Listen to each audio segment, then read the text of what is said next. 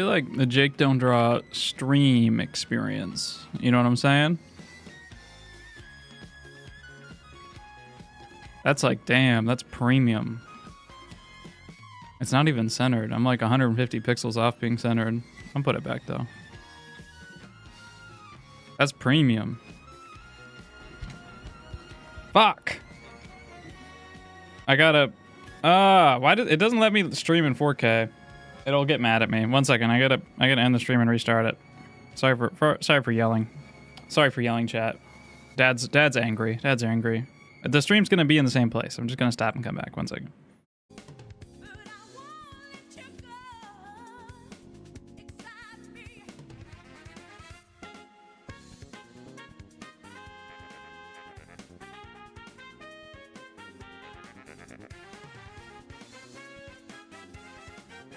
Boom. See? It was there. It was that easy. What the fuck? There is ranking now? Oh yeah, in the chat. It's kind of groovy ass song, man. Oh. I like it when this gets a little starts busting down on the woodwinds, on the brass, you know what I'm saying? I need my white boy music. So I need confidence. So I can come in really hard on this.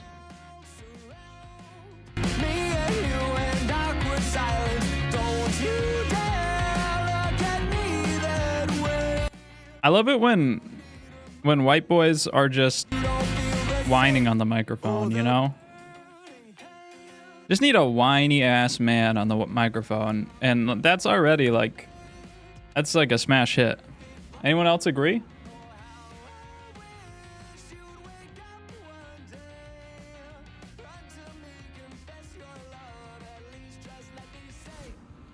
A lot of people agreeing. Hundreds, if not in the thousands.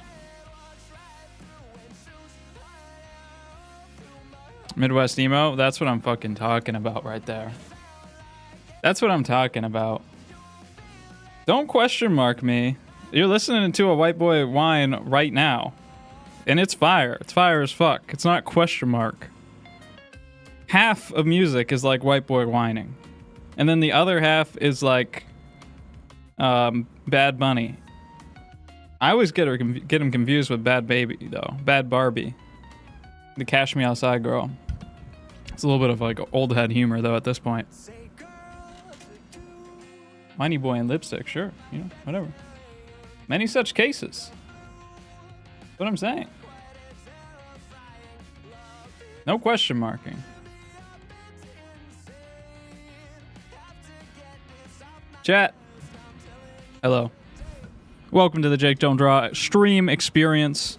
Some guy's fucking burning out on side right as I start. How we doing today, chat? Do you guys see the new video? I hope you did. Probably the only people who have. But that's just how it goes, you know? Sometimes the algorithm, it takes. The other times it giveth. Sometimes it whines. So whining is winning, just remember that. How we doing, everybody in chat? We got File Dragon, Emily, Major. I think I got a sunburn on Oceanside yesterday. I don't know what Oceanside is, if that's like a side of your body or a physical place, but yeah, that sucks, dude. I used to get pretty tan. Don't confuse this for tanness. That's just I have cracks in my armrests. So I get my skin's getting irritated. Vid was fire, new video was awesome. Thank you, my friends. I'm very happy that's out. We got a lot of stuff planned for the future. I know I'm always saying that. But the next few videos I really want to do... Sorry, just low-key getting tan. I just really wanted to do that bit. Hold on. Wait, we can make this way better. We can make this way better. Hold on. It's still getting better, guys. Don't worry. If you're not laughing yet, hold on. I might just knock your socks off. Wait, that's the wrong light. Still the wrong light. This one? Not really bright enough to make a difference. Low-key getting tan, though. Put your socks back on, everybody. As I was saying, yeah, I think the next few videos I'm really going to try to do in, like, it's taking a while to come into focus. I'm just that large of an object. I'm really going to try to do in 1 week or so, maybe like a week and a half to 2 weeks at most with the edit for a video. That's really the goal. I'm trying not to do like the 10-month thing because I think that it's bad for everybody, including myself. Almost as tan as Joss. I'm probably right about there. Jake, somebody who timed out at Shambles was asking if I could upload a submission for him. He said he's sorry. If you were a bad boy and you got timed out, then you don't get the critique, you know? That's just, don't be a bad boy.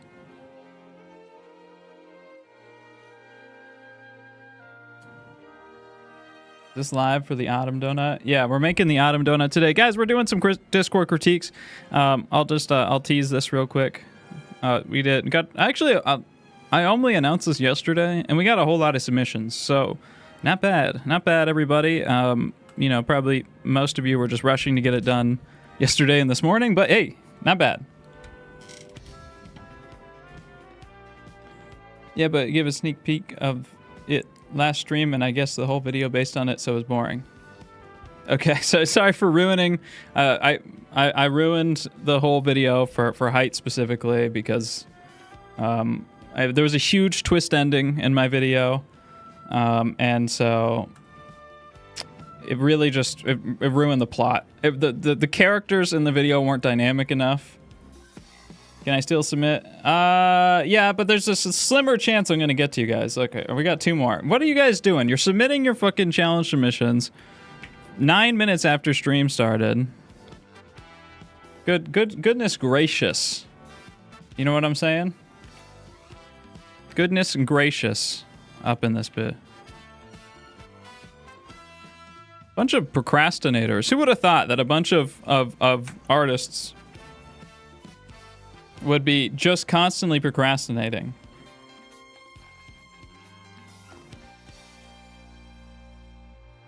I'm gonna start drawing now. Yeah, you still have time to submit. Don't worry. I thought I had 2 extra days, okay?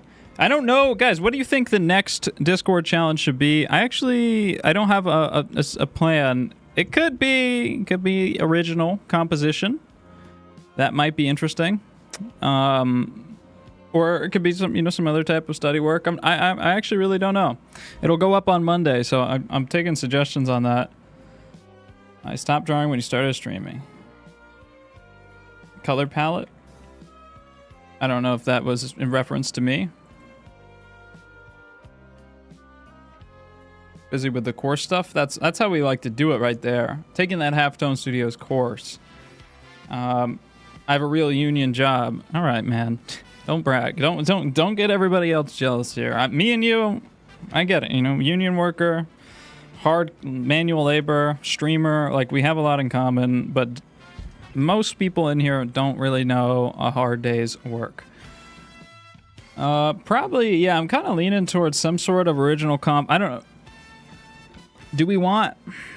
I feel like I have to assign some sort of theme, but maybe it can be looser so it's not like a specific story or prompt. So I would like it to be relatively loose. But if I just say make something original, it's going to be a fucking disaster.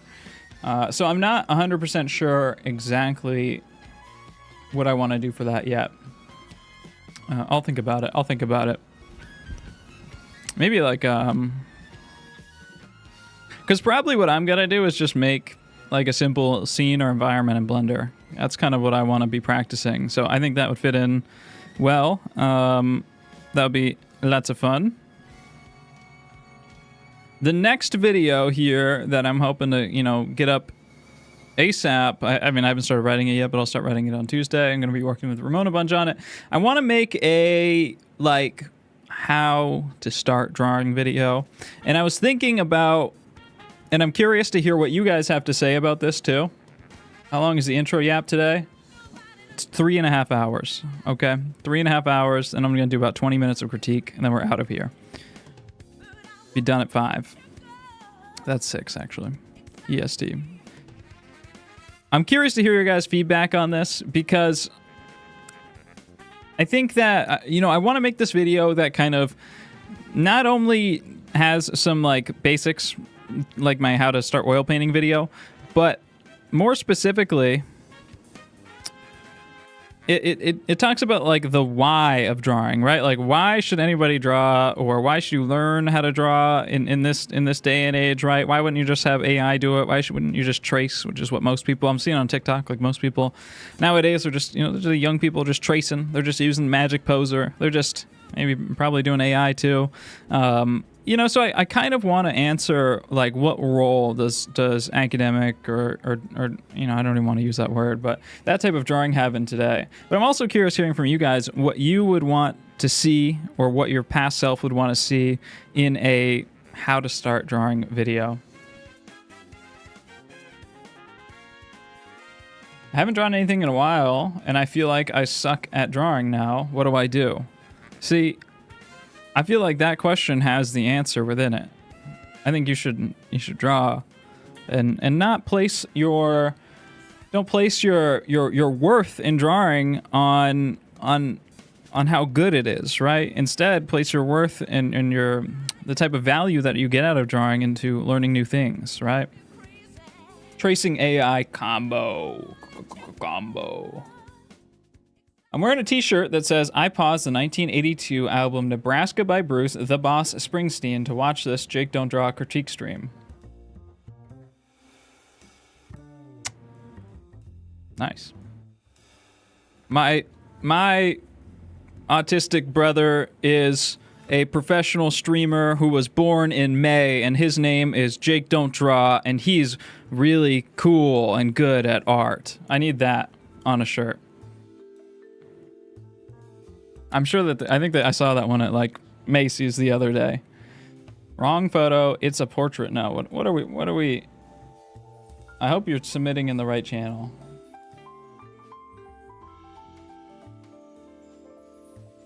I think I got everyone up to date.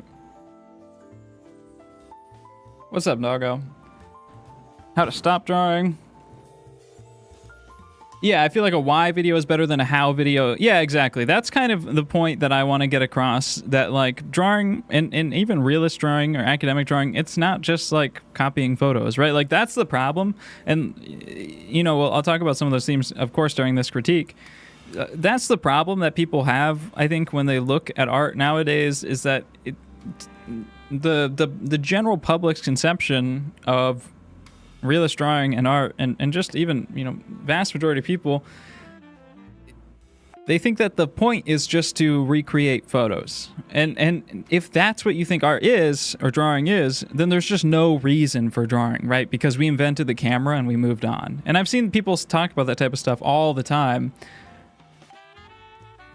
And it's a damn shame, right? Like, I don't think drawing and painting was never about photographic accuracy, photographic likeness, even when you had incredibly academic artists like Holbein or any of the academics throughout all of history. I love you, Jake. Don't draw. Don't shave your mustache ever. I know. I was thinking that the other day. I was like, this has kind of really become part of me. It would be.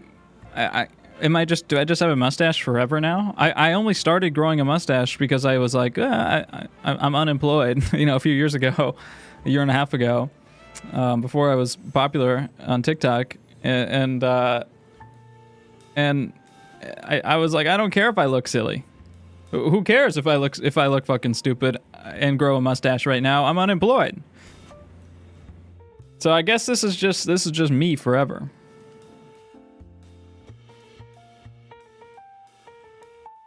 The challenge is we draw, paint the reference image and the announcements. Okay, they're figuring it out. I'd like to see book recommendations, tutorials, YouTube channels, things like that. So yeah, definitely. That's another part of it too, is I will be talking about a bunch of like history stuff too in that. And then we're gonna be in Ramona meeting this week to work on this together, and to also just get some more stuff on the Halftone blog. So a couple of the things that, or one thing that I wanted on there was, just a big ass book list, right, with links and interesting like material information, guides. Like, I just want to have those general resources there, because people come into the Discord all the time asking for that stuff, and it makes no sense to keep repeating it. And we can just put it out there, make it easy to access. I want to see how we can use the skills taught to make OG stuff. Other drawing videos lack the application part. Yeah, I think that's a hard thing. And it's not something that like I'm the best at either, to be honest. And that's why I've really been enjoying learning Blender. Because I think it solves a lot of those issues for me. So... that it's a difficult question, but I think when you approach drawing and as something that's more than just, hey, we're trying to get photographic exact photocopy likeness on this. When you approach it as something that's more than that, you build skills that are more about design and more about thinking about these ideas in a bigger, broader sense, and it's easier to transition into that type of stuff. When's the next halftone sale? Probably not for a little bit.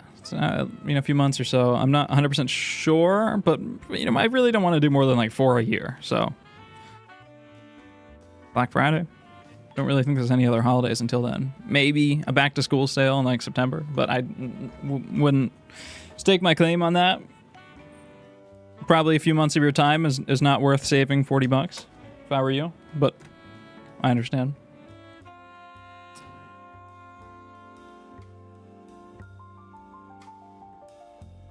All right, we can get cracking on this. We can get cracking on some critiques here. So, I did this challenge too. Well, I can introduce the challenge first, right? Welcome in, everybody. Let me pull this up.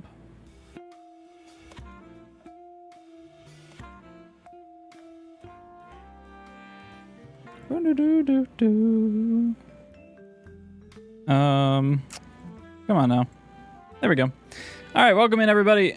So, you guys know the deal by now, but if in case you don't, every 2 weeks on my Discord, I put out a new challenge for you guys. Generally, do some type of work. That way you always have something to study, something to work on, something to practice, and you can see how other people are doing it too and help improve. So this week we did a portrait photo, really nice reference. I do want to say that this photo is from B. Cliston, Patreon, B. Cliston, B-C-L-I-S-T-O-N. Don't know him, never talked to him. It's not a sponsor, but he's a nice guy, and it's $4 a month, and he's got like thousands of photos on there that you can download.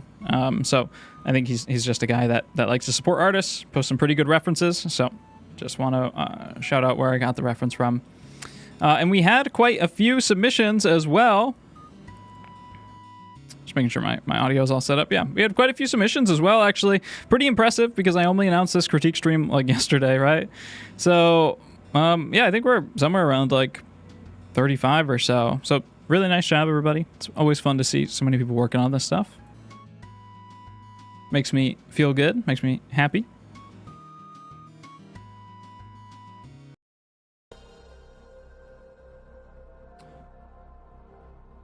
Hey, Jake, you got that art, Riz? Who knows, man? Who knows? What is Riz? You get a lot of leeway as an artist. Think in that department if that's your prerogative. Can be a little bit strange and unusual, you know what I'm saying? That's in style right now though. Jake, I wanted oil paint since watching your vids, but I feel like I would have a lot of trouble mixing colors because I am colorblind. What are your thoughts? Well, colorblind is a spectrum, right? So I mean, I'm not colorblind. I don't know that much. I don't know exactly what it's like.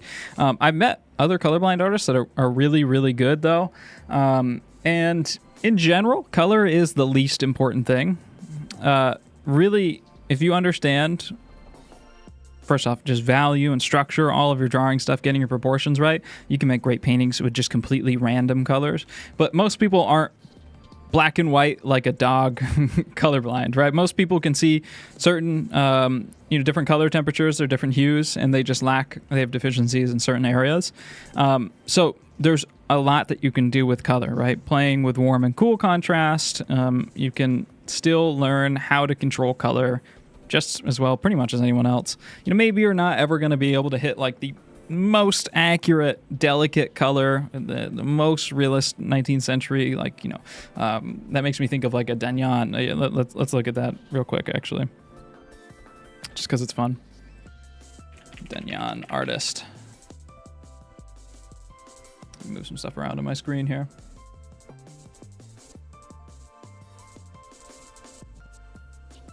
Right, like when I think about like ultimate color accuracy, I probably think of Danyan. Like this guy is like better than pretty much any other painter, I think, maybe who's ever lived. Like this stuff is just it's like beyond crazy. I've pulled these up before, but you know, you might not be able to hit like the incredible levels of like temperature shifts and subtlety that you see in this type of stuff, but you can create just as subtle art.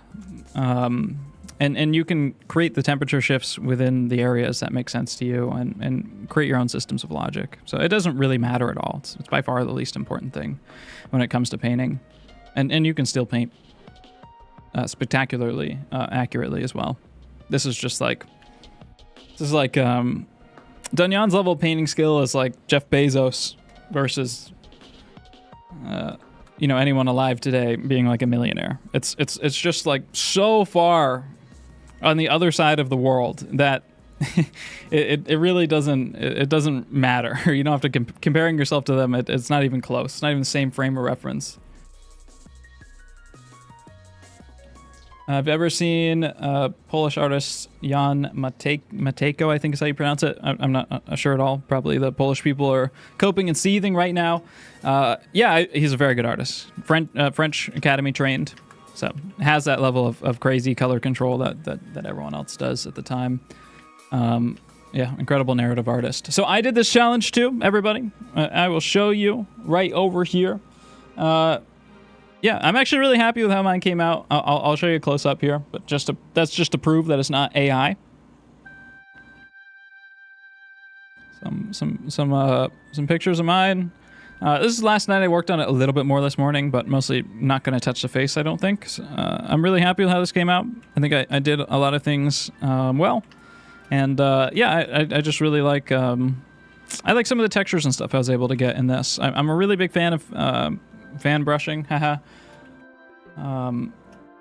What if I am the AI? Well, we're all AIs inside of the Matrix. And this type of like fan brushing texture is something that I really love from the 19th century, and it's why I love oil paint. Only like 3 or 4 of you guys did this in oil paint. This is Frank Duveneck. You know, this is pretty extreme. He didn't always paint like this, but he did always paint very brushy, and like this type of stuff to me is so cool. Like this is, I think Sargent actually called this guy like the master of the brush or something. He's a really great painter. But to me, like I absolutely love, oh, this image isn't the highest res.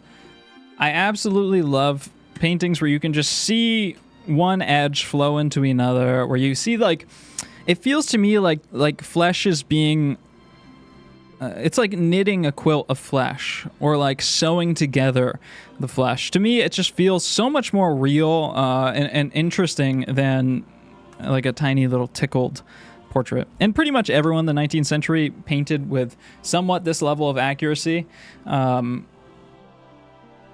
somewhat that type of technique and texture. Actually, it's really not all that unique. Even people like Gouault did paint somewhat like that, even though they were just far more precise. They just carried it much further, and their groupings are much smaller. So there's one more too I wanted to look at too. Oh, that's somebody's submission. There's this they used to paint like this is where Duveneck studied too. He studied in Paris, but he also studied in the Munich Academy. Dude, like I just love this fan brushing. Like to me, first off, this is like stupidly realistic, but I think that a lot of people get like the idea that 19th century stuff is really smooth or whatever. This is what a lot of them look like. Most of them, most paintings from 19th century really look this way, especially academic ones. And like, just this is way more realistic than anything tickled and smooth could ever be. It just, you feel the flesh pulling and moving and weaving into each other. Super, super beautiful and really, really cool. So yeah, I felt like I was able to, or really that's just a quality that I like to go for. My likeness, by the way, I don't think is very good. I don't think it looks that much like the model. It's a little bit more like masculine feeling. So there's certainly, I'm not likening myself to these figures, but You know, those are just qualities that I really like and that I was happy with on this one. So just wanted to talk about that real quick. Let's start. Who up tickling the portraits? Yeah, Mateko did study in Paris. Wait, am I thinking of the wrong person? Oh, sorry. I am thinking of the wrong person. Yes. This guy didn't study? Oh, he studied in Munich. Okay. I'm thinking of Jacek Matzelzalski or something. I don't know how to fucking pronounce Polish names, okay? All right, let's get into this. Some alchemy going on there. Skin folds are crazy. I did not even fucking bother with the hand. And I think that's based. You got to pick your battles.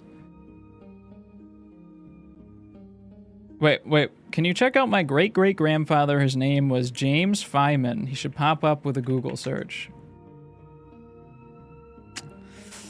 He's an American artist. Early 19th century, mid-19th century. Oh, he lived to 1904, so really 19th century American artist. Guy fought in the Civil War, holy shit. Landscape artist. You know what? I was gonna judge, because honestly, 18th century American artists are horrible. They are really bad. Really uncanny, scary, strange feeling art. I go to a portrait, go to a museum, and if you walk through the 18th century American portraits, it's so bad. But these are great. These feel like Turner or Constable. These are nice. Very good, very good. It's not. I'm not critiquing your grandpa though. We gotta get moving. People are gonna throw a fit that I yap too much.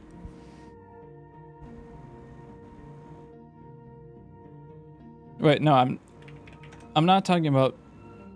Oh, okay, you just spelled it a different way. I am talking about it. Maselzulski. I feel like that's not that far off. 18th century is bad. 19th century Americans, they kind of caught up, and there was a couple good ones, like the guy who painted Washington crossing the Delaware. I can't remember his name, but he was a pretty good painter. There was like a handful of like good painters. Most of them went to like France to study.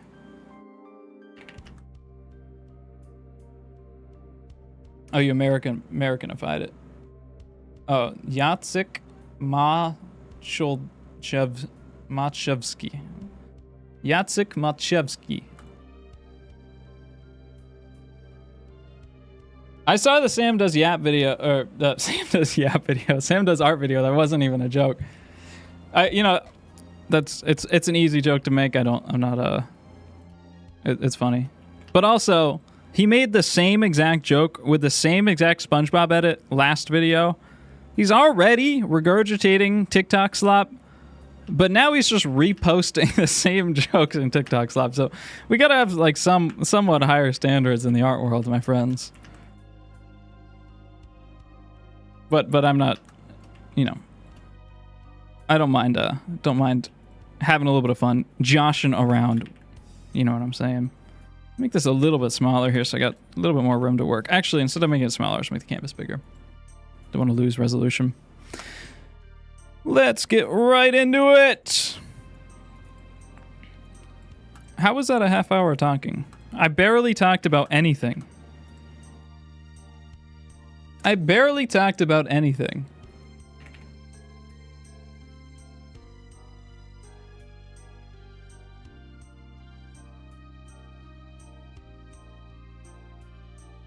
Okay, so I categorize this not really in rankings or anything like that, but just in general kind of ideas that I want to talk about. That's what is, most important. I just want to hit some like big fundamental ideas. Probably not going to give you all your own unique, beautiful, fully explained draw over. Try to get through as many as I can, but some of you guys might get skipped. We'll see what pace we're going at. And I'll try to hit these kind of in the broadest sense possible. That way, even if you didn't submit one, you can still learn something. Or, if the guy next to you got some, that you probably need to work on some of the same stuff. Maybe, loosely. We're using the Jake Don't Draw brush, of course. Boop, boop, boop.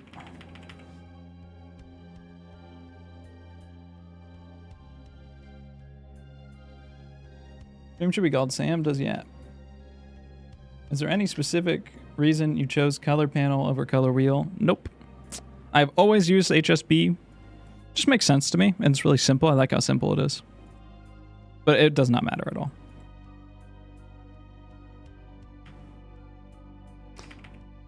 And I think it's, yeah, I just like to be able to go a little bit darker or whatever, even though it's not even accurate to how colors really work. But you know how it is. What is the music so quiet? Guys, we're dialing in. We're getting close to the critiques. I'm doing clickbait right now. These critiques are gonna be so crazy. It's gonna be the craziest critiques ever right after this ad break. Okay, let's go in here. Let's knock them out. Right after I check and make sure no one else submitted. Okay, nobody submitted. Let's see if I can start this out. All right, so probably with this first category or first row or so of people, I'm going to be talking mostly just about construction and drawing stuff, you know, how to set up stuff, how to think about stuff, setting your expectations, and approaching this stuff properly. So this person sent a time lapse, which I really love it when people send time lapses. Actually, it's really nice and helpful to me because there's much more to improve in just all of your processes in general than there is to improve specifically with just the end result. Most of the time, the process is much, much more helpful to me. So one thing I saw about your process that really helps is what you started with specifically. You went into painting pretty much right after you drew this. And I think that's an interesting choice because this is like, kind of feels like the TikTok art tutorial, the Loomis method or whatever on how to draw a head. And this type of stuff is helpful and you can use it to draw realist portraits like this. But a lot of times we kind of just do these things because that's what people say to do, and we don't fully understand why we do them or what they mean, and it causes some issues down the road.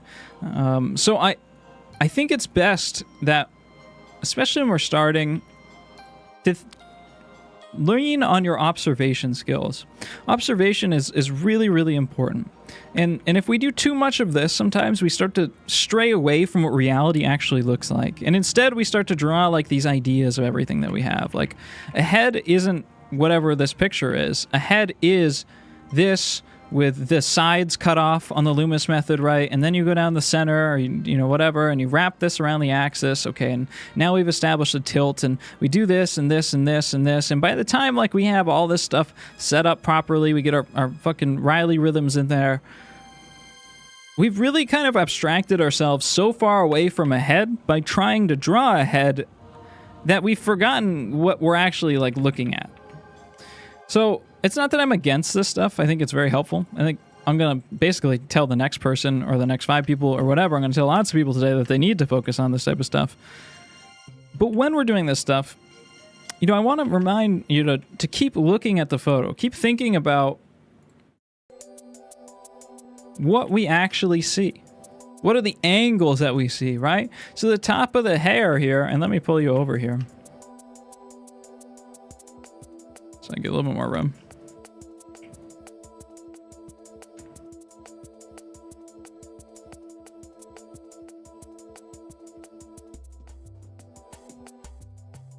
Why is your stabilization so high? It's because I'm not using a tablet. I'm just drawing with my mouse. So when we look at the top of the hair here, what angles does this form, right? The hair in our mind, we have this Disney princess idea of hair, right? That comes out and it flows out like this. Right, here's our Disney princess hair. Maybe it kind of bunches up on the shoulders.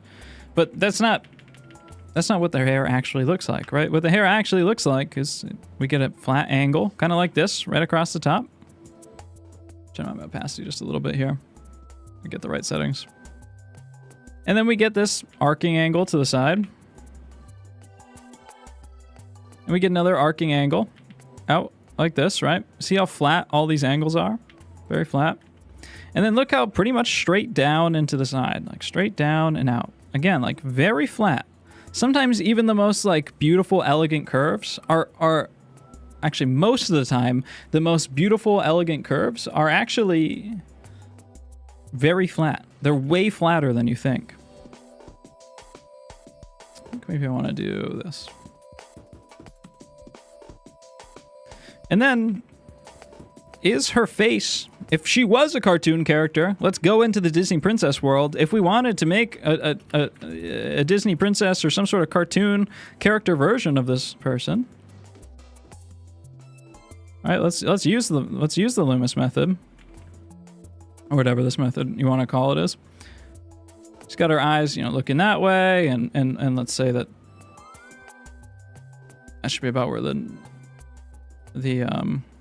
jaw is. What's most important about somebody when you're making a cartoon character or a stylized version of them? It's thinking about those big ideas, those abstract shapes inside of them that give them their own unique character, right? So we get our accuracy by simplifying these curves and complex stuff down to big angles, but when it comes to actually them, like, what is this lady's face? That's kind of a weird question, but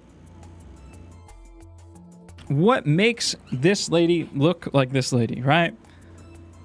I would say it's not this type of chin. It's not a pointed chin, right?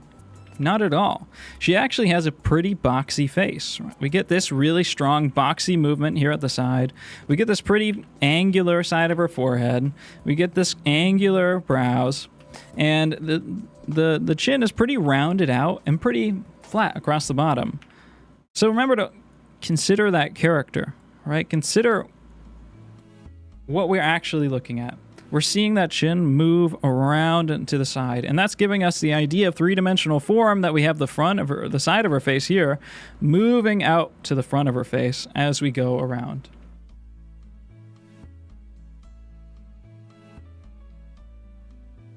Hair in the original so insanely beautiful, blows my mind.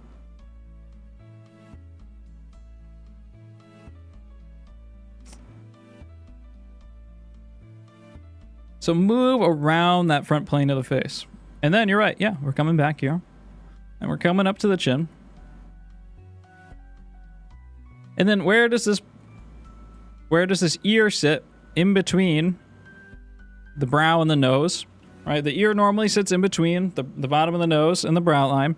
Sits in there, but when we tilt our head, these things get a little bit weird. So we can just look, if we think about like just a flat line, where does that ear sit? Well, the bottom of the ear is somewhat in line with the mouth, right? So that's where the bottom of the ear should be. The top of the ear, somewhat in line with the eyes. So that's where the top of the ear should be. So the ear should sit somewhere in this space, right? Somewhat like that.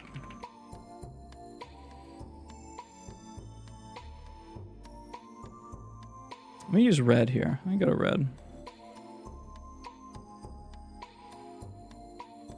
And I'll colorize this layer.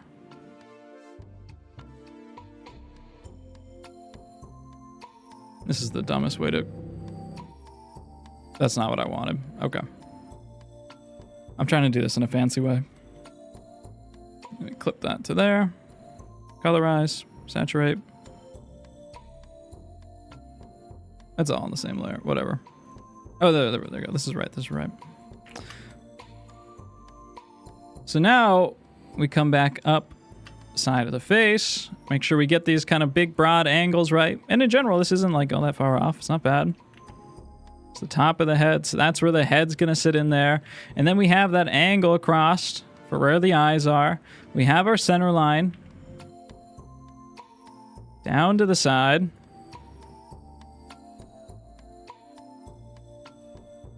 And I don't think this is like all that inaccurate, to be honest. I just think that maybe we rushed through this stage a little bit fast, and it set us up. It set us up for failure. It set us up to have a much harder time with the actual painting part, right? Much, much, much harder time. So like this is the type of stuff that you should be thinking about. And if this is the way that the angle of the brow sits, right? Then we have the same angle. It's going to be parallel across all of our features, just like this, right? It's going to be parallel. So we get that angle for the brow, but then the eyes are going to intersect with it. That doesn't make any sense. All have to sit parallel. So you can draw these lines on real light, and drawing bigger helps too. I feel like you drew this really small on your tablet. This one's gonna, it'll trigger the woke digital audience too, but I'll just say it. It's way easier and way more fun and way better to learn this stuff. Focus on your drawing and your accuracy in traditional. It is so much of a better experience. I tried to learn this stuff in digital. It is just not fun.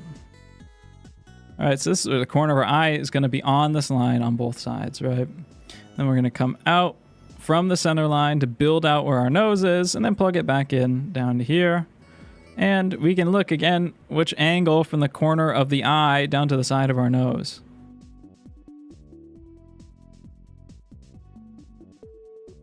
Stop being such a trad wife. I'm a trad wife. You know what? I cook, I clean, I paint. I'm a YouTuber. It's already a very, you know, it's a feminine job. Very traditional job. Women have been the YouTubers for hundreds of years, really.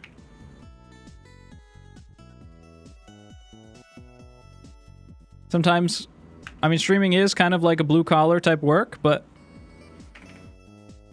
that's really the rough and toughest part of me, I'd say. Jake, they're saying you walk barefoot around the house. That is true most of the time. It really is true. It does mean I'm better than you. So pay attention to those big angles, right? Pay attention to those big angles. And I'm going to critique a whole lot of people and their values and their color and stuff. But spend some time with your drawings to get this stuff locked in and draw it big enough that you can actually double check it and think about it. Okay, I'm going to move on. I'm going to just like hide all these layers. Well, I'd love to move them back too. Oh, I got all that.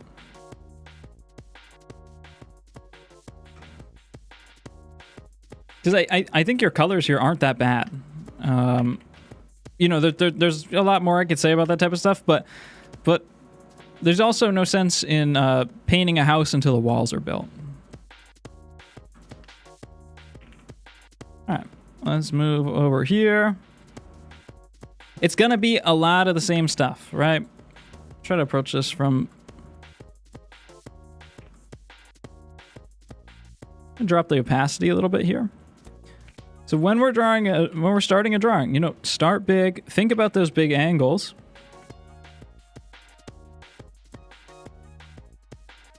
I'm not MPreg though, okay? I'm not a pregnant streamer. Hardest jobs in the world. Number 2, motherhood. Number 1, streamer. Number 3, single motherhood. Jake, do you listen to Midwest Emo? Yeah, sometimes. I like, you know, I started this whole stream off by talking about liking when whiny white boys get on the mic. So, of course, I like, you know, some Midwest Emo. Okay. Think about, all right, let's start this out. There's a few ways we can approach it, right? We could start entirely from angles. We could look at the big angles that take everything up. Down, out to the side. Make sure we have the right amount of width in here. We can think about comparative measurements, holding out our thumb and our pencil to compare two things. This side of the hair, look, this moves back in. It can be really deceiving to think that this goes straight down or this comes out.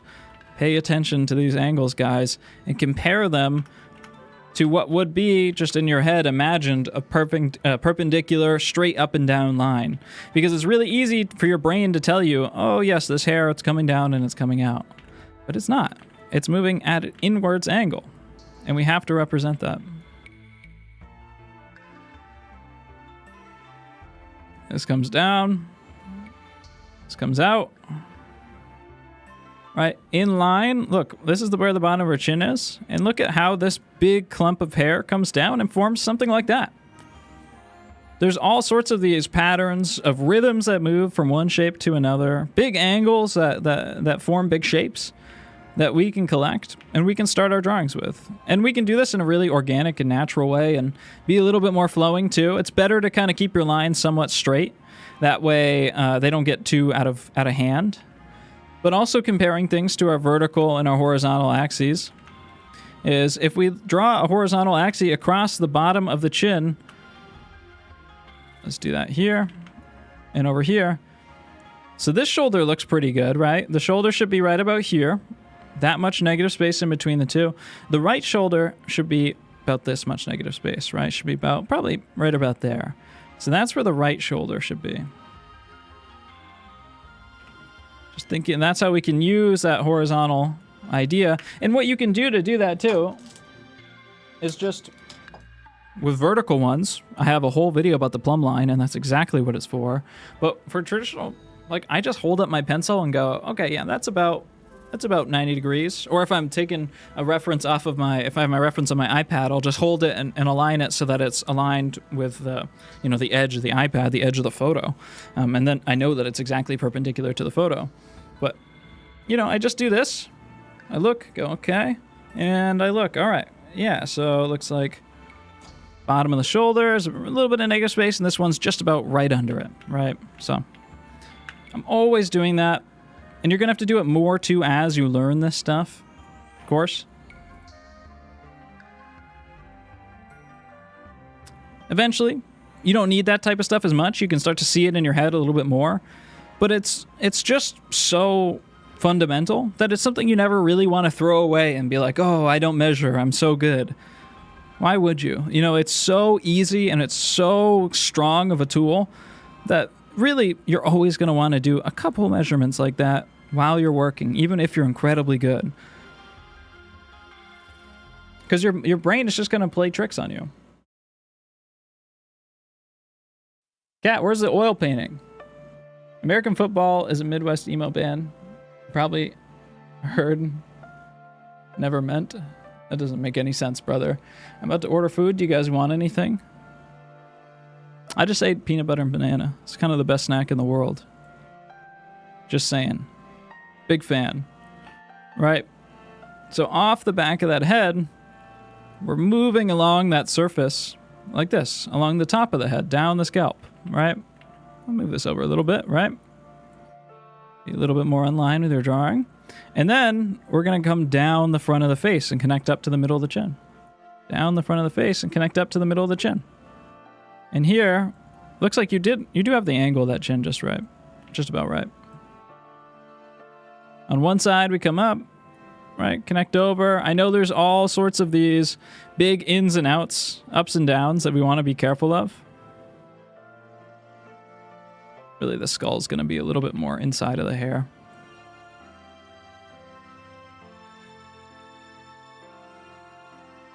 But try to just estimate the big ideas first.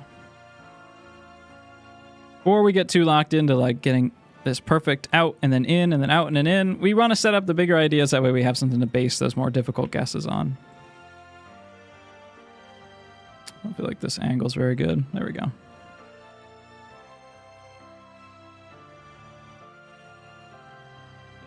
That's one side of the eye.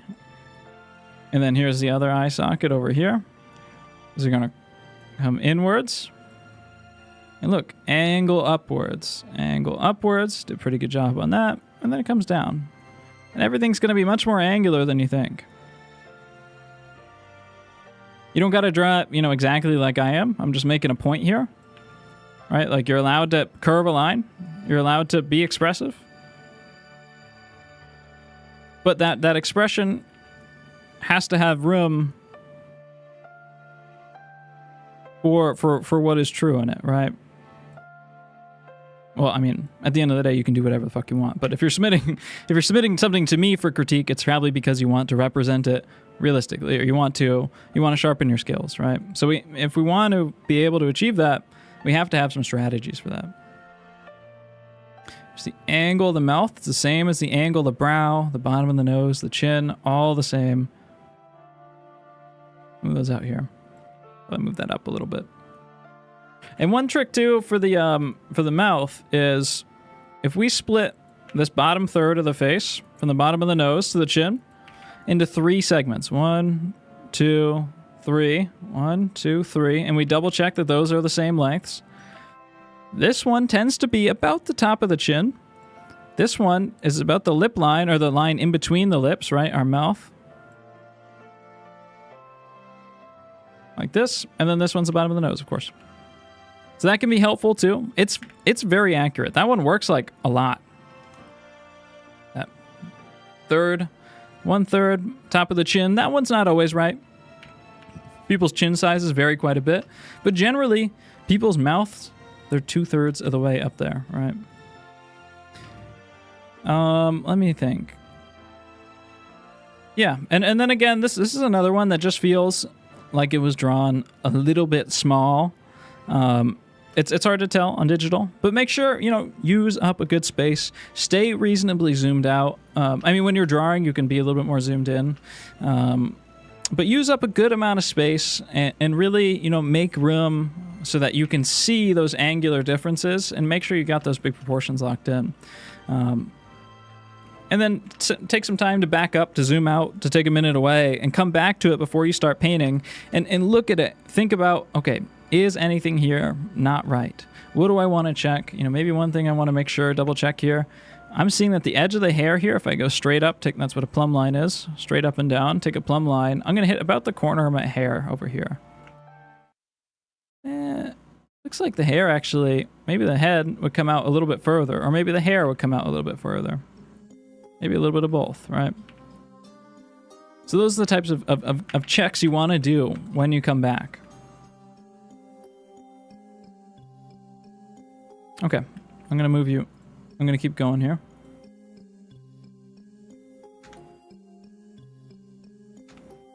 Keep moving. My layers are already fucked. Oh, I'm typing lore. Ah! Help! Alright, we're good. I'm lorem ipsuming. Why are there so many layers? Because there's, I gotta copy 40 submissions in, man. It's not easy. It's not easy being me.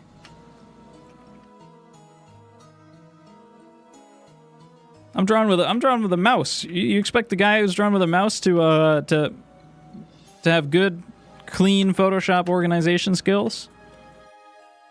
Look at this.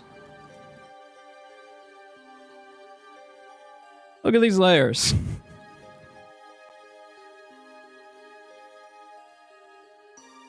Shit's a mess. All right. This one I actually tried to keep as organized as possible. This one's actually not that bad. All right. Let's talk about value for the first time. There's a new submission. Well, why'd they submit so late? Oh. Wow. I see why they submitted so late. They were taking the time to work on a masterpiece. My God. I know they're very reminiscent of an old artist, classical maybe. Maybe before classical. Maybe even before classical, one of the oldest artists.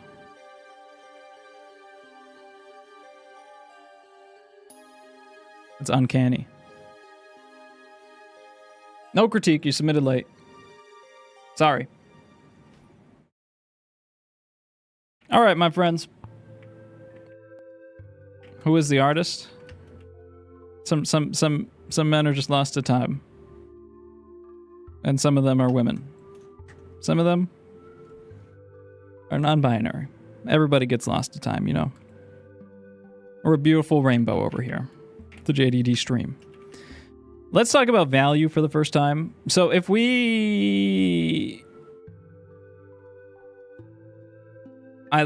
I did the color experiment stuff, I learned that turning down the saturation using an adjustment layer is not actually perfectly black and white accurate. It's probably good enough, but now I'm doubting it every time. But in order to actually do it, you have to flatten all the layers, and that's a pain in the ass. So there's 3 elements of painting, of color, right? Hue, saturation, and value. Below that,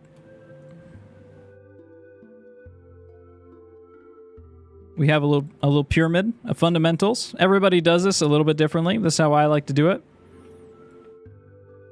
So Jake, don't draw a pyramid of fundamentals. I put color up here as the least important thing. I think that's very widely agreed on. Here, I put value. Sometimes I just say light, but color's a part of light, so I'll say value here. There's actually another layer to this pyramid that I forgot. This one, form. Sorry for writing in half cursive. And this one is the abstract. So this is what I think is most important to least important as we go up, as far as everything within art. So the most important thing is actually abstract. It's your abstraction, and that's how things fit in the page, how your shapes are organized, like the most broad sense of appeal. Before we even say, hey, this is a portrait, we just look at it and say, hey, do I like this, right? Before we even think about it. The next thing would be form. So that's just things that have mass, things that have weight, things that have size, things that exist have form. They tend to, at least. Right? So form is kind of like sculpture, right? We're thinking about the three-dimensional volume that things take up. That kind of groups into our world of construction, right? Depicting that. You don't need lines to depict, or sorry, you don't need values or colors to depict a convincing head, right? Like, that's probably like one of the most convincing heads you've ever seen right here. And there's no values or colors, right? So, like, you don't need that. You can build things purely through understanding form, construction. That's what I've been talking about the last few critiques. On top of that, we start to get into the world of lighting, right? Because without light, it doesn't really matter that much if we have form, because we wouldn't be painting at all if we were all blind. It wouldn't really make any sense. The thing about value is how light or how dark things are, how light interacts with forms, how close we can get those values, how much do we understand how light works. Color on top of that. Color contains within itself value, depending on how pedantic you want to be. I'm talking about, saturation and hue and the mechanics of painting. It gets a little bit more complicated. I think it's best to start with a little bit more fundamental stuff. So with this, the drawing's they're not too far off. I think you could benefit a lot from the type of construction advice and setting up a drawing that I was just talking about.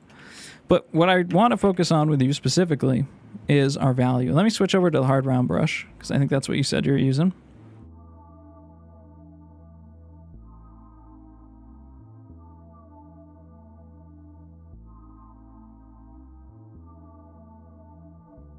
What am I? I'm reading the chat. Shit posted too much and got number 1. Yeah. Well, they got disqualified. When's the next video about classic painters? Next video.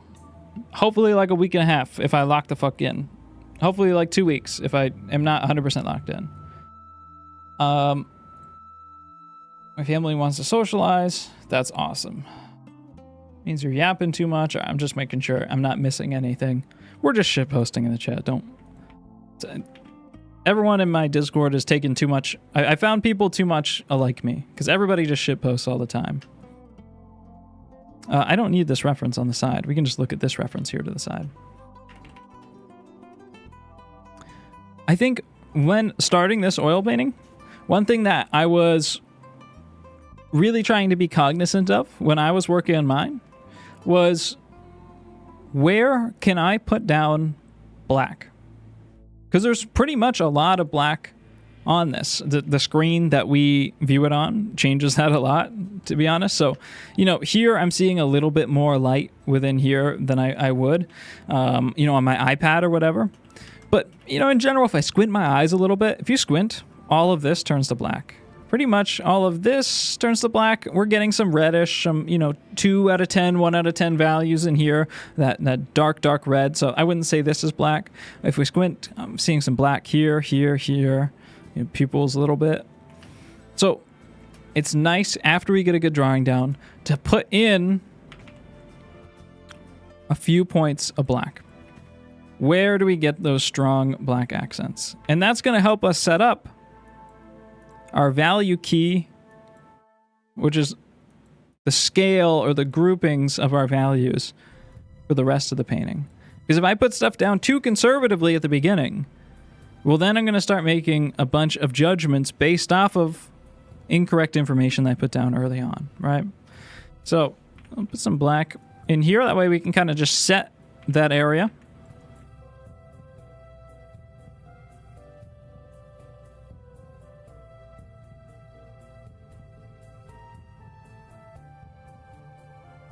And a little bit under the chin as well. There's lots of green tones, yeah.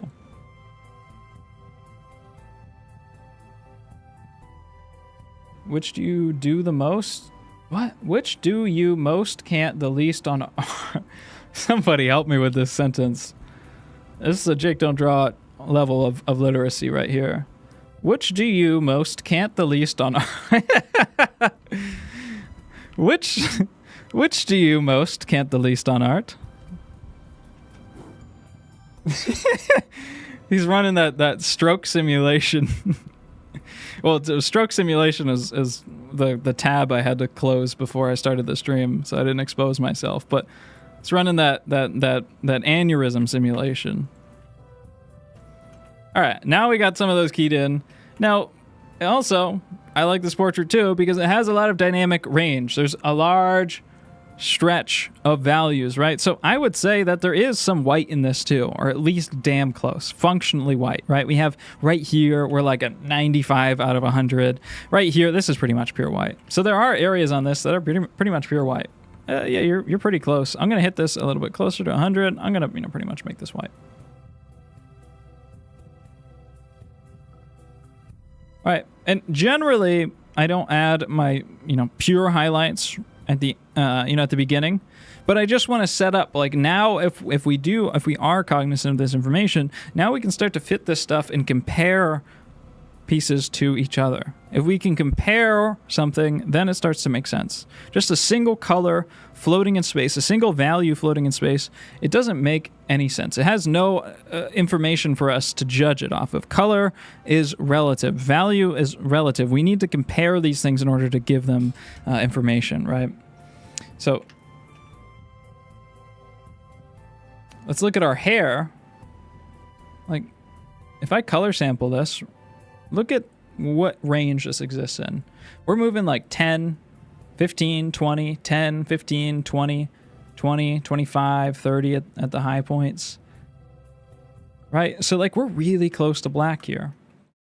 And now that I've put this next to actual black, I can see where this needs to go.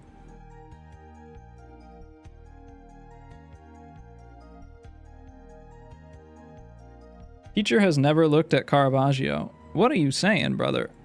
Caravaggio groups his values harder than anyone in the world. Caravaggio would agree with this lesson right now more than... I mean, he just pushes everything to black, but that's exactly pretty much the advice that I'm giving.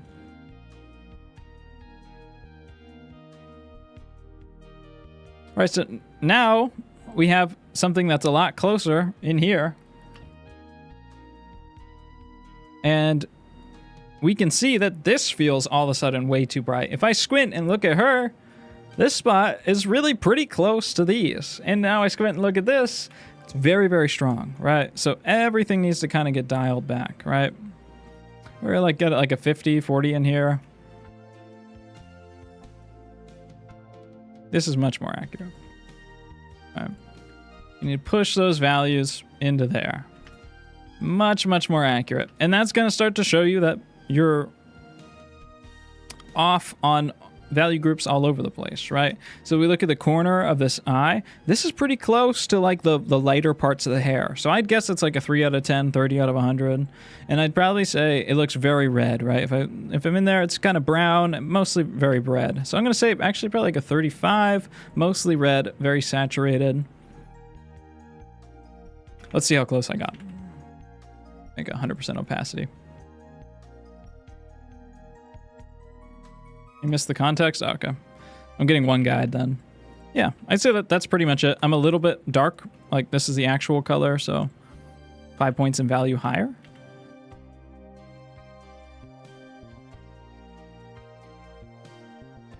5 points in value higher. Oh, I went too high. A little bit more desaturated. Perfect. So that's where we want to be there. Those are the types of decisions we want to be making while painting. That's what's most accurate. Because this light gives us all of the information about what we're looking at. And if we get our groups off, then things just kind of crumble apart. They don't make sense. Our shadows become too bright. Our lights become too dark. Things don't mix together, and we start to lose a lot of that contrast, right? So even if I just pull down this opacity, even if I just like do this, maybe a little bit here, a little bit here.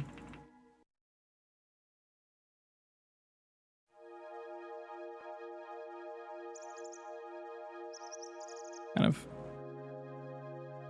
looks a little bit mustachy just because all the groups are off. A little bit Hitlery, but you know. If we just start to group this stuff together, all of a sudden this is going to have a lot more form, a lot more impact. And we can feel now, because this left side of the face in general is just darker than the front of the face, that makes sense. We have a light that's coming and hitting the front of the face. I'm going to talk about this more with other people. And that light is rolling off and getting darker as it rolls around to the side of the face. So understanding that, again, that's where understanding our drawing, our construction, our form helps us understand our lights and darks better too, because we understand why lighting changes are happening. But even if you're not all the way there on your drawing skills, it can still be helpful to paint if you want. I'm normally a little bit more on the hardcore side and would rather a student spend more time just working on their drawing skills before they pick up painting. But people don't want to do that, and if they don't want to do that, then that's fine. You can still work on all this stuff and just work on your value comparisons, your color mixing, that type of stuff you can work on and get really good at without having any drawing skill. So yeah, all that stuff, it works just fine. Okay, let's group this.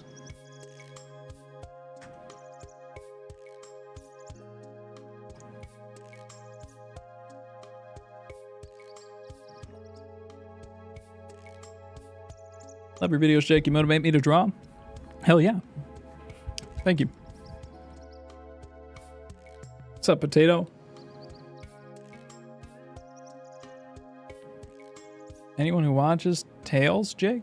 Jekyll? Oh, that's not my name. He says, if I want to paint something really dark, I still can't use pure black. Are you talking about your teacher or something? This is something that drives me crazy. Use black paint. Guys. Use black paint. It's okay. Everyone has always used black paint. Until like the 1920s or really even later. Until like the abstract artists came in and were like, no. Black paint, the masters never used that. Everyone has always used black paint because dark things are pretty black.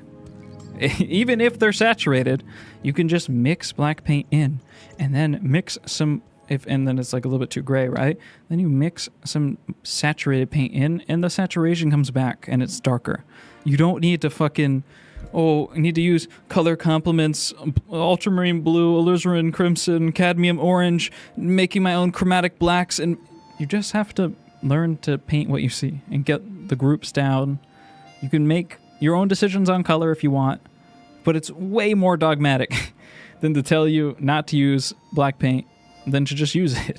It's super fucking helpful. It's great. It's great. It's super helpful. It doesn't ruin your color at all. That's just a bunch of people who don't know what they're talking about. Everyone's always used black paint. Even Monet used black paint. In his later years, no, but in his training, yes, he did. Look at his early paintings.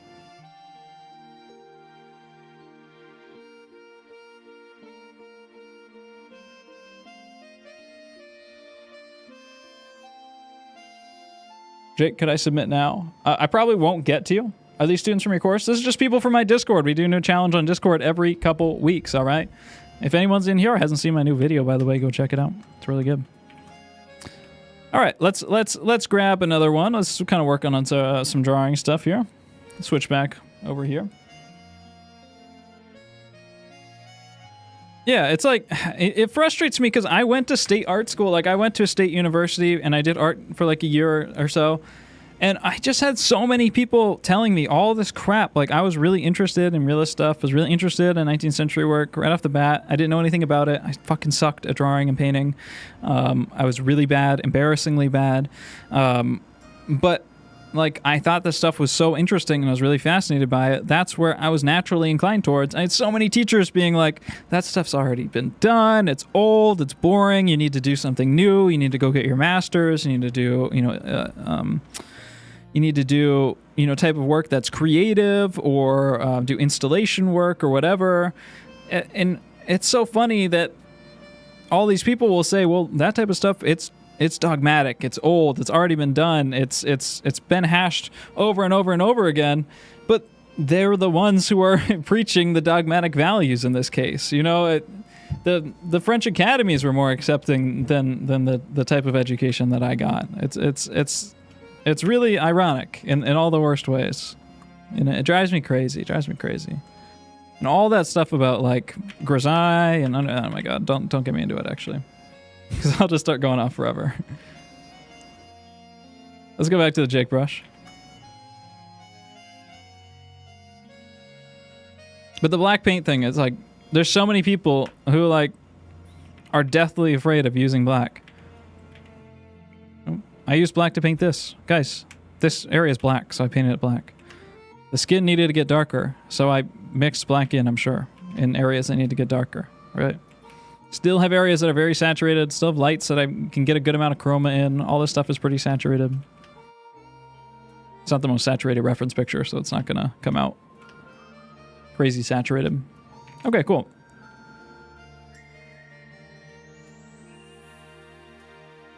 How does art school even work? Like, can teachers just force you to do stuff, or do they strongly recommend? Yeah, I mean, you have assignments, art history, and all that type of stuff. Art school teachers should come over and draw on top of your work. Teachers should tell you. Solomon doesn't say that in his book. He does recommend some monochrome studies to beginner painters, and I think in his master section part, he does recommend using grisaille or monochrome studies for certain painters, and I think that is a better way to approach, especially like Renaissance painting. But the type of stuff I'm talking about is 19th century, especially academic French stuff. And grisaille is never used in that type of work, if you like Bouguereau and stuff like that.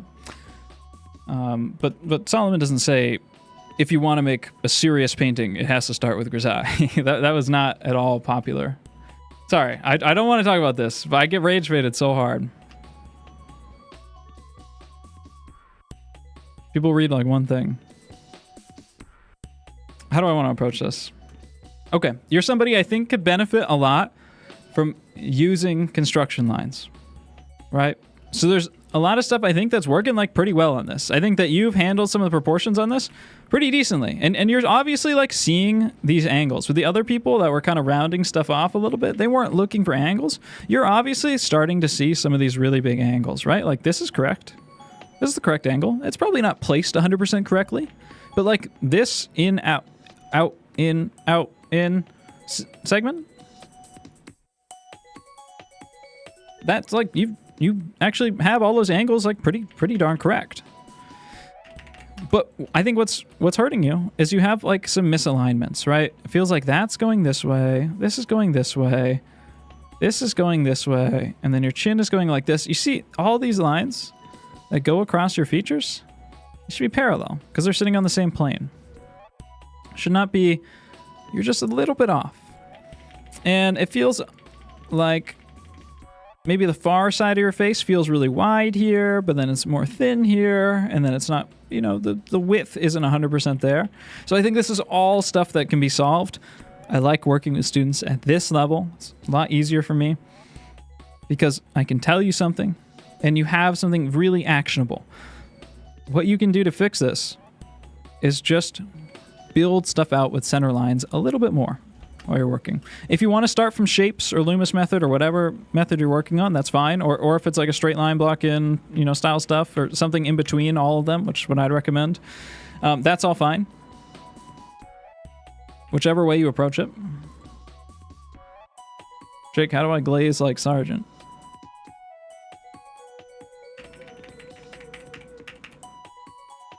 Just Sergeant on my nuts until I glaze? It's not that good. That's not my streamer. People wouldn't say my streamer after I said that. So it's just like, it's not even worth it, right? Who's your favorite artist? Man, it's such a hard question to answer. I really love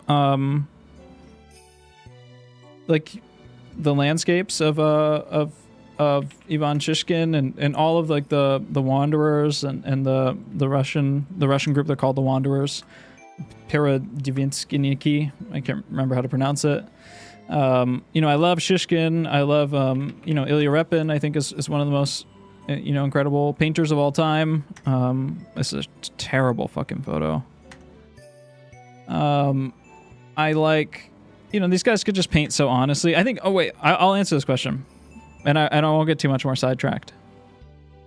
But I just love to show this stuff because I feel like a lot of people, they haven't seen it before. They don't know what's possible. It's possible. This is my favorite painting of all time. It's a painting of Tolstoy by Repin. And I've just loved it ever since I saw it years ago for the first time. There's nothing incredibly special about it. It's a good painting. It's really solid. I love, you know, paintings by other artists that are much more refined or much more subtle or whatever. This is plenty refined and subtle, but it's, you know, it's pretty impressionistic, big brush strokes and stuff. It's fun to look at. And I just love the color palette, the bare feet on the ground. You know, my favorite painting, it's my favorite painting mostly for the toes. But, you know, even beyond that, I just think, you know, it just, I don't know. It just resonates with me. It's my favorite painting. Very good. My friend. We were giving you... Oh, wait. Yeah, that's my profile picture.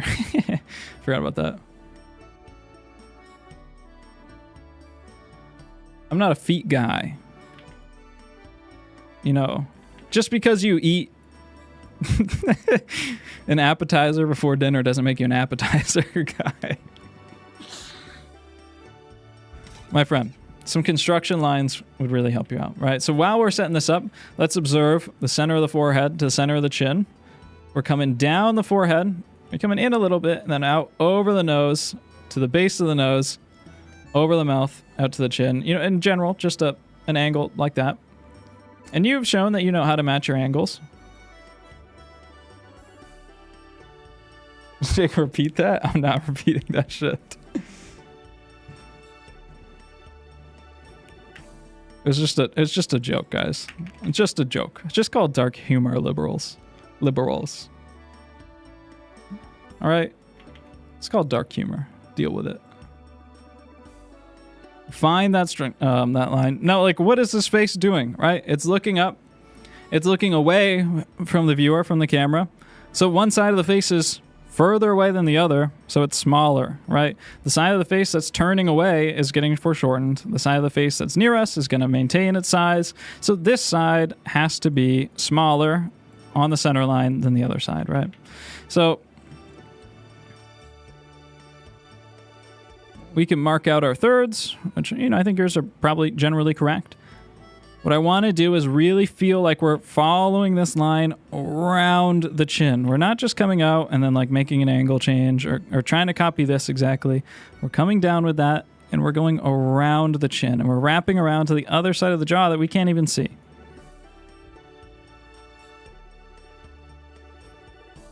I'm not looking at the chat. There's too many question marks.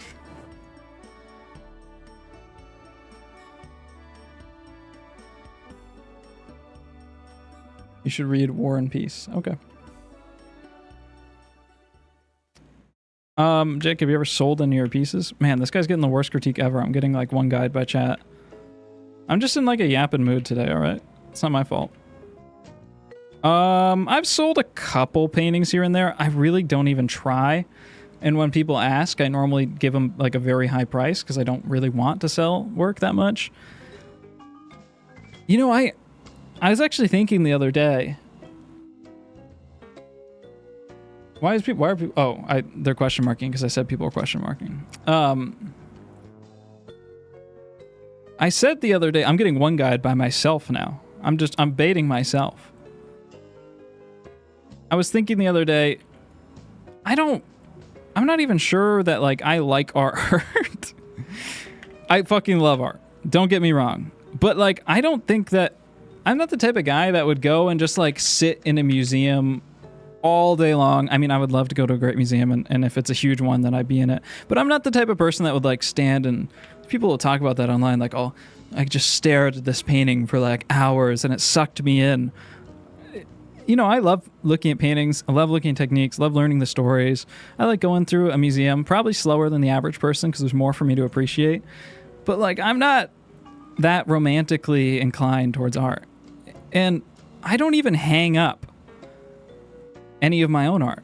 I hung up this wall. There would be nothing on this wall if it wasn't for stream. It's decoration for you guys. I don't have a single painting of mine outside, anywhere in my house. All of my art goes into a stack, and then the stack goes into other stacks that are put further away when I feel like cleaning them up. And, you know, as soon as I'm done with anything, I just never think about it again. I just like making art.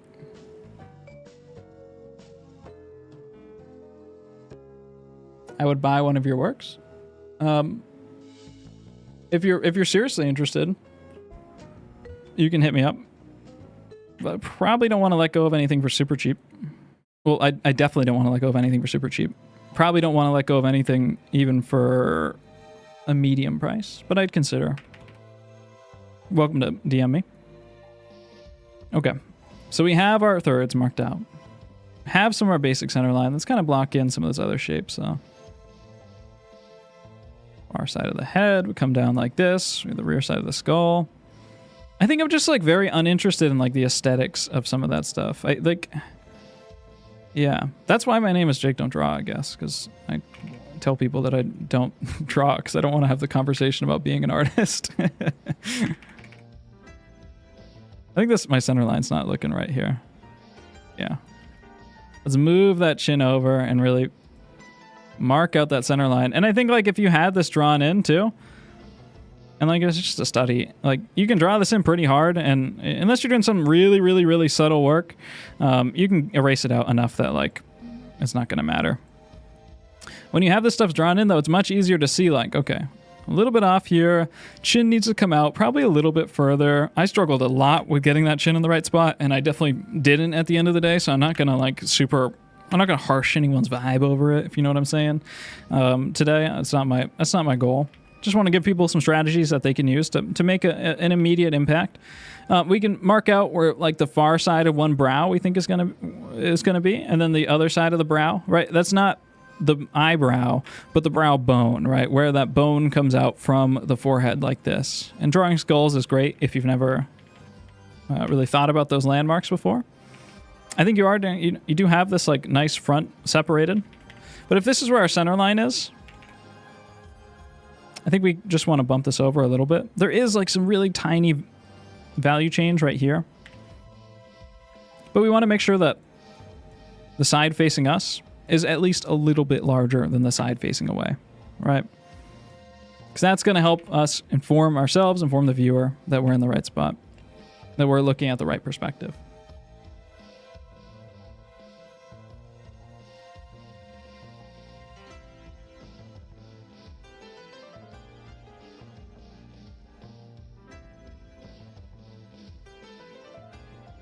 I look at my art enough while making it. I don't want to see it. Yeah, I really love looking at my art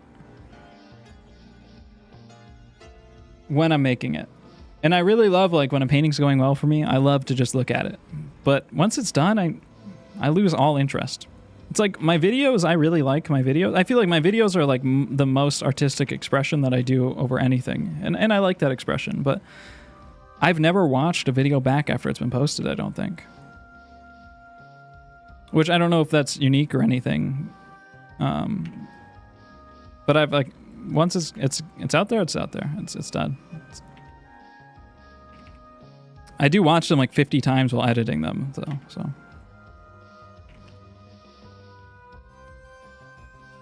only reason I make art is to keep my brain sharp. I think that's really like one of the best reason. And that's like too what I'm really enjoying about 3D is that this type of academic work, and this is the point that I want to make in this video that I'm going to make this upcoming week, is the point of academic work, the point of drawing portraits and figures. Sure, you get good at drawing the human figure, which is a really good skill for art in general. But it's not just that. Like, it's going to the gym for your brain. Like, it's training design skills. It's training accuracy skills. It's training the basic fundamentals that you need to do anything. So it doesn't really matter if you're, like, using the skills that you learn to make, like, custom shaders in Blender, right? That's, like, entirely different set of logic, but you understand how values group together, how colors work, how warm and cool relationships work at a level that no one else is going to understand, especially nowadays, for the most part, because you have like these super strong training regimen going on in the background. And I think that's really the purpose of all this stuff, and not so much as to like paint a photo accurate portrait, right? So if this is our center point, we're going to get a little bit of space on both sides of that, right? And from the inside of there, we're going to start our brow. It's going to come out to the brow. It's going to come down to the other side. Should be right about there. So, and from here, this is where the other side's going to start. And then somewhere we're going to have our nose come out, probably a little bit. I'll split the difference between me and you. That's going to come in.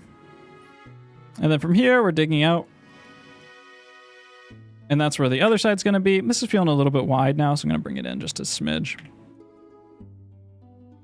And yeah, I think all of a sudden this starts to feel a lot nicer once we think a little bit more. And we can also check our plumb lines too. So like, what is straight up from the corner of the chin here? The outside of the brow. Nice. So I think we're in like a good spot here just by bumping this out just a little bit. We're going to make a really big difference all of a sudden. Let me, I can use some of your values here, like we're drawing, just to make those corrections actually appear.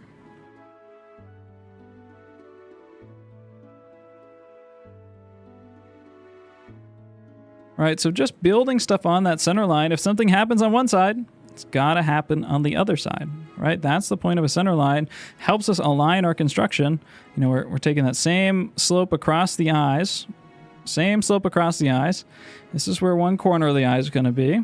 Inside the brow. I think you got reasonable spacing here. They feel a little bit small, but maybe in width.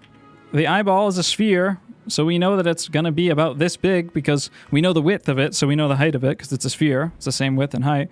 And the other side is the same, normally about one eyeball distance over, and then this one's going to be about the same size, a little bit smaller because, again, it's facing away. This is where the eye is going to be.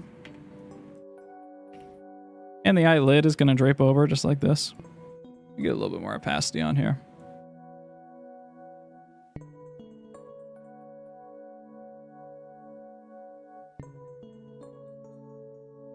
My personality is based on Jake Don't Draw.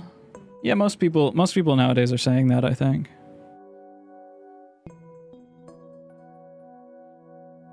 It's the pre-made personality kit. Many people are saying this. Probably the worst Trump impression ever. I was really half-assed, and I should be giving you guys my whole ass when I do this shit, you know? I'll save it for another day, though. Probably gonna want to move over that now that we've bumped the nose out a little bit, too. So when we work with some sort of system of organization, of building stuff, of syncing stuff up from side to side too. One thing that I want to say is like, this is really hard. This angle break right here, really hard to know where to put this line and where to put that line exactly. But let's think a little bit more about why we're getting an angle break on the side of the face, right? Instead of just trying to place a bunch of accurate angles correctly, which our construction certainly helps with. Why is that happening, right? Well, because we have a cheekbone that comes out like this, and the cheekbone connects into our eye socket right around here, and then those go back. That cheekbone comes up and goes back. That's why drawing the skull is nice. But the cheekbone is kind of like, you know, this whole arrangement is kind of like a cool pair of sunglasses. And the top of the cheekbone is where that ends, basically. And that top of the cheekbone, it's like a little shelf. It's basically like a little box or a little shelf, slightly tilted forward, that we get on top of our eyes. This keeps us nice and protected. If we get something coming at our eyes, our cheekbones are there to stop a punch or something like that, help us out a little bit.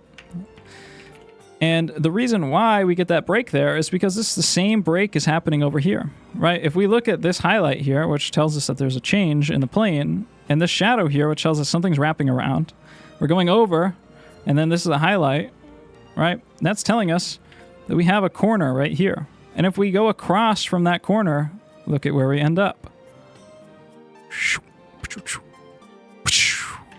See? You know what I'm saying? Right?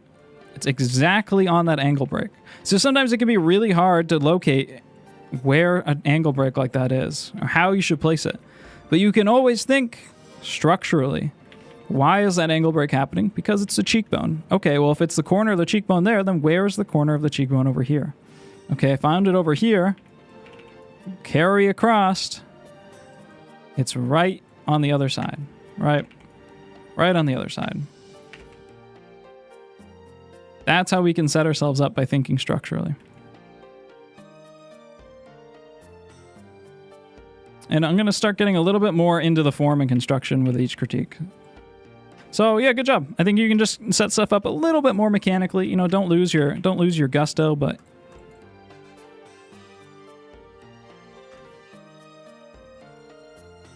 just a little bit more time kind of verifying the accuracy of stuff.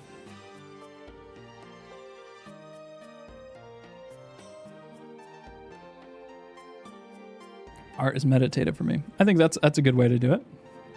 I think I like art because I just like learning new things. Gives me something to do with this, meandering, torturous, hellish life that we live. We all walk the plains of. It gives us a little bit of something, a little bit of a pot of gold at the end of the rainbow. Except there's no rainbow.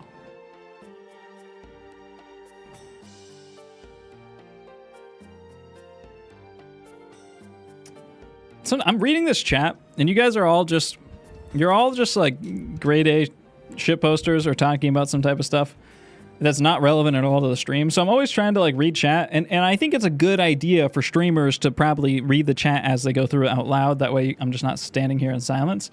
But it just doesn't make any fucking sense. Yes, it must just be thirsty. Thank you, Alex.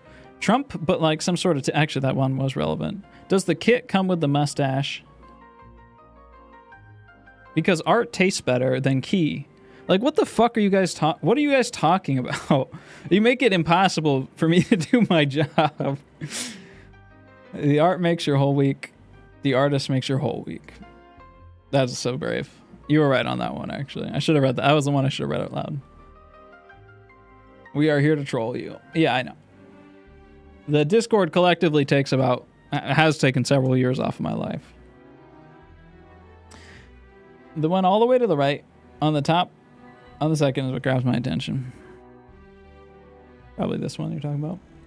Just crit the paintings. Guys, I gotta stretch this out to 5 hours, alright? I gotta get the ad revenue. Don't hate the player. I took a screenshot of this one with the message because it took an hour instead, but at least it's better than submitting nothing. I just want to say, like, if you only have an hour... I would try to set... I mean, again, if you're just doing it for fun, then nothing matters, but I assume that you're submitting for critique for a reason. If you only have an hour, I would submit... or check your expectations for what you want, right? This painting took me 8 hours, right, with the drawing. That's actually still really fast. It's a little bit faster than normal, right? Maybe digital you can do a little bit faster, but honestly, probably not, right? Kind of painting's just hard. So, like, if you only have an hour, I would not go for the full portrait in full color, painted with the body.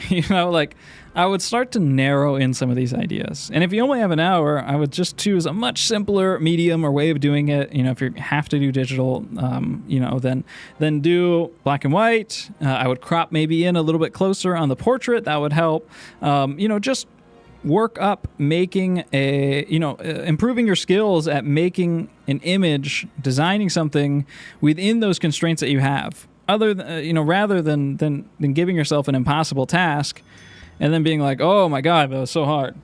Well, it's like, of course it's hard. It's not possible. It's the average time you spend on a portrait? Probably like, probably around that, to be honest, like 6 to 10, 6 to 12. Yeah, do an ear study, sure. That would be, if you zoomed in, you just did that ear, and you wanted to get like a really good study, yeah, probably an hour is a good amount of time. I think you're setting yourself up for like an impossible task here, though, right? Like you're not only painting, you're not only doing like a lot of the body, you didn't crop in very hard, you're not only doing full color, but you're also like, you're trying to get like really accurate color here, right? Like you're trying to capture the different temperature changes too, right? Like you're getting all these grays, the greens, the reds, the oranges, the greens, and the hair, the blacks. Like, actually, I like some of the color choices that you have going on here, but like, you've made this so hard. You made it so hard, right? You should draw. I feel like the teeth are underrated. She doesn't. Her mouth's like a little bit too closed for that. God, I did a skull model. I did a skull 3D model once, and I was kind of lazy on the teeth, man. That's a lot of work. I feel like I'm being ignored. He hates me. Actual Shadow Man. You don't have my painting on the collage. I have the same username on Discord. Did you submit it 30 minutes after the stream started? I don't see every messages, guys. All right. I also specifically, wait, are you Toaster? This guy's getting banned so hard if I didn't miss him. He's getting banned so hard. Is your name... My guy. You didn't even submit it. You probably didn't submit it in the critique thread. Did you see the message that said there is a specific critique thread? If you don't send it in the critique thread, it's not the finals thread. Wait, what's your name? TO5ST? You sent it in the finals chat, my guy. I sent out a notification yesterday. You gotta read the notifications. You gotta read the notifications. I'm probably not gonna get to you, to be honest. Because I don't want to... The reason why I do that is because some people just want to do the challenge and they just want to have fun, and they don't want me barking at them for getting their colors wrong or getting their hue changes wrong or not setting up their drawing in the proper academic way. So I make a separate thread when we do critiques. That way, people who only want critique can get critique, and then people can do the challenge just for fun if that's all they want, right? Hit me with the timeout. You're getting hit with the timeout. I'm not gonna do it. I'm actually a really nice guy. That's why I don't get any girls. All right. Always finish last. Don't come to the Discord tomorrow. All right. So, like, you know, I think you have to moderate some of your ideas here, right? You're not going to capture... It's just... You're not going to capture all of the color changes in here. I would try to block stuff out in a way simpler way. Try to think in averages. And really, this is the best way to set up your painting, too, to start. Anyways, because you can always put those temperature shifts back in. Right? Like, if you did this...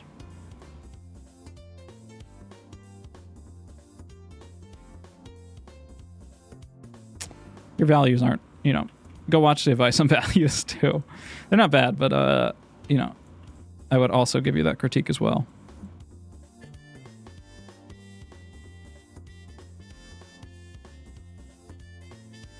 If you submitted something like this with maybe, well, it probably is that wide, but just this needs to come out or something. I think the whole center line needs to be shifted too. Right, if you did the 30 brushstroke challenge essentially, which a lot of times those take me longer than an hour, I'm not even gonna lie. So, you know, do with that information what you will.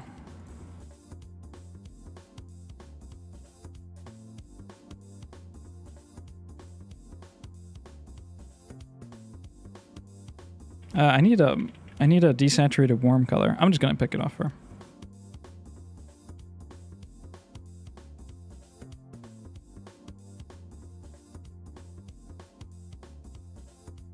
If you came to me with something like this, you come to me with a drawing like this, I would be much more happy. Right? With that level of simplicity everywhere. Much more happy.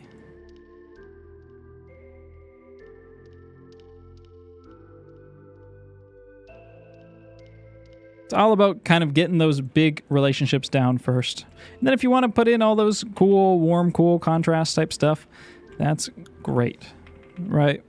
But you can nail it with bigger ideas first. And you can kind of make it something that's at least possible to do if you only have an hour or whatever. Really, if you only have an hour, though, I will recommend you just pencil and paper and just try to get accurate proportions, linear drawing. If you really are moving quickly, feeling really good, you can drop in a little bit of light and shadow. We're looking like a modernist painting right now.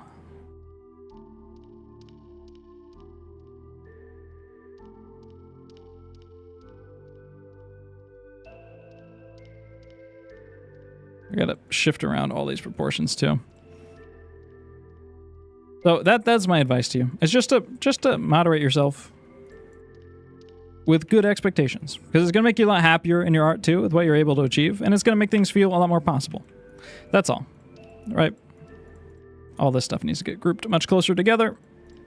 Watch the next 20 critiques and the prior 10. Yeah, the proportions are bad. not at you. But my paint over certainly didn't help it. But in general, from back here, ignoring the likeness has a stronger, I think, read in like seeing that front plane, the side plane of the face, those big color and temperature shifts, right? That's the type we want to. That's the type of stuff we want to care about. If we only have a certain amount of time, that's all. Keep moving, keep moving, keep moving. Oh, you got super shrunk, my guy. Sorry. All right. Let me like rapid fire a couple of these at the same time. So I think I've mostly covered kind of everything that I'm going to say to these people from this. This guy is in the chat. Peter. Guillerme. That sounds French. That sounds suspiciously French. Guillerme. Peter Guillaume.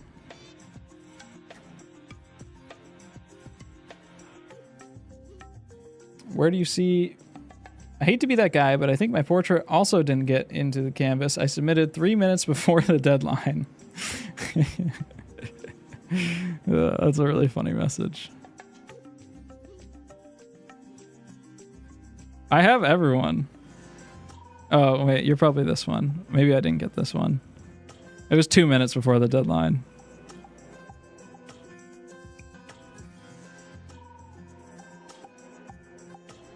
I have a hard time painting straight lines because I feel like that's too fake, even though the reference might have completely straight lines. There's straight lines all over this thing. Nope, Portugal? Okay, yep, I'm just wrong. And racist and terrible. But you're not French, so you're in the clear. Right, like, this line, almost every line, even when you have something that's like this really beautiful, nice dynamic curve, like this, how this bumps out and how this chin wraps around. If I try to just draw, let me try to draw this. Comes down, and then we get like a little bump for the chin, and then it comes down, out, and around. Right? Like that's like a reasonably honest attempt at trying to get that line right. But if I like actually get like a hard angle for this line, like look at the amount that this like actually bumps out. If you try to draw it, you are always going to overshoot it. Always going to overshoot it if you try to just pull that like line. Right? It's way more straight, and it's much easier to put in a straight or a mostly straight line and then just bump out the contour a little bit while you're working on your rendering, right? When you do something like that. Why did that erase? What? Wait, what? What's happening? Okay, I don't know. I've never... Erasing the color? Is I erasing like the red channel off of that? Streamer doesn't read the usernames. Jake mentioned the straight line. I feel so vindicated. You're getting gaslit by some guy who hasn't done an academic figure in the past 2 years, probably. Jake, you're having a stroke. Several eons. How long are streams usually? Yeah, really long. Several eons. That guy's right. I like reading the chat popcorn style, too. That way I'm never reading the right context at the right time. Keeps everyone on their toes. All right, Mr. Guillaume, Monsieur. I think you're going to benefit from a lot of the same advice as this guy, right? Like, just thinking about setting up your big construction lines. Like, you probably know how to see those angles, right? Like, you have these big angles set up in a way that's probably not too far from the truth, right? But I think that you are missing, like, some of this bigger tilt. And this is a really hard portrait, right? Like, just remember, guys, like, this is a hard-ass portrait. So, you know, this is our big tilt. Set up here. We want to make sure that, like, the distance to the far side is shorter than the distance to the near side because it's getting foreshortened, right? So yours are about the same and maybe even a little bit longer on the far side. It makes it makes it feel like it's jutting out. You know, another thing too would be to check that plumb line, right? Plumb line from the corner of the brow will take you about to the turn of that chin. But you're maybe just need to pull this in. I think if we pull this in a little bit here, and let me just do it. I'll stop doing the red line so much because it's kind of hard to see what the actual tangible benefit from it is, or the improvement. Yeah, I think if we do this, all right, like very quickly, we're going to get a lot closer. Love the charcoal. Love the charcoal and stump. Love the laid paper. Love that 11 by 17 Strathmore 300 charcoal laid finished paper. Looking good. It's easy to tell. You can see the yellow lining. Wait. That's on your drawing board. That's not on there. I just know because I'm based. And because I recommended you the paper. But we'll let the rest of the stream, the chatters, think that I'm a god. I can probably recognize this paper anywhere, though. Fuck, if it's not... What if it's not actually that one? Does fart sniffing improve your skills? Thank you, stream chat.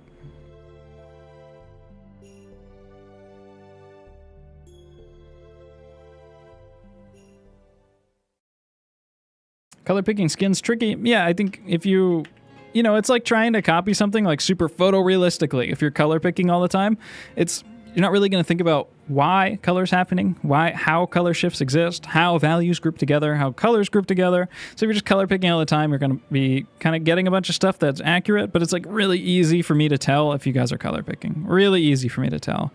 I called someone out on a stream for that like last year, and I got a bunch of comments that were like, you're such an arrogant prick. Like, there's no way you could know that he's color picking. You're like, it's acting like it's so obvious or whatever. Super obvious, guys. Super easy to tell. And the guy even admitted that he was color picking. Like, it's not hard to see that.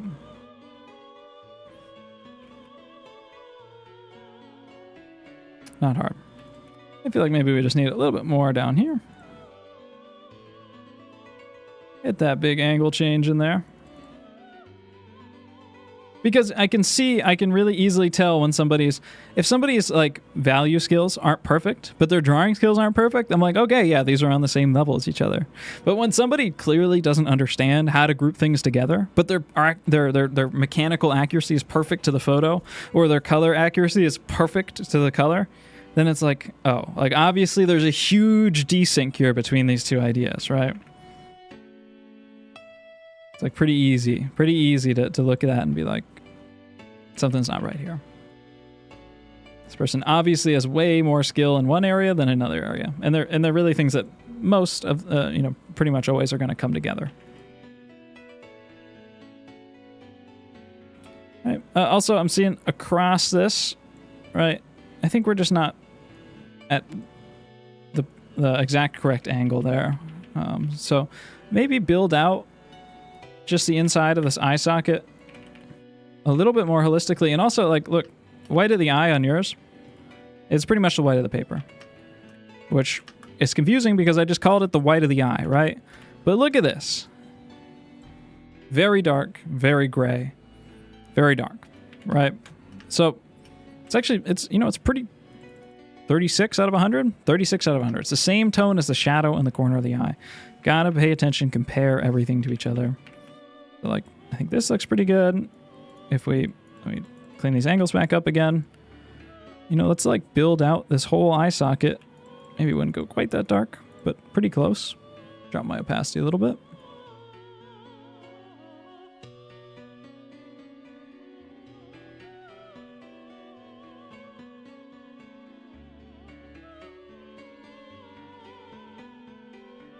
Build this out as one cohesive form, right? I'm not gonna...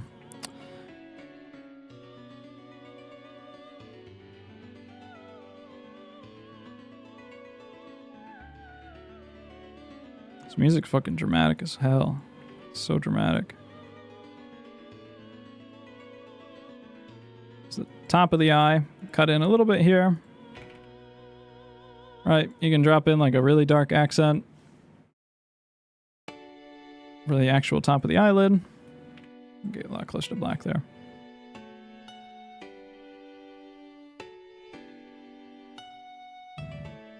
Drop in where that pupil is, right in here. A little bit... I don't think I'm low, actually. I think the rest of the face is just not perfect. It's okay. Drop in an accent where the corner of that is. Here's where the bottom of the eye is going to be. That bottom eyelash, right? So we can kind of pull those big values out and then model into them, right? Rather than seeing those little parts and then trying to like cobble them all together. Same thing on the other side too, right? First we sit it within that big group. And we'll come down a little bit.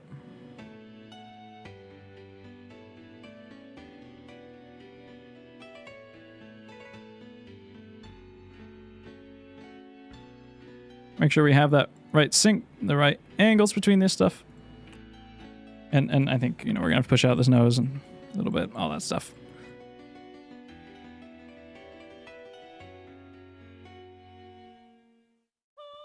Just building out big forms, making sure got enough negative space here, negative space. A little bit tight right here. You can see that now. I added a little bit of chin on earlier, so now I can see why it was feeling a little bit small, a little bit short. It's probably, we lost some of that space right in here. With the mouth, I'd normally block in the mouth line first. You saw that tip earlier about being 2/3 of the way up. I'm just guessing here. Probably, maybe even a little bit lower, if anything. This mouth is hard, man. I mean, this portrait is hard in general. Just hard in general.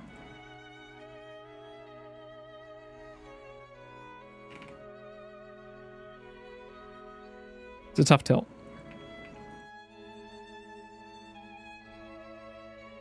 All right, so just like a few improvements makes a big difference. All right, just moving that face back into the right tilts, grouping stuff together. It goes a long ways, right? Let me read some chat. Music's very fitting. This art stuff ain't no game. Life and death, for real, for real. Jake boss battle.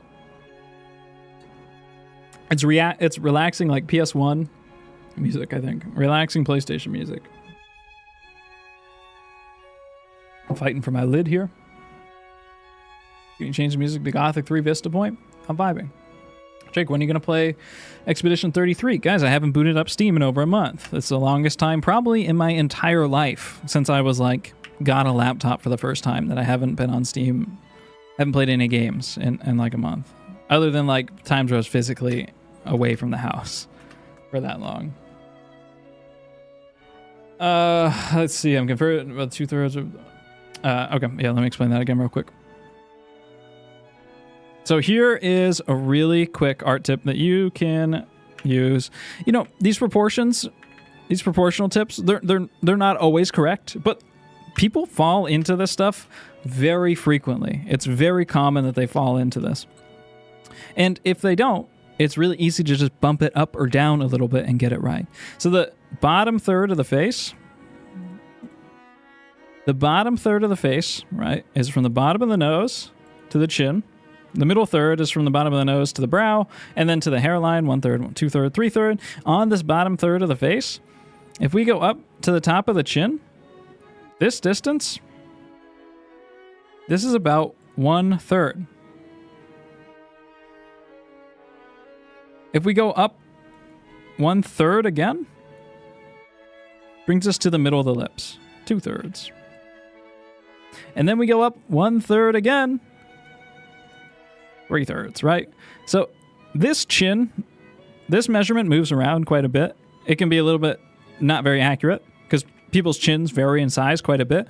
But generally, the mouth sitting, this lip line in between the lips, sitting on the 2/3 mark, find that all the time. It's really, really, really common. And again, some people might be a little bit higher or a little bit lower, but if you take the measurement and you just double check that and then you go, oh, this person's a little bit higher, then it's super easy because you can just bump it up or you can bump it down a little bit. And you'll be way more accurate than just being like, oh, I guess it's probably, I don't know, like right around here, you know? It only takes a couple minutes to check that type of stuff. And it saves you hours of being confused at why your art doesn't look right.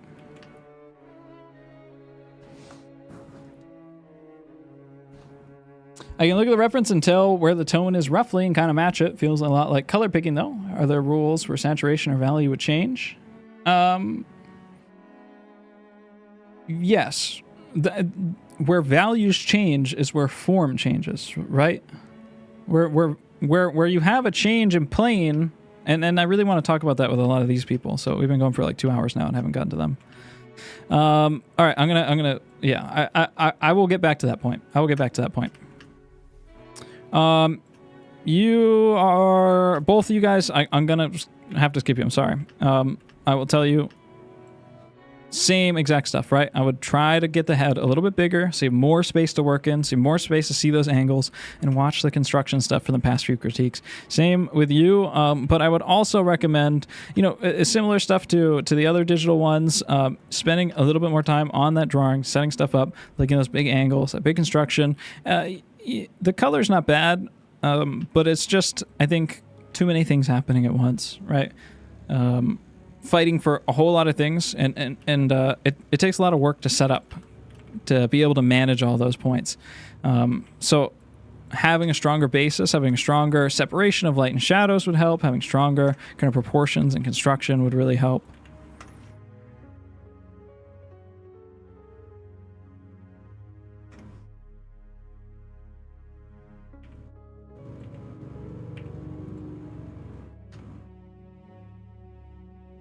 Okay, I got a speed run. This is Joss. Joss, I'm going to tell you the same exact stuff. I really like your 15-minute dailies. That's where you 15 minutes people are going to, you know, cope and seethe and have a hard time. When you do portraits and stuff, you got to spend the time to set up your drawings, to do the same sort of construction stuff, to verify stuff. You're pretty accurate here. You're more accurate than most people, but just spending a little bit more time kind of verifying, making sure that your plumb lines line up. That's not bad. That you have the right arch, right? So this, if there's a tilt across the brow, then the top of this brow should end a little bit higher up than this one. I think right now it feels very even. It's a little bit higher, but it's kind of this angle, whereas the tilt across the brow is more upwards. Let me get a better color than that. Sorry, colorblind people. All right, like the tilt across the top of your brow. I'm too zoomed in, so it's all fucked up. Is this angle right now. Across the reference is going to be a little bit more like that. So this would end a little bit sooner, flatten out, make that feel a little bit stronger. The nose projects. Actually, all right, I'm spending too much time on this, so I might as well just give her a little bit more. Treat her nicer.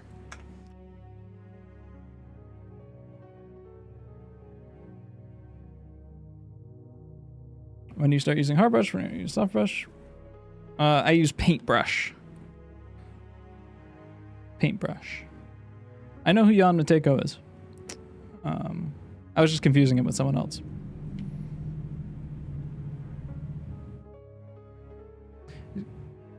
These kinds of mistakes, are they something that's better to restart, or is it good to try and fix the painting? I mean, if you're in digital, then you can go as long as you want, right?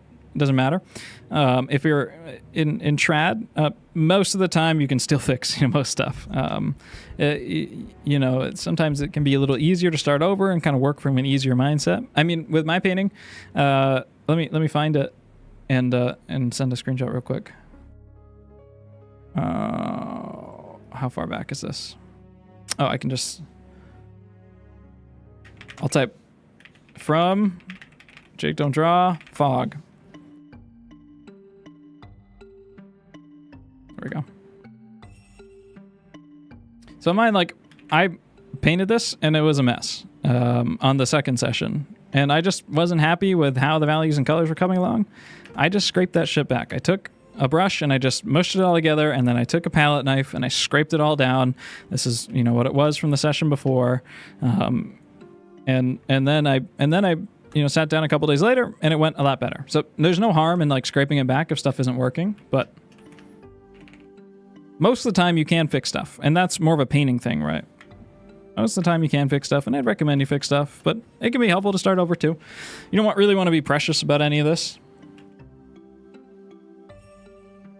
Bro, I am Margin. How many times are you gonna tell me to check out Yamateko? I know, guys. I've seen more art, all right, than you've ever seen in your entire life. I look at more art in one day. I make more art in the toilet bowl than you have in your entire life. I know who he is, all right? He painted the devil guy with the red hat, all right? I don't know that much about him, but I've looked at him before. I've probably read his Wikipedia page. You gotta check out my boy Bron. Bronny? Because I want to annoy you. Okay, you're getting timed out. Why?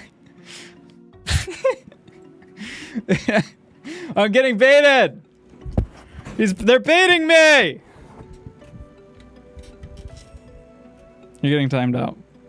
You did a good job on the assignment. I thought you did a nice job on the assignment this week, but you're baiting me. I'm getting one guide. Okay, so Joss. Jos. Is the J must be silent in Polish, right? It's not John, it's Jan, right? Or Jos, Jostertyka.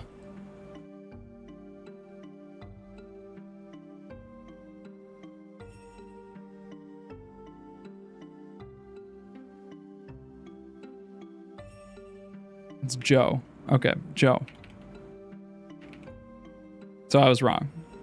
Mr. President. All right. If this is our center line, down the face, right? I'll do it on the reference. Not my straightest line. We're going to get this one. Oh, it's so good. Okay, this is our center line, right? It's not super straight, but it's good enough.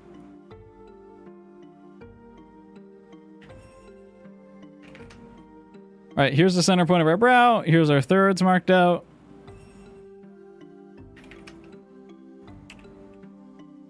From this center point, our nose is protruding out of our face, right? This is if we took a thread and we just threaded it through our skin and went straight upwards, right? Basically, if it's a straight line, I've curved it a little bit, so I'm curving it back over the head a little bit.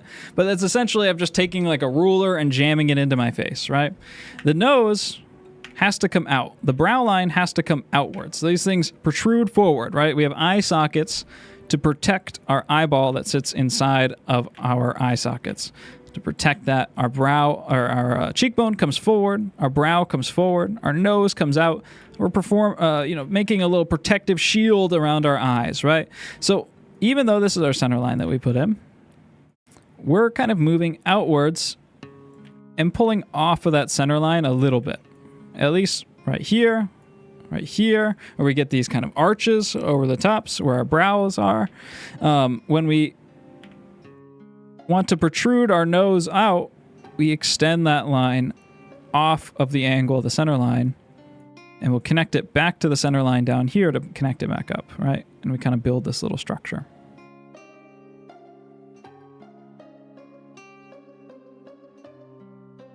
Right. So if our nose moves, if this line starts to slope too much and go in with our center line, then it kind of breaks what we're seeing, right? It breaks the illusion of form. Because what's happening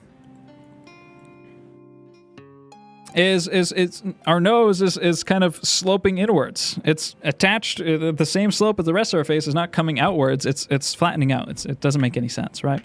So pay attention very specifically when you have your center line sketched in.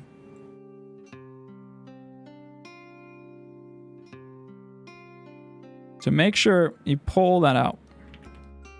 And you probably had it like that, and then you saw that like, oh, this comes out a little bit more, and this comes in, you got a little bit distracted by the angles. Because you're not far off at all here, right? But those angle changes are always very, very subtle. And you got to be careful not to like let them take away from the whole, right? Because that's the same thing with what I was showing earlier on the contour of the face. If you try to like draw that in and move it around and like get that little bump perfectly, which you didn't try to do here, you're always going to over exaggerate it versus being just in a straight line. No more Polish people in chat, okay? If you ever heard of Sargent, I gotta check that guy out. I've heard of him, but I've never seen his work. I gotta check him out. That's deep cut, actually. Not a lot of people even heard of Sargent. So I think we can pull this nose out a little bit more. From here, we can kind of extend outwards and come outwards from for the side of our brow. Thank you, Scarlett, for becoming a member. I am in love with you. Thank you for becoming a member. I appreciate people that become members. Support the channel. And for the other brow, right, same thing on this side. We're extending outwards from the side of that. And then for here, I think you have like a lot of these angles right, actually. Like this looks decent. I think this kind of double check your angle. Maybe this needs to pull out a little bit further. Yeah, you have the chin in there and like roughly the right spot. It just needs to come out a little bit more. So I think really like you probably kind of understand some of the basics of this stuff, reasonably well, and your drawing skills are pretty good. So I think just a little bit more time, a little more care. Again, traditional drawing really helps because it allows you to kind of lock in. This ear is going to wind up being a little bit lower. It's going to help you really lock in and be able to like pick away at the details, or really, at the more specific, the specifics of getting those angles right, of understanding that construction in a way that I think digital is just much harder to. It's much easier to kind of rush out to painting. And then same with everyone else, right? Like what can really help in getting your big contrast first, and this will really help for the 15-minute too. If you're trying to make a big impact, put in your darkest darks first, right? Find those spots that are black or the darkest point. Put them in first. You don't have to put in your highlights first. Normally, kind of save the highlights for last, at least traditionally, but digitally doesn't really matter. But it can be helpful to kind of block in those highlights. You're probably pretty good on pretty close to the correct value right there. And then, like, now we can see that, like, this hair, it feels... like you've kind of got all this strands and stuff in there, but the values aren't right? Next to our black, it's feeling a little bit too light. We need to remember kind of the big group of that. And if we squint our eyes, what we see with this is we have the black here in the corner, and then we get this kind of like mid value here. I mean, it's still very dark. And then we get like this other value here. And then, down here, we do get some lighter values. I'm trying not to pick the highlight, but like, in general, this. But we get like this really nice gradient that's much more red than I'm able to color pick. So let me just mix it myself. That's maybe not quite so red.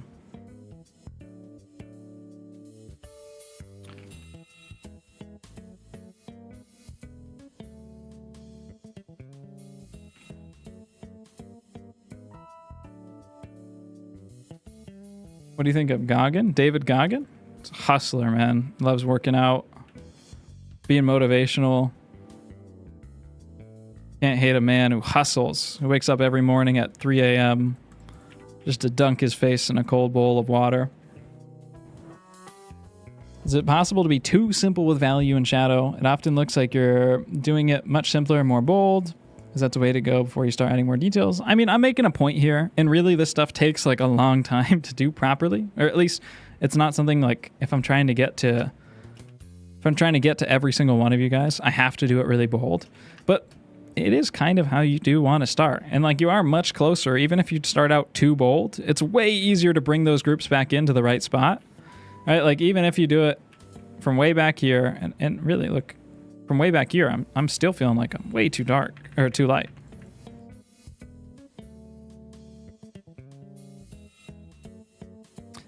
It's much easier to bring that back in than it is to start out on the wrong, the wrong side, right? Like I would be much more subtle.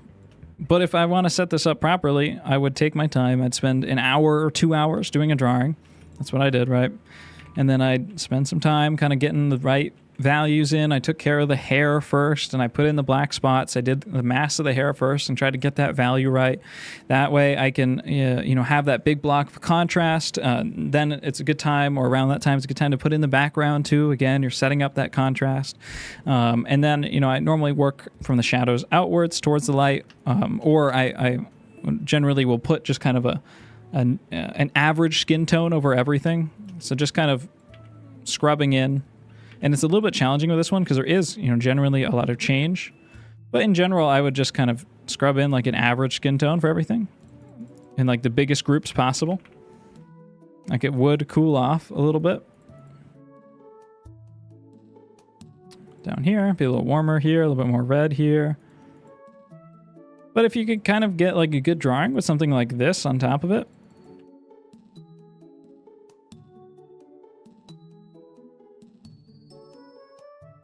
right, you can even like just drop in like a black dot for where the pupils are. That's super effective.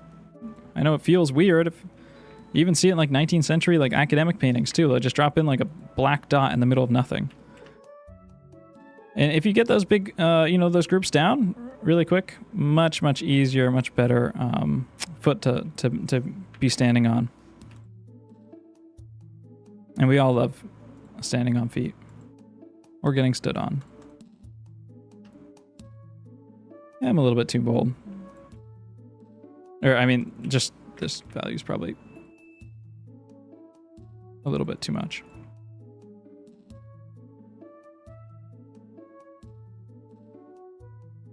And I have other stuff to say about like color accuracy and stuff for this, but I'm going to move on to the next person.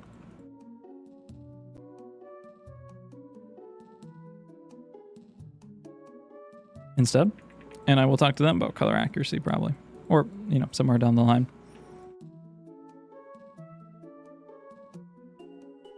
Background's probably the right value.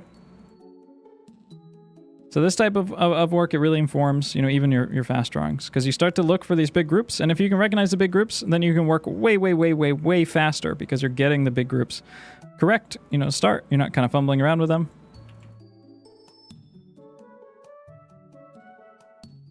So it's a two-pronged thing. So, work on the construction, the drawing, getting like more technical stuff in, longer drawings, figures, portraits, that type of stuff. You're going to really help your draftsmanship. And then on the other end, trying to set up those big values first.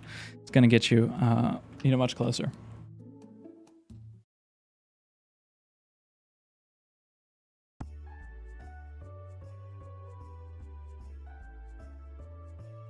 David Guggen.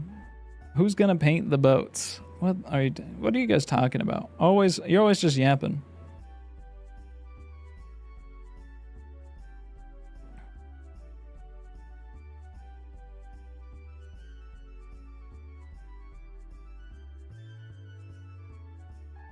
I will do a trad one, I promise.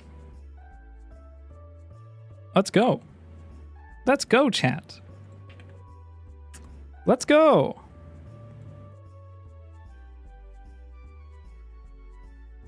Being good at drawing is just being really good at fundamentals. It'd be that way with everything in life, to be honest.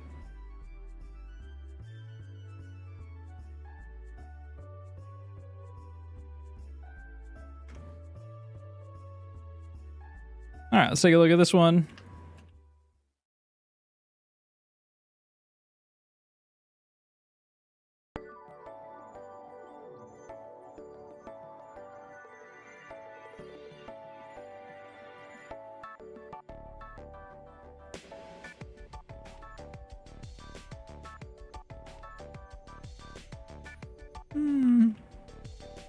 I'll give you the pass. A 70% likelihood of color picking here, maybe even higher. Just because the color's like pretty pinpoint accurate and the grouping's not terrible. But there's, you know, some construction issues on the drawing, some ways that I'd lay this out a little bit more efficiently. I would expect if somebody had this level of color accuracy, but it's not impossible. Certainly not. My oil painting attempt is atrocious. I'm going insane. Let's go. It feels so good to see somebody who's good at painting just suck really hard. It feels really good, to be honest. It's one of the great joys in life. I'm not going to rib you too hard for the color picking stuff, and I'm not too worried about it today, but... yeah, there's kind of some... It makes my job a lot harder, though, because it's like, what do you critique them, right? Yeah, let's kind of critique why color changes happen and why I don't like color picking, right? And again, you might not be. I don't have to 100% know you are, or, you know, I'm not saying that 100% certainty. I'm just going to talk about this in general because everybody gets a critique that applies to everybody, right? If you are just sampling colors off of the painting, you can tell yourself you're just learning value or you're just not focusing on it and you don't want to get super bent and caught up on that. But, you know, the problem is you end up making a lot of decisions that don't 100% really make sense. And you don't really understand why value changes happen or why color changes happen. So let's talk about why color changes happen, right? Or more importantly, why value changes happen, right?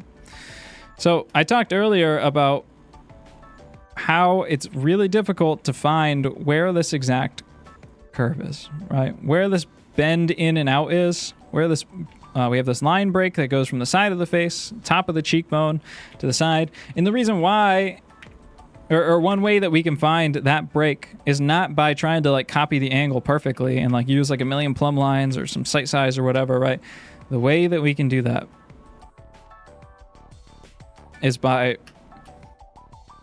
thinking about the structure underneath it, right? So what's happening is we have this cheekbone, and this cheekbone comes out like a box. And this sits as the lower half of the sunglasses or the lower half of our eye socket where this fits in, right? And so this is coming out and coming down and connecting. And so what happens when we get light from the top, which is where this is getting light, we're getting light from the top about where the camera is. So the light is like a little bit up here to the side of the camera, up and to the left. And we can tell that because we're getting highlights on everything that faces upwards and everything that faces to the left. So that tells us that the light source is coming from up and to the left. We know that things that are facing upwards, in general, this whole forehead is just slanted upwards a little bit. We have the top of the cheekbone here. This is really good evidence. This top of the cheekbone is slanted upwards, just like the forehead. And we're getting a highlight specifically on that corner here, the left corner. Same thing with the nose. We're getting the brightest plane is on the top. You can see that this, in general, inside of this red box is brighter than the side, right? This is darker here on the side. And we're getting a highlight on the corner of that. You generally tend to get highlights on the corners of forms where two things meet. That's where you get specular highlights most of the time. Right. So what we understand is that we're going to have, generally, brighter values on the top of this box. The right side of this is a little bit darker. I'll keep that a little bit darker for now. And we get the brightest value, the highlight, on the corner of that box. Grab this. This is where we'll get this. And we'll get a sudden change because it's a pretty sharp change in form from the top of that box to the side. We get a pretty sudden change. You know, edges are not soft in real life. They're softer in photos than they are in real life because our face isn't really all that soft. And, you know, with a young woman, of course, it's going to be pretty soft. It's easy to mess up. But in general, I mean, even with this, like, this is a hard edge. That's a hard edge right there. Like, not everything needs to be airbrushed and smoothed and blended and pulled, you know, smudged into each other because that's just not what reality looks like. You know, when we get an edge on the face, we get an edge in color. We get a change in form. We get a change in plane. So I think that some of the edges here are getting smudged together a little bit too much. And other edges are maybe a little bit over-explained, right? So we can kind of group stuff together a little bit more aggressively. Could you critique your own portrait? Yeah, I can do that. I'll try to remember later.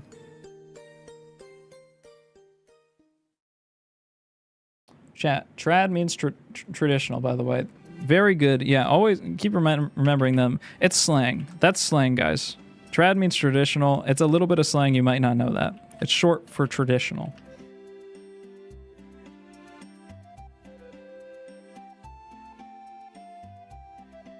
People fighting over #1 spot. Okay, so we have that highlight here, which we can place at the corner.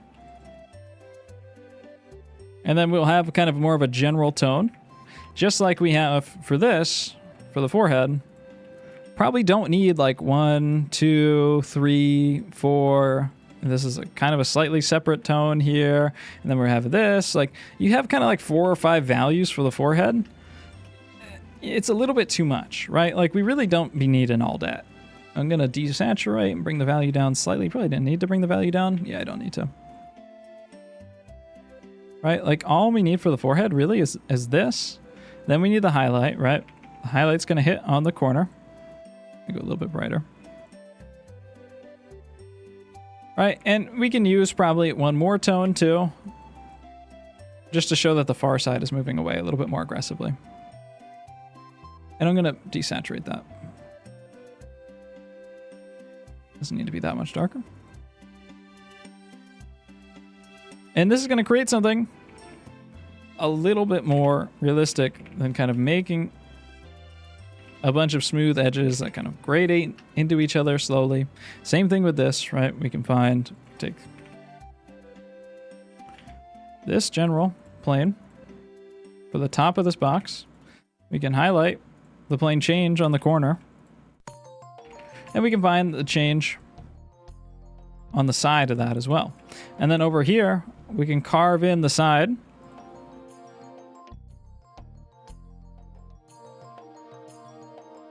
Of this as well, right? And get that hard edge.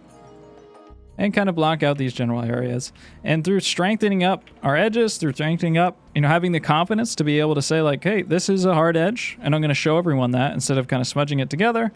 Using too many values, too many colors, we can create a little bit of a stronger effect. Create a more structured face, stronger portrait. But you have to understand why those things are happening first in order to be able to actually see that. Right? So that's where your drawing skill comes in. That's where, going to the gym, the lifting the weights of art becomes pretty helpful. There's some drawing issues here that I would fix. Pull this out like a little bit more. Yeah, same plumb line. Probably pull this out a little bit more. I think the whole lower third of the face needs a little bit more room. This is pretty simple. I liked that. Can definitely improve our contrast where we have super sharp plane changes right from the bottom of the nose. Push the contrast where you have those areas. This is close to black. I mean, it's like 20 out of 10. It's like a 2 out of 10. Which, sometimes you're a little bit suspiciously close.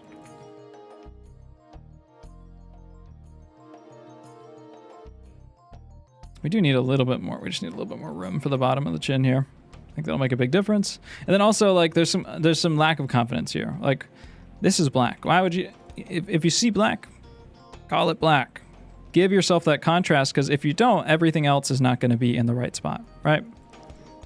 You're going to start to base everything else on something that was inaccurate. So don't feel like you have to build up to everything.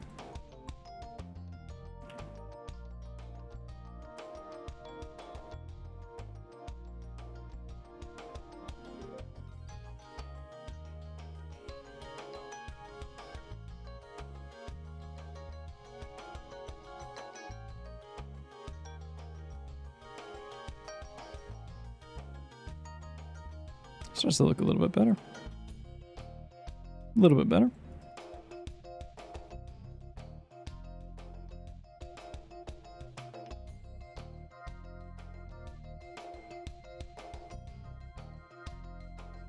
You're like the Tim Duncan of painting. Who's Tim Duncan?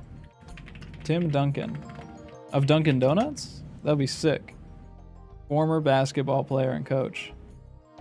Let's freaking go.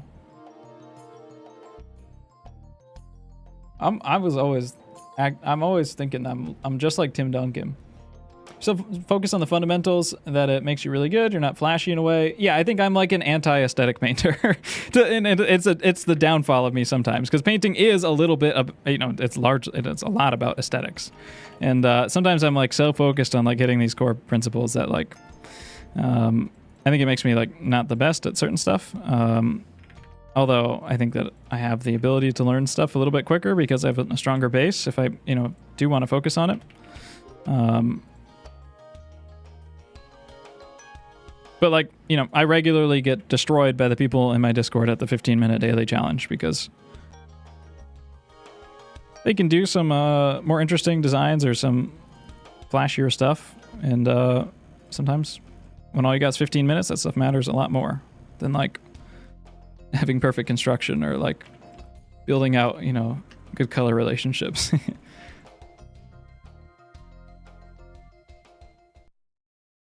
She looks like she got stung by a bee a little bit.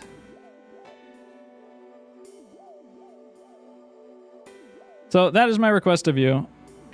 There's a lot of stuff I have to move around here. Oh, I'm not on the right layer. I don't care that much. I want to keep moving. We got a lot of people to get to. Think about why things are happening. You don't have to smudge everything, right? You can lay down big, simple tones and let them run into each other, and they will explain themselves, okay? And then also, don't be afraid to just call a spade. If it's black, put down black, or put down something damn close, and make those connections. Don't blur everything, because life is much harder than it is softer. Very good, very good, very good.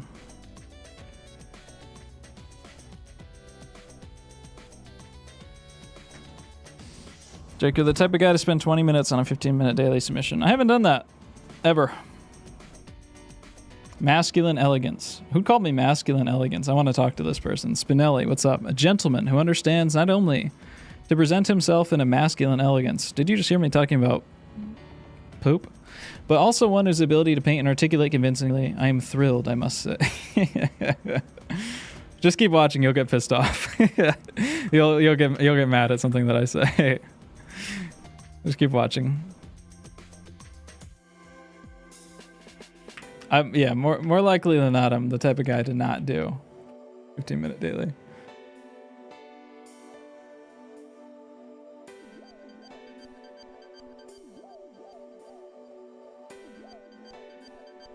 Green Puke Dog was very good. That almost won. Thank you very much. Cool. I think that there's some stuff going on here that is good. Again, in general, you have like a nicely resolved piece of paper. Stuff is fitting on there pretty well. I think this is kind of something you want to step back from and ask yourself, like, what are the big differences? And I think that I could talk about construction. This nose is reasonably well constructed. I think there's some stuff that's trying like a little bit too hard. I'll explain what I mean by that in a second. But really, I think what is the more fundamental difference of this one is the character, or like the idea of this person, right? So like, what does this lady look like? What are the elements of her that, bring her to life, right? And I think she has a lot more of these harder edges, these sharper edges, right? Like, look at this super strong plane change, up, over, in, out, in, very strong plane changes. And I think when you lose some of that by rounding, you're losing the essence that makes her feel like her, right? And that's something that we want to protect in a drawing more than anything else, more than like our proportions or our values or whatever. Like, you can make something that doesn't look anything like somebody, but it looks exactly like them. And if you don't know what I mean, look at a caricature drawing, right? It doesn't have any accuracy at all, or any correct colors, or anything that's observed from the person, but it looks just like them.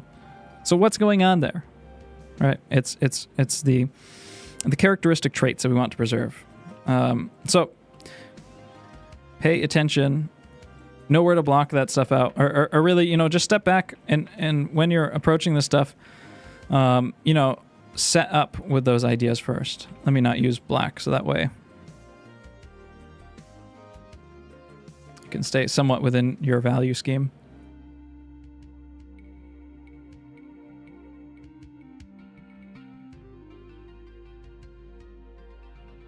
Don't rush him, he's gonna get nervous.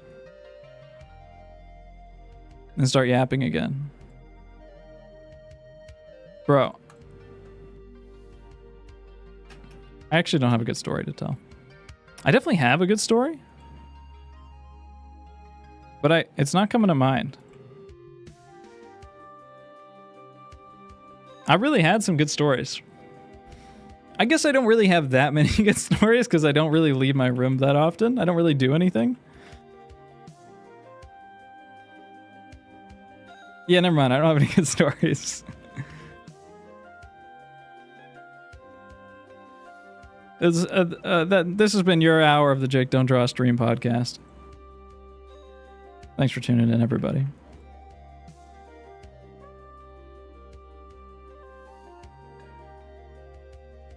This one time on YouTube, I saw this crazy thumbnail.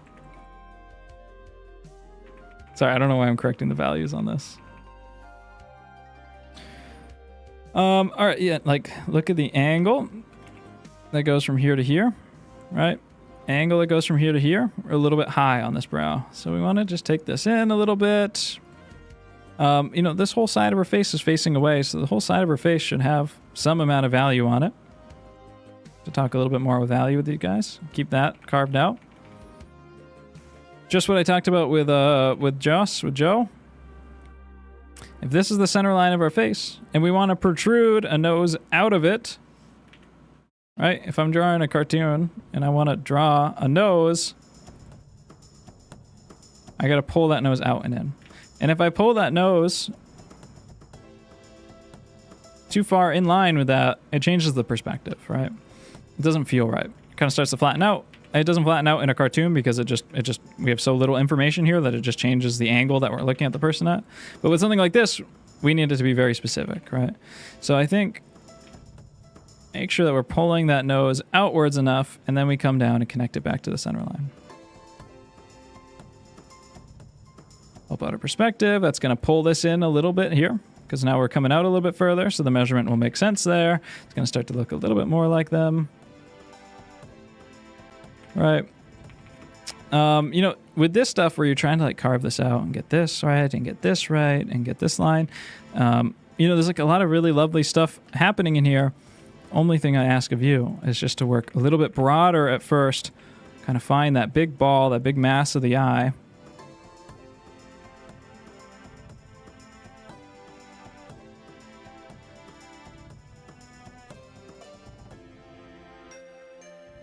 Probably gonna end up moving the whole eyeball down a little bit too. All right, so the eyeball is gonna sit within this space. I don't need to be quite so dark.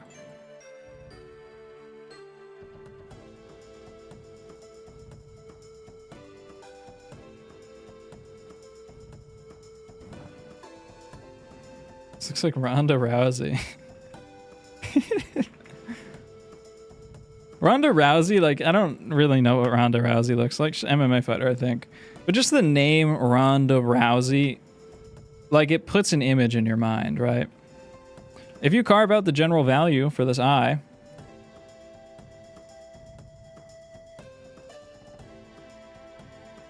take that down a little bit.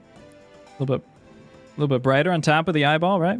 We have the actual brow coming in on top, right? We have a little bit of space, and we're moving over the top of that eyeball. We get a little bit brighter. If we actually have kind of those values carved out for the eye in the eye socket, like, you just know that a Ronda looks something like this, right?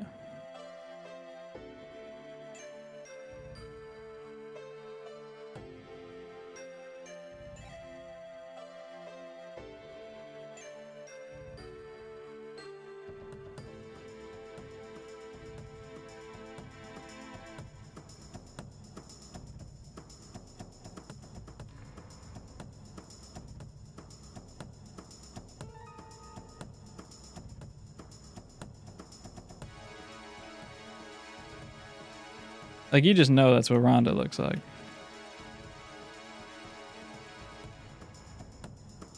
If we carve out those general values,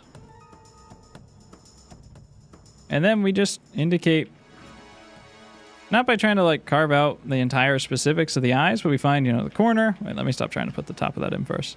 Find one corner, find the other corner, find the slope across the two. Here we go. And then we can find that big angle across the top as well.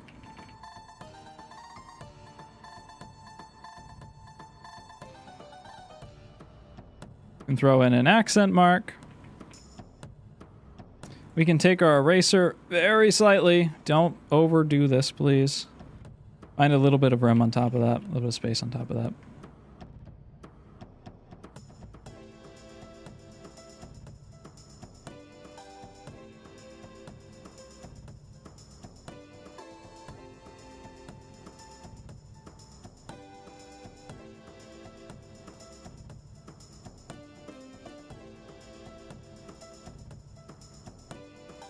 All right, so just working from some ideas of like the bigger form, thinking about those characteristic shapes, not belaboring ourselves so hard over like getting like the perfect form of the eye, right? At least not before we have like kind of the big ideas laid out. I think you're gonna see a whole lot of improvement because like there's a lot of stuff that I think is working really well in here. A lot of stuff I think is working really well in here.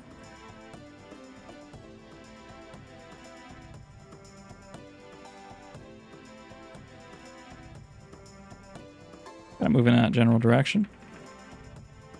It's a little bit hard to kind of thinning this stuff out. There. That's probably not in that bad of a spot.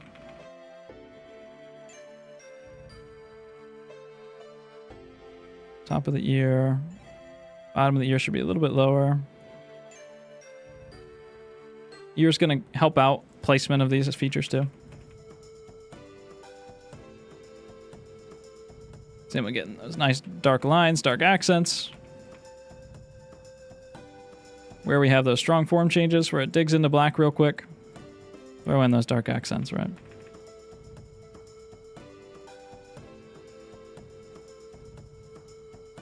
Good stuff. Good stuff. I think you're pretty close. Have to spend a little bit more time thinking about doing stuff in the right order, building stuff out properly. All the other critiques will help you a lot too. As far as like construction and center lines and stuff, all that stuff is going to help you out a lot.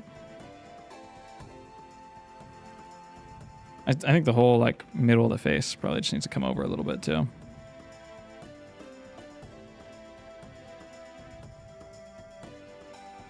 Come here. I fucking hate layers.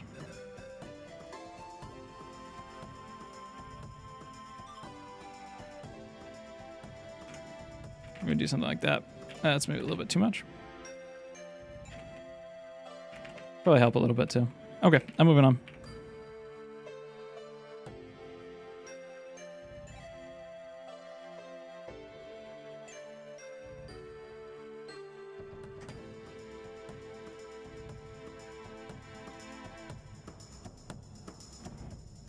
Compare that to the actual picture, bro. Oh, wait, I'm not far off at all. I told you, dude. I have no idea. Wait, where'd it go? Oh, yeah, okay. Wait. I had no idea what this lady looked like. Tell me I'm wrong. Tell me I'm not. Oh, my God, I'm good. I am good.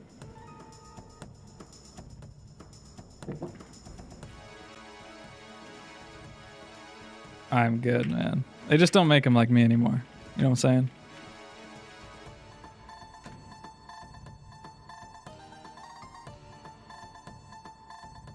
Goes hard. This music going crazy. We're in the Alcarid market.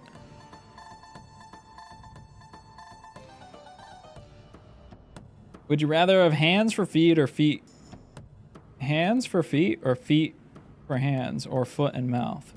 I'm gonna ignore the last option. Hand for feet would be sick. I mean, 4 opposable thumbs. Why would you want feet for hands? Oh, I'd buy a horse costume. I don't think you're faster than a horse on all fours. You guys seen that guy on TikTok? I'm listening to relaxing PS1 music.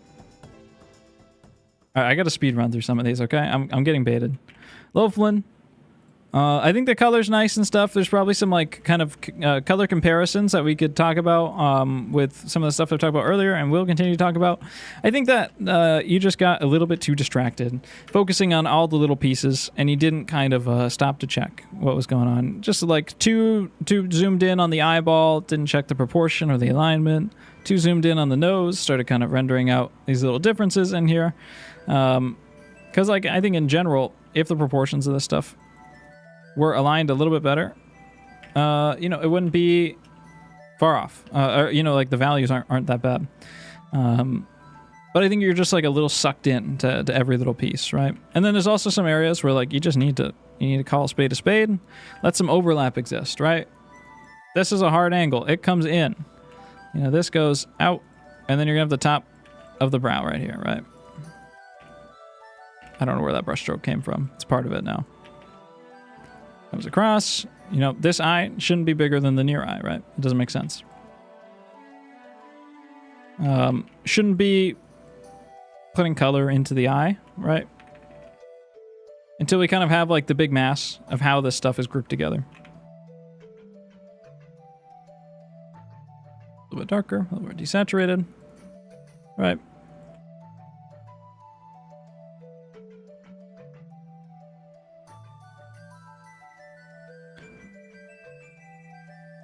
Right here on the side. All right, we just need to kind of fit this stuff together into groups first before we start chopping it up. I think you're just a little bit too distracted on this one, chopping every piece up.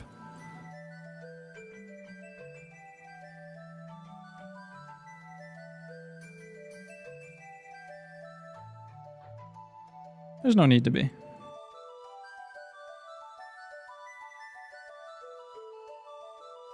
Right. And then again, like this type of stuff is just getting a little bit too out of control. It's pretty much black, the back of the head. Pretty much black. Right here it is black if you squint. All right, just keep squinting. Keep thinking about those big value groups, all that type of stuff, right? You control that stuff. I don't think, I think the color here is not bad if you control the color. And I know you can draw more accurately than this too, so I'll go easy on you for getting distracted by the color and the values too much.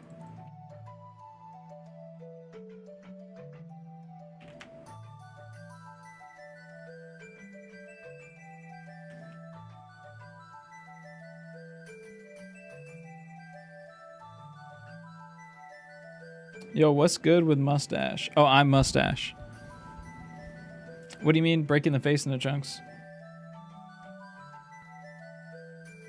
I usually do alla prima, and this is my first time going for 4 separate sessions and breaking the face up into chunks. Oh, you window shaded. Like you did like the eyes and then like the nose and then the other ones. I tickled my painting too much. Yeah, I'm keeping it really short and simple with this guy because I know Loaflin. I've seen his paintings before. I know he can paint way more accurately than that. That's why I'm like, there are good painters who kind of paint piece by piece. I don't really like it though. I don't think it's like the best way to train people just because you get weird shit like that because you're not kind of comparing stuff out to the whole. You're not thinking about the characters. You're just thinking about like getting this little spot perfect and then moving on. And really that takes an immense amount of work to handle stuff and put it together.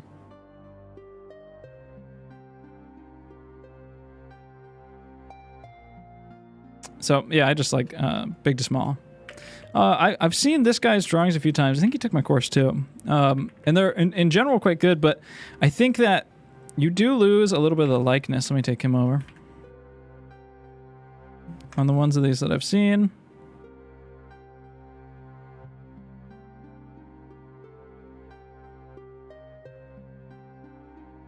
Right, like I think you get like 70% of the way there.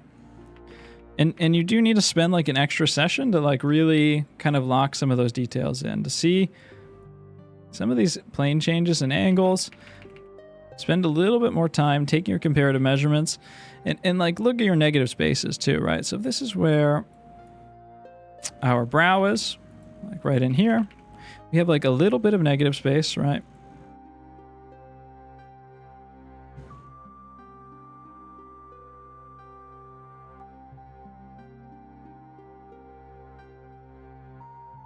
We have a little bit of negative space, and then we're going to come like pretty much right into our eye. And then like compare those values. Look how dark the white of the eye is. Like so many of you guys fell for this. You fell for the oldest trick in the book, believing the white of the eye is light. It almost never is. It's always kind of the values around it for the most part, and colors around it as well, because it normally just kind of reflects what's around it, right? So don't be mistaken. Don't be fooled by that stuff. Look for where you can place those big accent marks too. Doesn't need to be super specific. As long as you can get it in that right spot, you can kind of hit a more general mark, block stuff out. The corner of the brow here, right? Digging a little bit more specifically into the form, we get a little bit of a slightly darker form. Let me find something here. On the underside of the eye is kind of like the bag around the eye on the bottom side of our eyelash. And then I need a value in between these two. And then this will kind of gradate out, and we'll get this, general value. Oh, it's way too bright. General value for the top plane here. But like, compare right side to the left side, right? Oh, shit. Right side to the left side. The left side might be pretty close to white in some of these points. Might be pretty close to white at some of these points. But the right side is, in general, just darker than the left side, right? So we got to push down some of this stuff again, right? Let's take our dark value. Keep comparing. Spend that extra session to look for those big shapes.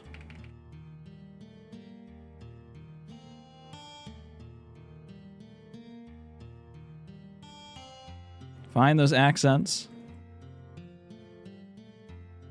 You can line them up across your axes too. Make sure you're getting that stuff in check. You can put transitions in on some areas.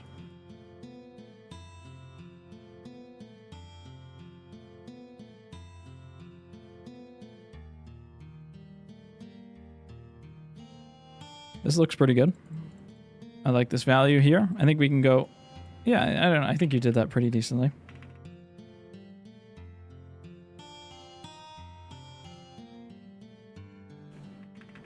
Take your stump, pull this out, and then don't be afraid to kind of come in and hatch out, areas with your eraser too.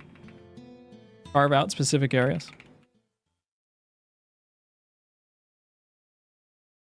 And I think you can find a little bit more form and contrast and a little bit more variety in edges. So I think you're really good at getting that like big picture down, like reasonably efficiently and quickly. But then some of the specifics, it's just about taking that extra time, that next step, and really locking them in.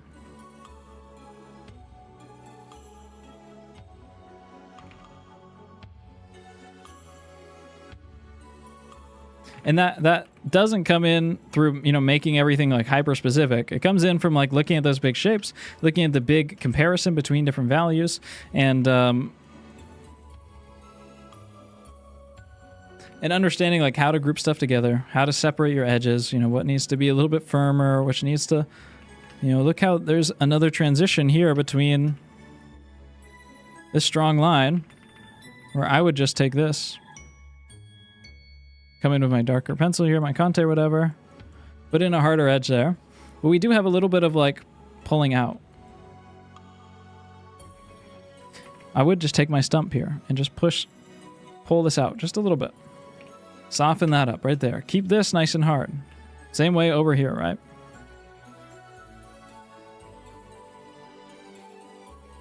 I just take a clean stump here and just run it through this kind of mid-tone shadow. And it's going to do a lot of the work for you, kind of softening that up.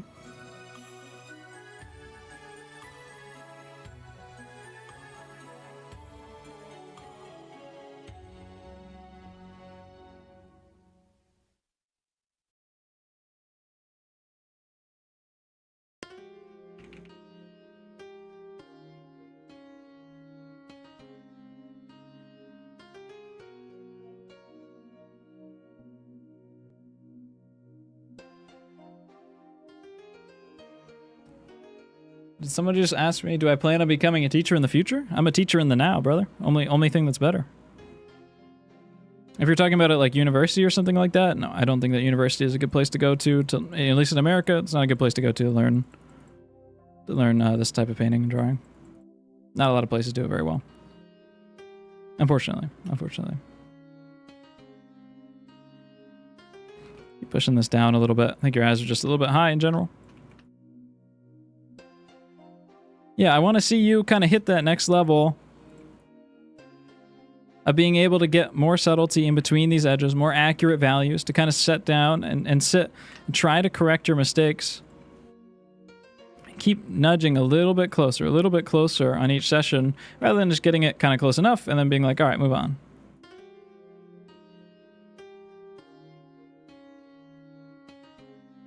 Onwards to the next one.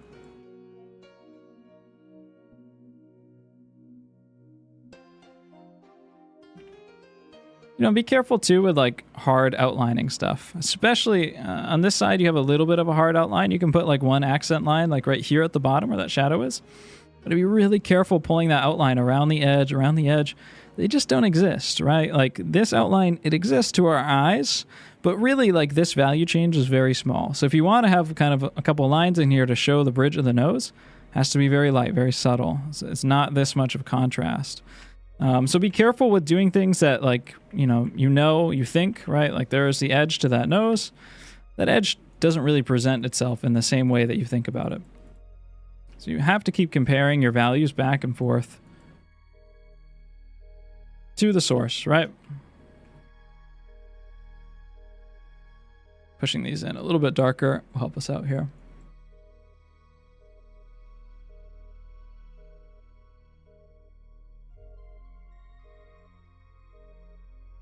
I can paint florals without drawing. I think you're going to be surely disappointed when you find out how difficult florals are to draw. I think if you don't like drawing and you like painting, well, one, if you're not trying to become a professional artist, just do whatever you want.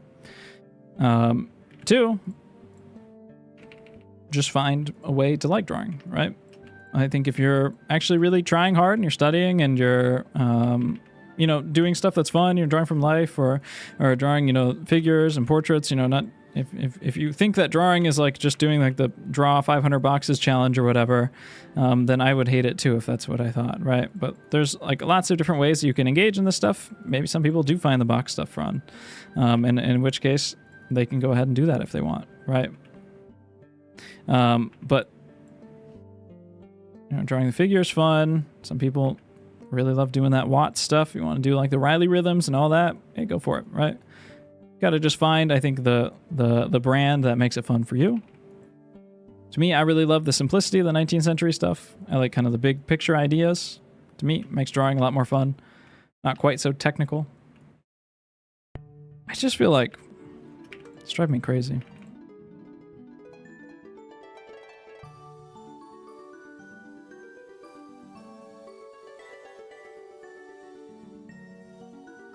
This whole thing just needs to get a little bit wider. Oh, that made such a big difference. You tilt it back a little bit too. Yeah, that helps a lot. And then this just needs to come in just a little bit. Much, much closer. So that's what I want to see from you, my friend. Just pushing stuff a little bit further to that next level of accuracy instead of just getting it close enough and then moving on. Takes a little bit more time. It's not easy. But I think that's where you can find the most improvement. Very good, moving on. Big difference in likeness between these two, right? Fruit fly, probably someone to talk about color accuracy with. God damn it, I keep trying to go fast. I think this guy's fruit fly. I think I was talking to this guy in the voice chat the other day. He's a cool guy.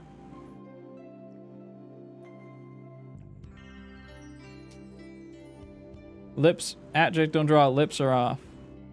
Cool. That's fine. Yeah, I agree. Have you tried a brush pen? Could be a transition. I've tried it. It's tough. I'm not really super into inking, but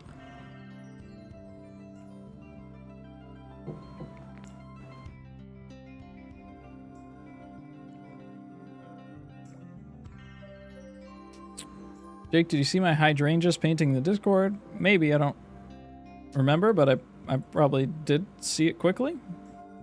I'm sure if I saw it, I'd remember. I see most of the paintings in the Discord, though.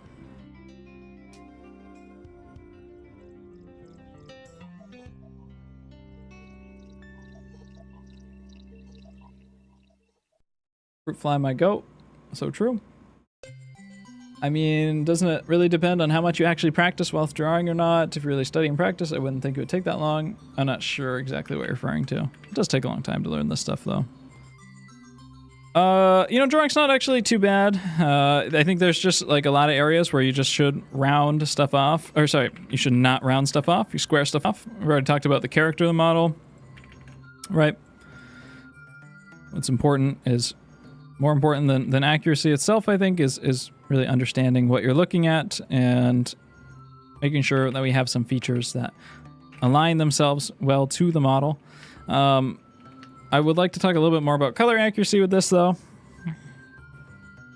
Like, really, this line comes out, and then this line comes in. These colors are frankly strange to me.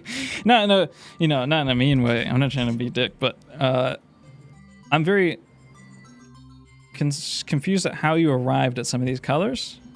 And I think it's because you're probably painting with some sort of weird palette. You only have certain pigments. You know, like, why, like, you must not have a blue. And maybe that's what I'm guessing. You don't have blue because, like, the background's just maroon. How'd you get maroon without blue? I'm really confused at what pigments are on your palette, Mr. Fruit Fly.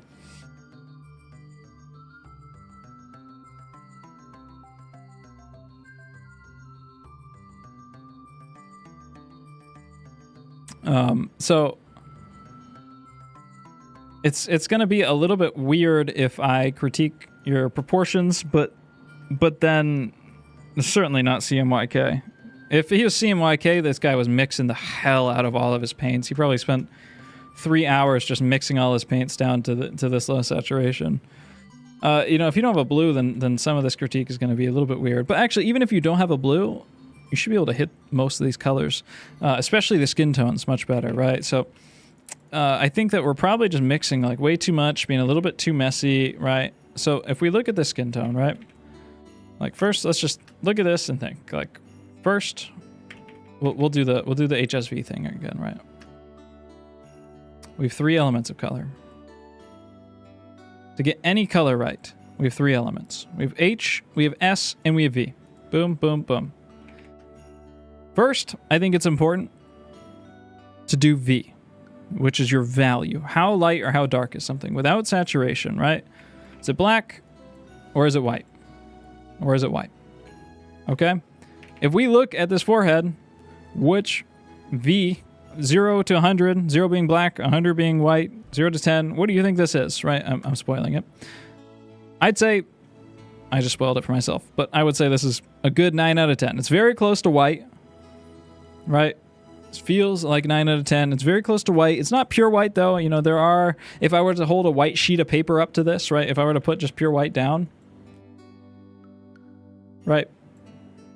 This would be much darker, but it is pretty close. And in general, skin tones in the light, facing the light, they're pretty darn bright. So I'm going to say it's 9 out of 10. Maybe I'll say like 85 out of 10. So that's what we'll put down for our H. Our hue, you know, what hue do we think this is? Is it red? Is it green? Is it blue? It's obviously not green and blue. It's probably, you know, it feels to me very blush, kind of very pinkish, but mostly yellowish, kind of pale skin tone, right? So we'll set our hue probably somewhere in the reddish, orangish area, right? And we need saturation in order to be able to see that hue. So is this super bright? Is it super, super saturated? Is it, oops, is it the most saturated red? Obviously not. Is it the least saturated red? Well, that'll be gray, so obviously not. It's going to be somewhere in the middle there. So I'm going to move that. It's pretty desaturated, but like maybe a third of the way up. I'll put that down here first. Let's make it some adjustments. It looks a little bit more red than that to me. It's probably a little bit brighter than that. I'm still too saturated. That looks pretty good, pretty close. A little bit more red. That looks pretty good. So let's put that down and see how close we are. Pretty darn close. If anything, we're just a little bit too dark for this area, right? But I say we're like pretty much spot on for this area. Pretty much, you can't see it. That's how you know you did a good job, if you can't see it. Now, obviously, when you're painting on your own, you have to, you can't put it directly on top of the reference. So you have to make these kind of judgments for yourself. But what can help with that is putting in the darkest points first. So there's black here. If I squint my eyes, you know, this splotch of hair is pretty much black. The hair back here, pretty much black. Back here, pretty much black. Back here, pretty much black. And this is going to give us like a nice area to set ourselves to. And we can keep in mind too, I wouldn't put it down first, but we can keep in mind too that the highlights here and here are pretty darn close to pure white. So I know that, you know, that around the highlight, it's probably going to be like 95 out of 100, a little bit saturated, and it's kind of a little bit more yellowish. So probably pretty darn close to that, right? A little bit more saturation. Yeah, pretty darn close. When is the next challenge? Next challenge is posted on Monday.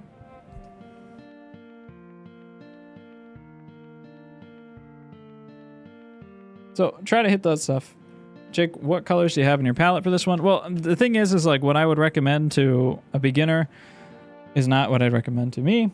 You know, once you're good at color mixing, then it just helps as much, you know, to add more colors, to have a more open palette. It's just that the beginners can't handle having, I just got paint on myself. Beginners can't handle having such an open palette. It's too difficult to have all this color. So with this color, this was a hard painting. I needed a lot of color for it. There's a lot of different color variations. So ivory black, raw umber, which I don't really use that often. I just put it on here. I used it a couple times, but it wasn't necessary. Viridian green is a saturated green. Ultramarine blue. I used a purple that I have, but it's not really a good purple. It's just a random purple that I have from, it's not, it should be, I think, a dioxazine purple or whatever. I don't own that color though. Burnt sienna. I used a little bit of alizarin crimson, cadmium red, yellow ochre, cad yellow, bright or medium, and then titanium white. So I painted pretty much like 2 of every color, and that's an open palette that can mix pretty much anything. But that's probably a little bit too hard for a beginner. So I would, you know, just have black, white, yellow ochre, cadmium red, ultramarine blue, and you can get pretty close. Yeah, the problem is that palette lacks a lot in purples, so the purples are really hard to get, and the palette lacks in greens, so some of the green hues are a little bit hard to get. There's not really many green hues on her. You can get close enough with everything, but the background certainly suffers, which is not really a big deal.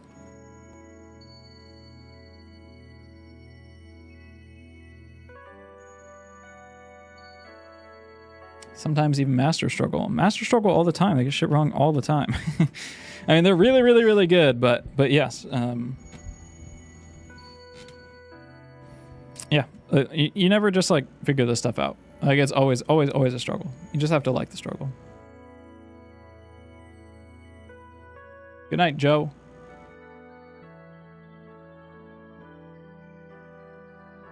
Do you mute flesh tones with Viridian and Ultramarine? I don't really think of color in that way with pigments. You know, I need to wait this back at myself. I don't really think of color that way so much with pigments. Like I don't really think about like mixing a specific flesh tone using specific palette. You know, you can mix hue color wheel. Is there like a big ass color wheel? HSB slider?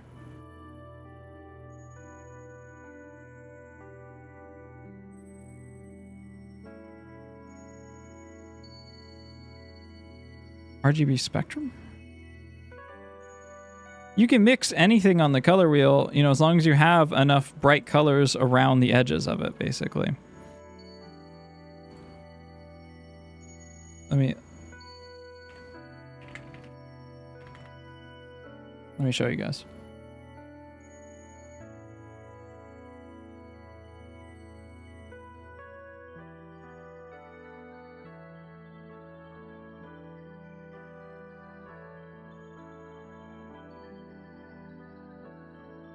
Okay, here we go. Pull the chat back up.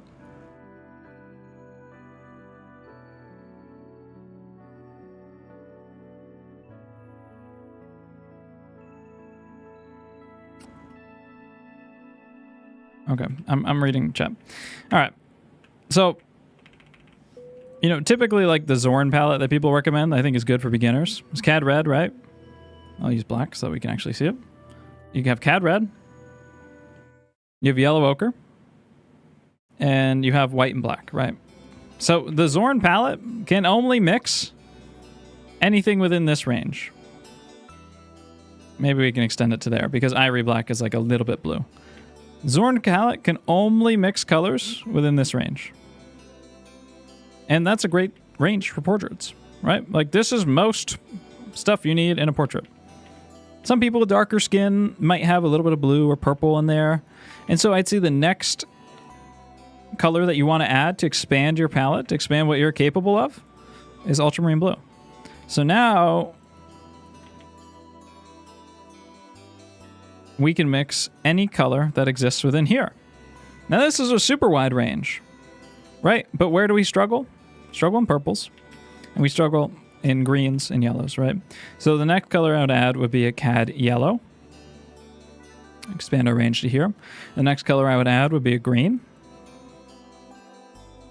Actually, with Cad Yellow, we get this too, right? If I add a green under the palette, now I can mix all this.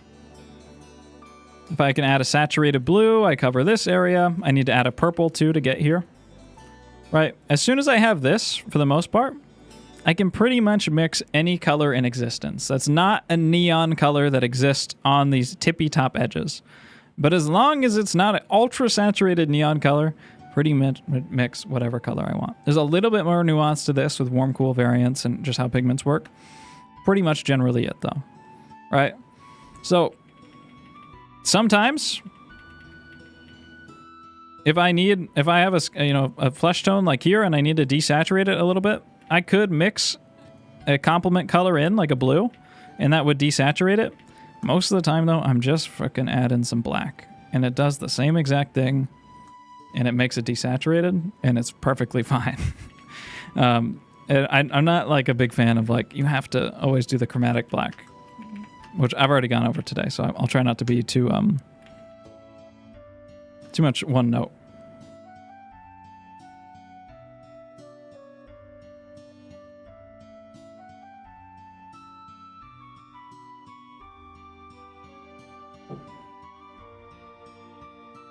The colors used for one single person's skin tone would change depending on the light and colors in the environment as well. So one color for painting one thing isn't really effective. Yeah. But I mean, like, yeah, you're going to be able to hit most lighting conditions under like, you know, basic palette, unless they're sitting like, you know, inside under colored LEDs, then of course everything would change to blue or whatever. You know, just for like a general portrait drawing, whatever. Yeah. Cool. There's some color information for you, Mr. Fruit Fly.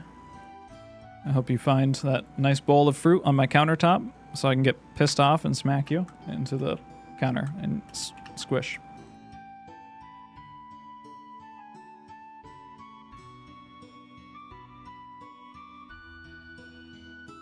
I have to rapid fire through these. I'm sorry if these are yours. I have to rapid fire through them. I'm getting... It's already been 3 hours. Jesus Christ.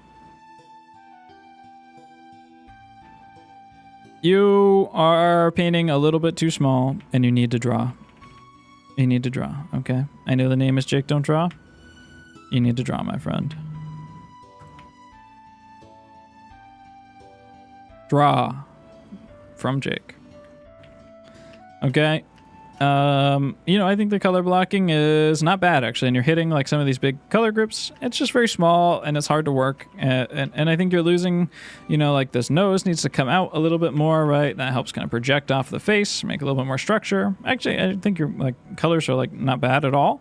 If you just did this bigger and you did a proper drawing, I think this would be a lot better. Put more time into it. Yeah, because what you're missing out here is just like likeness and that. Okay, you need to draw. What is going on? I'm just really confused at what I'm looking at. I assume you're like testing out skin tones, kind of like traditional painting, in which case that's cool. And in general, your colors look pretty accurate, actually. Colors look pretty accurate. I don't like how everything looks like a little too airbrushed. I think you can lay stuff together down a little bit harder. Well, it looks like you're using a texture brush to mush it together, which is fine. I think you're a little bit too detail focused, right? And you can kind of just merge the stuff together. Like, you don't have to paint every difference between everything all the time, right? Like, stuff can just flow and group together a little bit better, especially with our eyelashes. Like, you never actually really see the eyelashes when you're painting stuff. Like, you pretty much just get like a much more grouped together, pronounced accent. I think you're a little bit too detail focused. Even in some of like the greatest paintings ever, or some of the greatest painters ever. Like, look at a portrait study by Repin, just because it's right here. Like, let's look at this. It's not that high res. Let's not look at that. I have a bunch of Bugaro.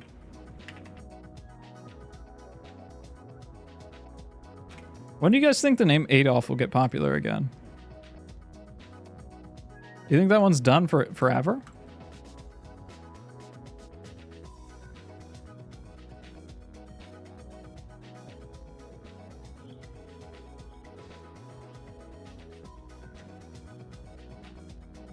Too soon. I know it's too soon now, but I'm just saying, like, in general.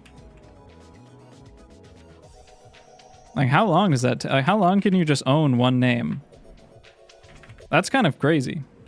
You know, even like where she has these eyelashes, right?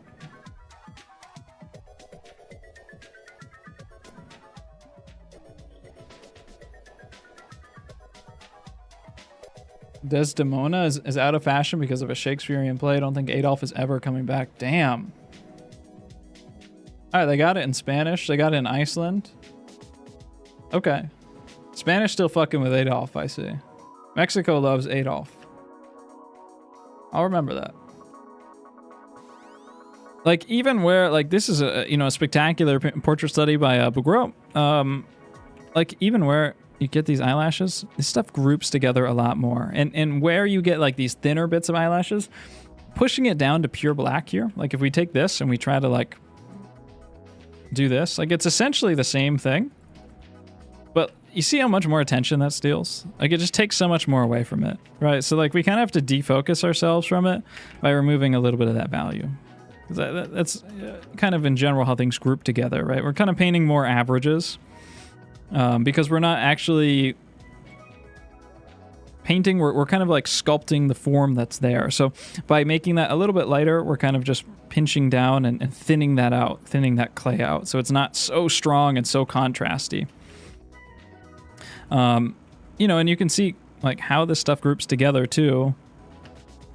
We get these harder edges in here, kind of get these accents where they need to be, some harder edges, how these general big things group together if you squint your eyes. Let's go back to yours. So let's take a little bit of that.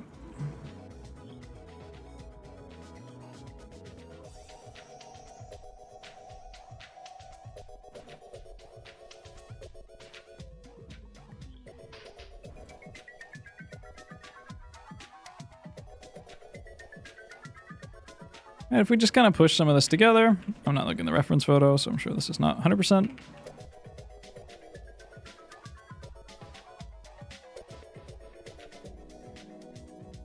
You know, I think maybe you're somebody that tried to get the color really accurate on this run. And I think if that was your goal, then you actually did a really good job of that. And sometimes, like, you're not going to be able to manage every single thing on every single painting. Right? So if you set out with a goal in a painting, this one I want to get really proportionally accurate. You know, maybe other stuff is going to suck, but if you can achieve that goal, then that's great. Like, I like how you have, like, I actually feel like you've been listening to me, because you're like, hey, I got this dark shadow, and then I need one more for a transition. Like, that's dope. Probably needs to be a little bit more saturated. But that's nice. So if your goal was that, then I think that's great. I think that what is going to be difficult working like that is you're just going to start to see every little change and paint every little change instead of kind of like knocking together big blocks, and also like paying attention to the quality of your edges, right? So what really does matter is having places that have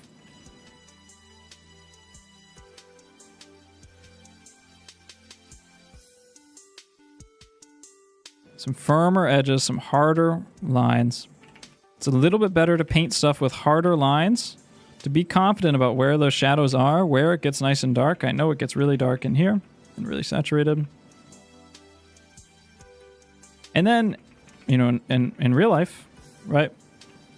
Just come back with a fan brush and just knock them together, right? Super hard, dark edges. And then you can just take the fan brush, you can knock that together. That's how you would approach it. In real life, I'm going to close this ship.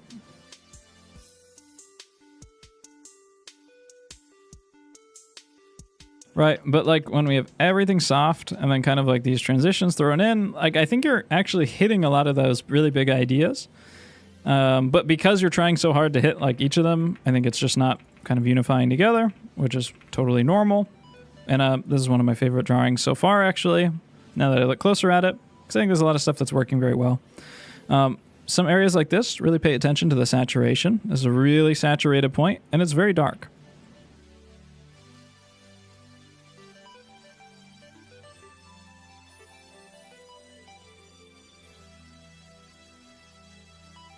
It's not that saturated.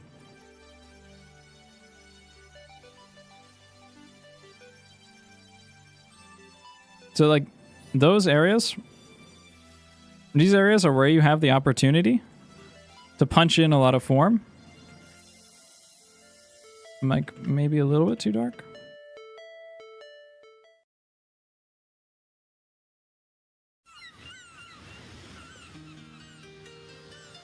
These are the areas where you have the opportunity to punch in a lot of form.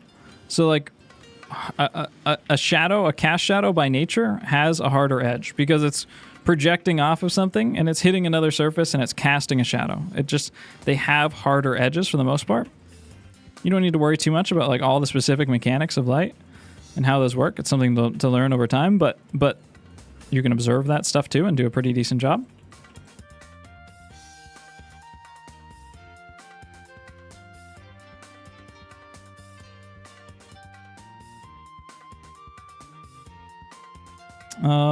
Kind of some big picture proportion stuff. Yeah, I don't know. It's not bad. I'd like to see you just kind of work a little bit more organically on this stuff. You don't have to block in everything with a hard round brush and then take everything with a medium, you know, MS Paint texture brush and then brush it into each other.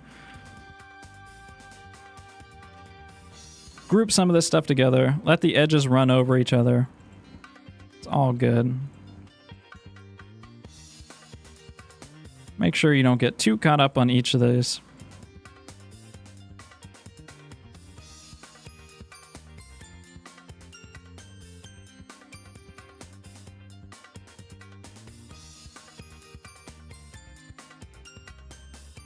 We're losing the saturation on some of these points too. It's a lot of saturation in the face. A lot of saturation. A little bit gray over the whole thing.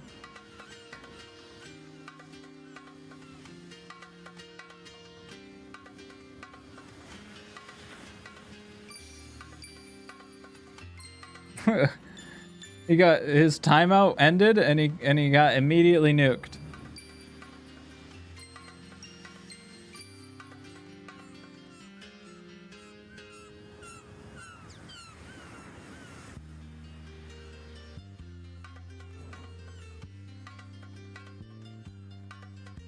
The chat's moving too fast for me to keep up with. Something that bothers me a lot of these studies is the jawline is actually pretty straight, and it's just the shadow making it look sharp and angular. Yeah, the jaw itself is sitting at this angle, like this, right? But then you get like this weird, you get this dark shadow under here, and then you have this shadow that kind of comes around like this. So, yeah, it's really tough because like this isn't the jawline, like this is the jaw, like this is the jawbone really probably, and then this is kind of the under chin fat that's kind of coming up and connecting into the jaw there. And then you have like the hard edge down here. So it kind of throws you for a bunch of loops. I'm not really expecting everyone to get like drawing perfect on this. You can check your plumb lines too, it helps a lot. Didn't I already talk to you probably? Yeah, I think I already did.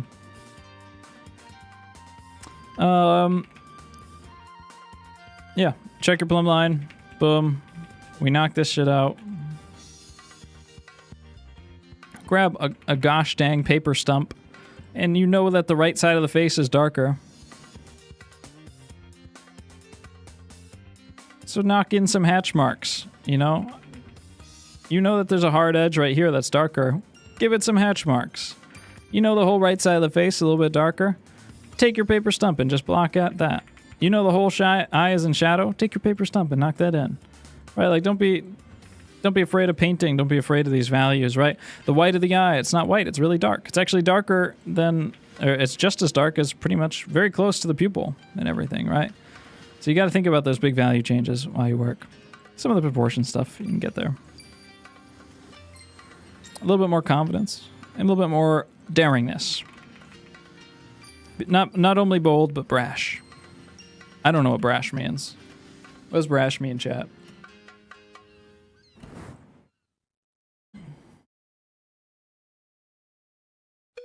Doggo. He hit the proportions very well. I nuked all the resolutions of these. Doggo and Melly ended up next to each other, which I think is cute. Doggo, I think the values on this one are pretty good. I think you gotta be careful. You know, again, you got your own shit going on. You got your own ideas with this stuff, so at some point, what I have to say might not really be all that true for you, and that's fine. But, you know, I think you gotta be careful with some of the values in these areas, right? Like, otherwise you're just gonna age the model too much. You're gonna make them look a little bit too old or whatever.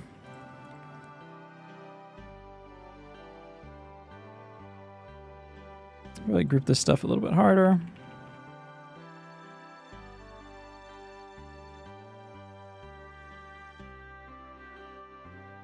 It's a really difficult challenge with young women, like I've said many times today. If you give it a little bit too much, you know, if you give that underbag eye a little bit too much crease, it just adds a lot of age. It's not really there. You know, all the value ranges for this stuff are just much, much smaller. You gotta be really careful with that. Even with all this, too. Want to save your contrast for where it matters most. That actually makes the proportions look a lot better, too. I think this is a tough one to just do impressionistically, because it's a pretty hard portrait. It's a difficult perspective, difficult angle, and it makes it if you try to just tackle it just from like viewing it impressionistically, if you're not building stuff structurally, it's pretty easy to mess up the proportions. I'm not saying that's, you know, what you do. I'm just saying that in general.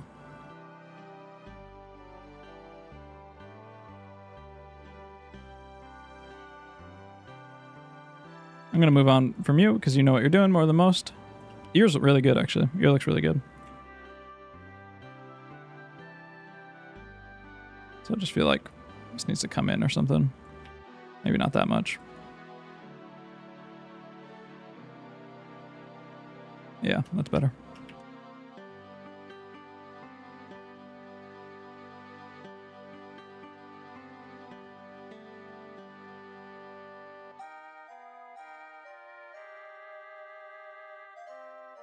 Brash is a sweetener. I don't think that's true. I know about all the sweeteners. I know about acesulfame, potassium. I know about aspartame.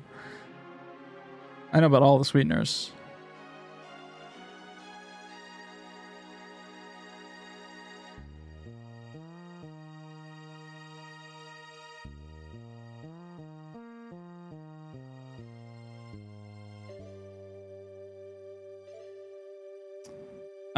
Kind of the same note about tackling this impressionistically to Melly. I think the color choices are actually nice. This one stopped made me look, and I was like, oh, there's actually some nice stuff going on with this one. And then I looked at the name and I was like, oh, it's Melly. That makes sense.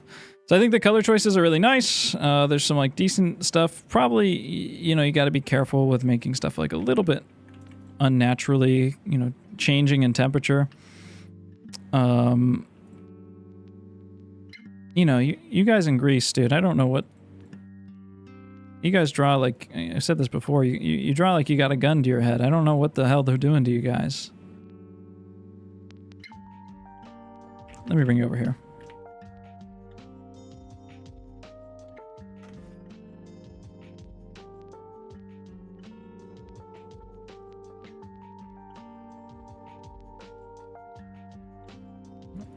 Like, are you okay? Are they threatening you if you don't finish your drawings fast enough?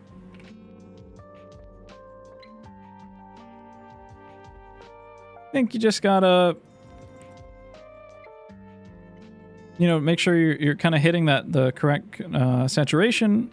I think the color choices are nice. Again, I would push, just like so many people today, and I really think so much of the strength in my drawing, or my painting, that I found was from hitting these big value groups in the hair on really early on, and that really set me up for success because now everything else is relative and in the correct amount of contrast, right?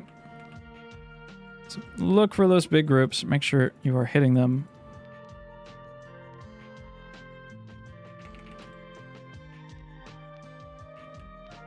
Probably pretty much get darker on like all these shadows. Yeah, so I think there's some value issues.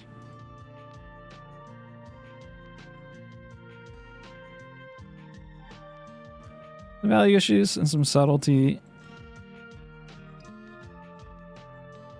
It's all a little desaturated too. You can get much more saturation in the skin. Yeah, just like that.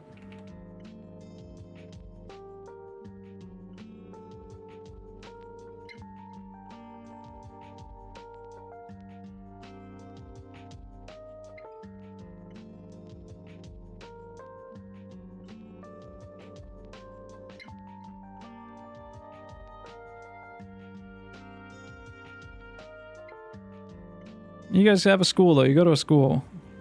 Let me give the critique to the people who got no master. Very good. Nice job.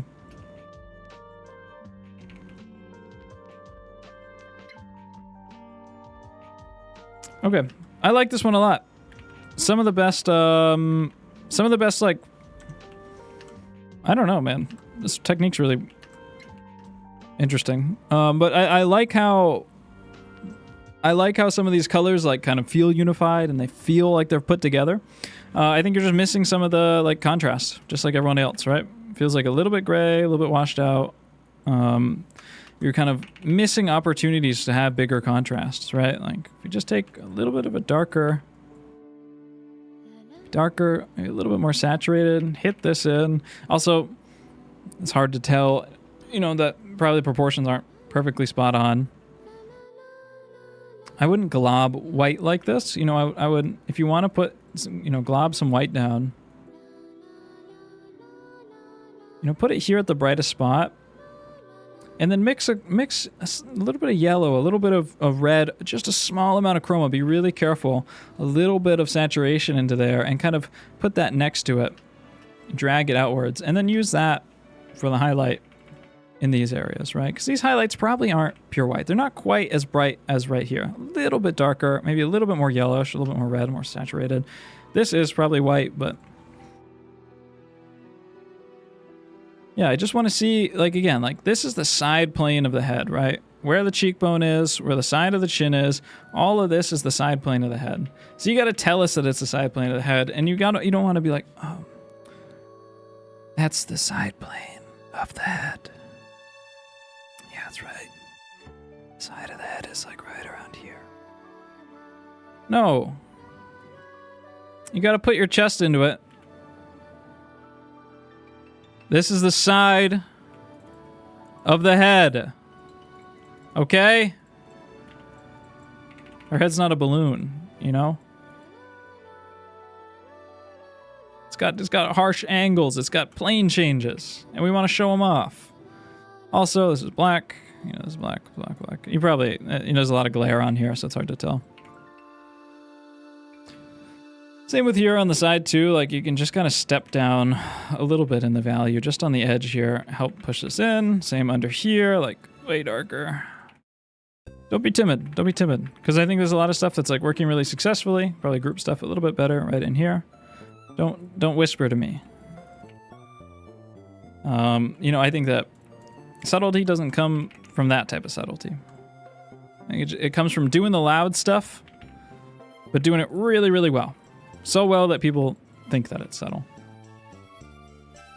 Hit much higher saturation in some of these areas. Again, it's hard to tell what your light is.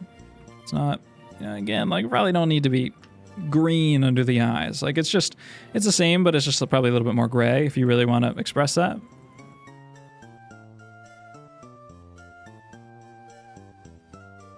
Yeah, there's a lot of really good stuff working in there.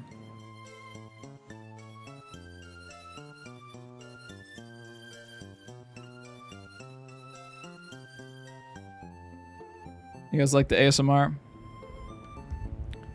Am I making you tingle?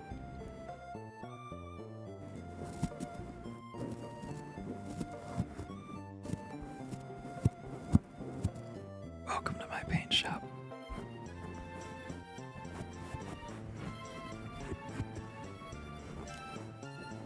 It's one gifted sub or one stroke. What color do you want to be today?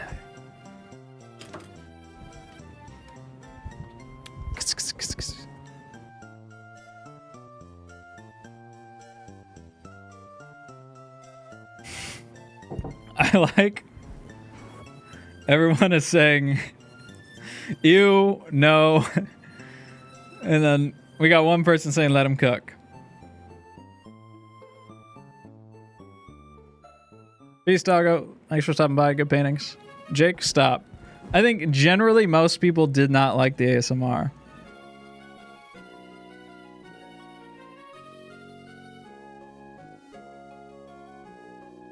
But I'll keep trying it.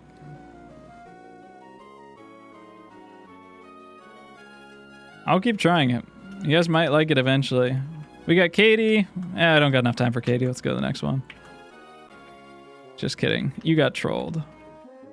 I think the painting solves a lot of these issues that I'm going to talk about in the drawing. That's pretty much what I tell you pretty much every time I talk about your work, Katie. The painting's a little bit better at this, but it could still benefit from the same thing. And that's basically the same thing I talked to Joss about, where it's like, we can just punch in. You know, I'll try to work within the values that you have here. You know, there's a lot of focus on the texture and the values of things, but you can just take that snub and just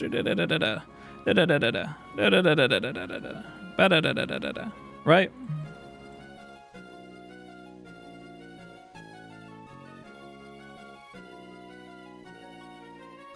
Just take your stump. You know what I'm saying?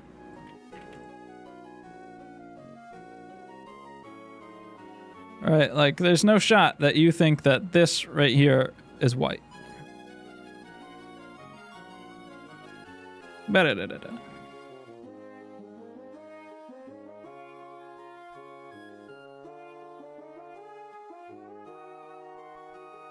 I'm a little bit darker than you have. Let me come back to your value range.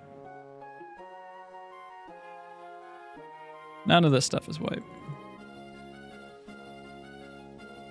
And it just frames the face so much nicer. It works so much better. It's more accurate. Blah, blah, blah. You know, same with this too. You can take that stump very, you know, nicely, drag it out, punch it in a little bit. You can drag a little bit of really subtle tone. Be careful. And then just take your eraser too and just where you need those highlights. You made the whites of the eyes white. Demodded. I think most of the facial features and drawing stuff is fine. Just want to see you group some stuff together a little bit more. That's all. Thank you for your attention to this message. To this matter, I think. Thank you for your attention to this matter.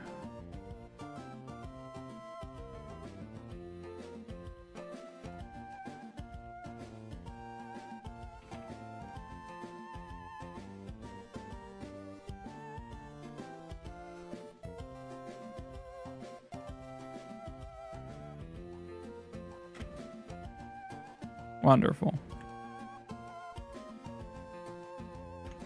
The head still needs to be a little bit bigger.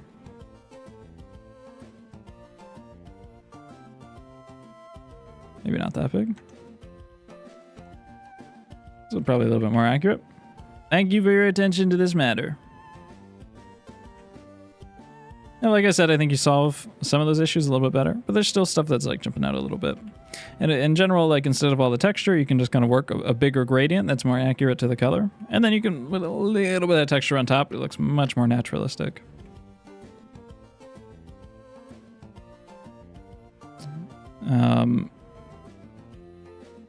Yeah.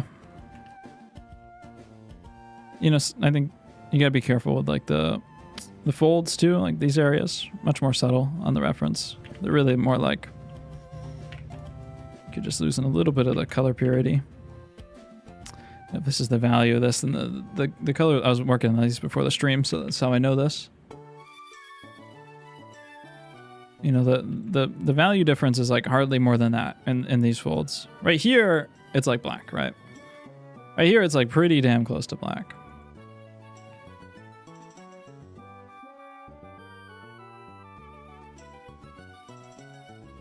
But then it kind of, you get like a mid-tone.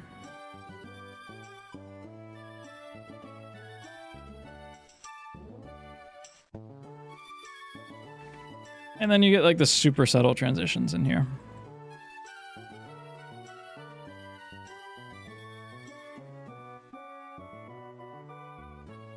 I think in general that will just help organize out a lot of this information. It'll look a little bit more unified. Probably get a little more saturation in there too. Something like that. You know what I'm saying? You know what I'm saying?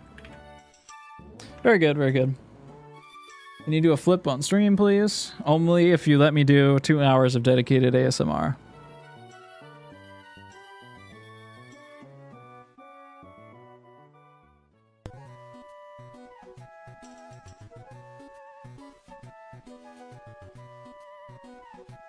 Why should the why should the eyes EAYS white this time when you complain on that? I'm not fixing everything on everyone's drawing. I'm just trying to make like a point about everyone's drawing and moving on. I can't fix everything in everyone's drawing. So sometimes I'll be like working someone's value and they'll be like, well, really, teacher, you forgot that the angle of the ear and the supraclavicular fossa is 2 degrees off. And it's like, I see it.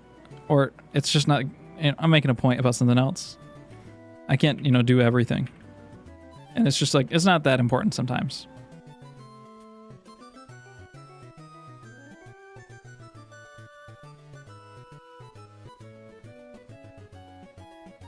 Do 5 hours of ASMR. I could.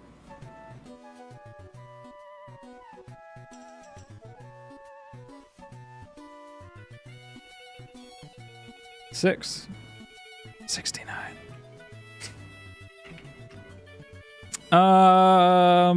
You're one of the late submitters. I kind of like some of the boldness that you're going for here, and I think artistically there's maybe some things to say about the framing and some of the colors and stuff as like a study work. If you're trying to get better, if you're trying to improve at these skills, I think that you're setting yourself up in kind of a rough way by framing it like this, right? And I think it'd be better, easier for your proportions, easier for your understanding of everything if you just put the head in the canvas. That's going to make your life a lot better. And then same with like the colors, right? Like if you're trying to study, if you're trying to make something accurate, the background is blue and purple, but yours is like brown. So you're gonna have to ask yourself why you made that choice. If you want to tell me it's, about the ephemeral material connections between life and death and the color of brown, some shit I'd say in art school in order to pass the class, so be it. But if you're trying to make a study, if you're trying to get better, then I suggest that you try to get those values, colors as close as you can, because that really helps build your accuracy skills over time. I think you benefit from a lot of the drawing construction stuff. The drawing's not bad, but it's missing a lot of form, and I think the form comes from a lack of construction, which kind of occurs because we don't have the head on the page, and also. Some of this stuff just needs to be grouped together a little bit more close, so we can have we don't want to have a really soft side of our face. All right, we want to have a strong side of our face. Boom! Side of our face, right? We want everyone to know that. And the only way to do that is to group stuff properly, right? I see chat in the left side of my eye. I don't see what it says, but I see the movement. Boom! That's a plane. That's what I want to see from you guys. If it's a plane, call it a plane. You know what I'm saying? You know, like, is the nose really that much darker than the skin tones? Probably not. It's probably a little bit more like this, right? So you gotta compare our values. But I think all that starts with setting yourself up right. You know, setting yourself up for success. And picking the right shaped canvas, putting the figure with a good drawing on the canvas in roughly the right spot. Roughly means fitting the whole thing on there. And trying to mix, you know, the colors that you can see as accurately as possible. Angle across the face. Angle across the face. We gotta have that mouth come down, I think, a little bit lower over here.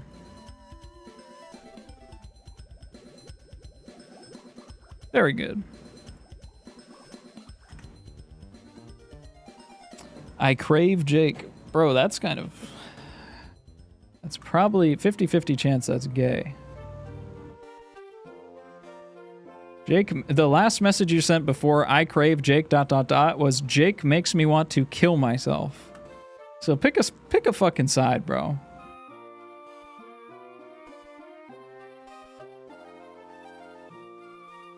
It was high-key good ASMR. Gazelle is the only person in here that knows what's up. And they made a really good painting, too. I like the painting that they made. So I feel like we should listen to the people with, like, an educated stance.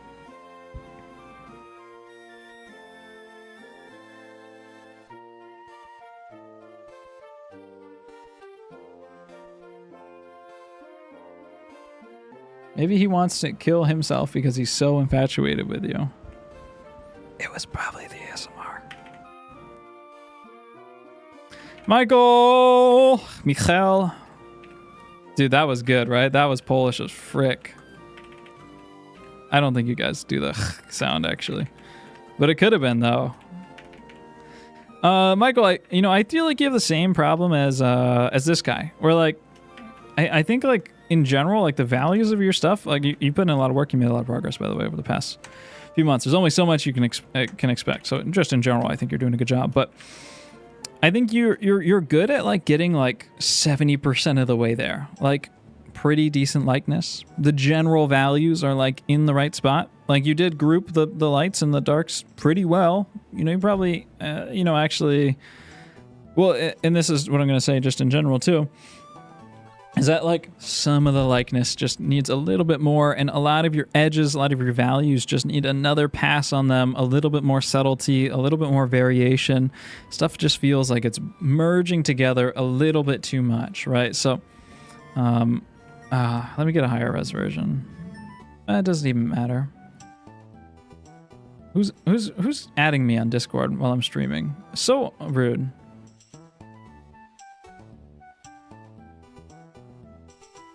I'm about to get like 10 more.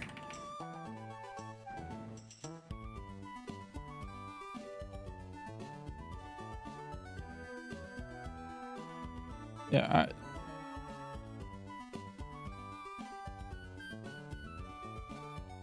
How many paintings are left to critique? 47. So we're about 20% of the way there. Hey Jake, do you ever do paid one-on-ones? There's a digital art style I'm trying to emulate, but I'm trouble breaking it down. I am not doing one-on-ones right now. Maybe something I'll do in the future. If you're like an oiler, if you're like a Saudi prince or something, and you got like mad money, you want to hook me up? That's cool. But it's got to be like a ridiculous sum of money, because I'm really not doing them right now. So no.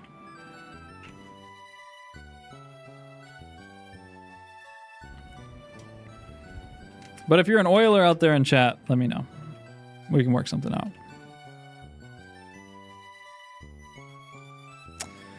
Yeah, I think you're like pretty close at getting there. I was gonna grab the higher res version. That's what I was doing, but I got distracted. So I really want to see... I think what I want to see is one, I know you're not using the Conte, and you should be using the Conte, because I think there's some areas where it's a little bit chalky, and I think you can just push some of this stuff down to black a little bit more, and it would open up a lot of range for you. That like some stuff is bumping into each other right now. Another thing that I want to see too is like you have like this general value here, but push it in. You know, I think that's kind of the theme here. You can drag out some of this. I thought he meant like Diddy Oiler. No, like a Saudi oil prince.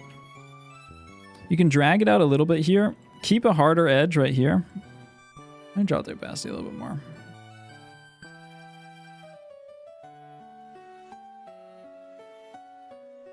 Right, and then take your stump too. Keep pulling this out, creating another transition right in here.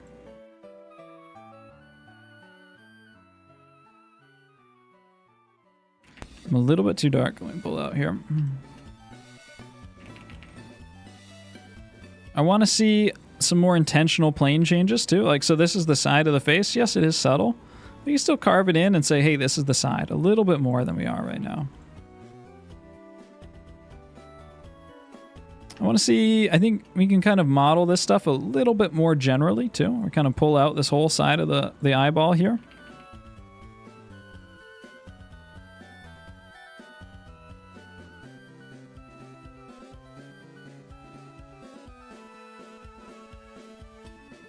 What do you guys...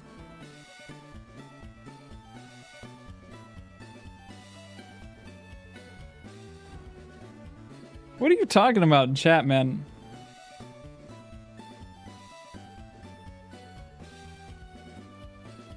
We might have to do a Gooner purge.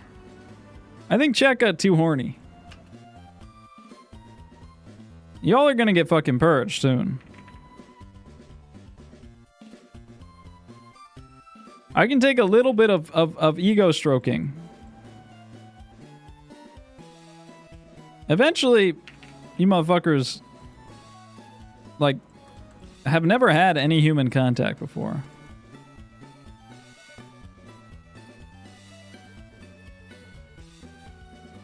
Whatever, it ain't that good, whatever you think it is.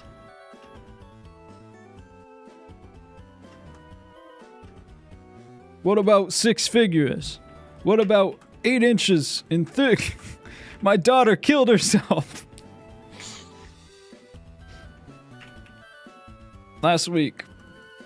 What about loving...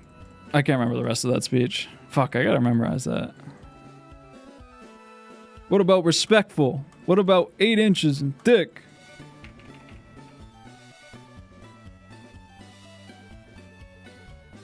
Punch this in a little bit further.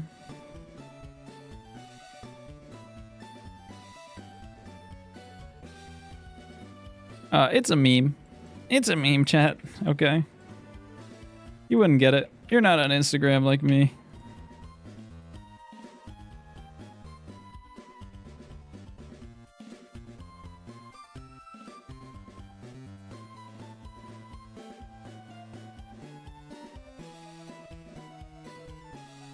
Hello?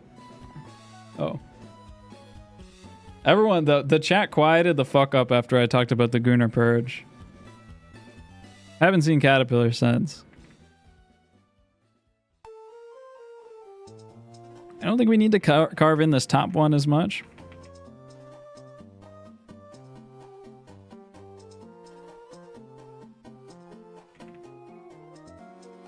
Just knowing where to like hit those big value groups, how to place your accents. Let me pull up like a French drawing here, because I think like analysis of drawing is like almost more important.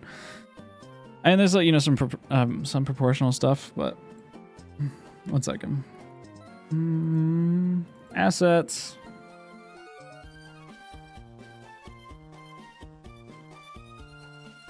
All right, this chat is too horny.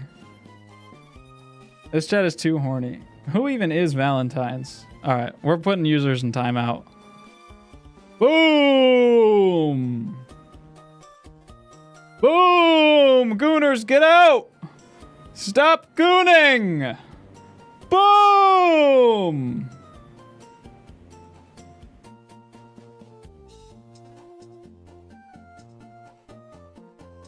You're getting another 30 minutes. Boom! This chat's going to hell.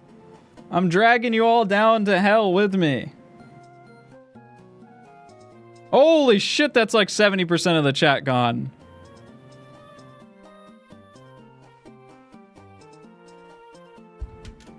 We're Costco guys.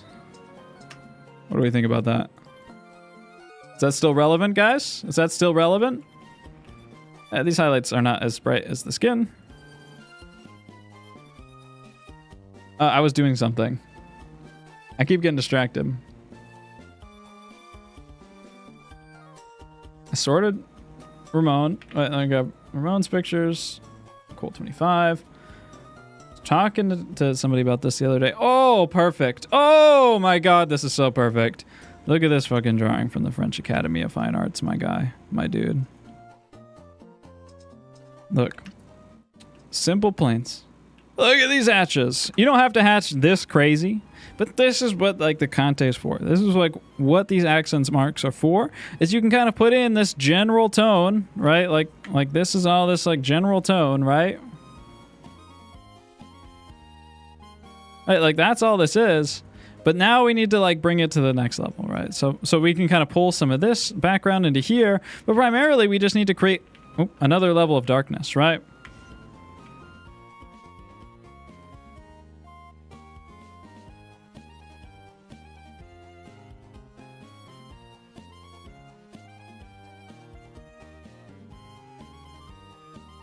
So where we create these like darker accents, where we need to push stuff in, where we have the change of form very quickly, that's where we can drop a few hatch marks. We can take our stump too if something's like a little bit too much. We don't need to round every fucking corner. You especially are rounding corners too much, right? You just need like a little bit more form. Right.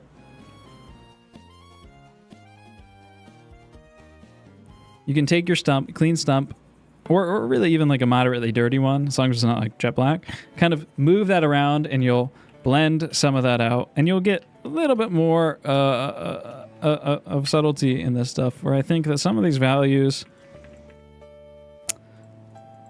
I think everything's just kind of like sitting in the middle and you're not getting the type of contrast that would really help push this stuff to the next level.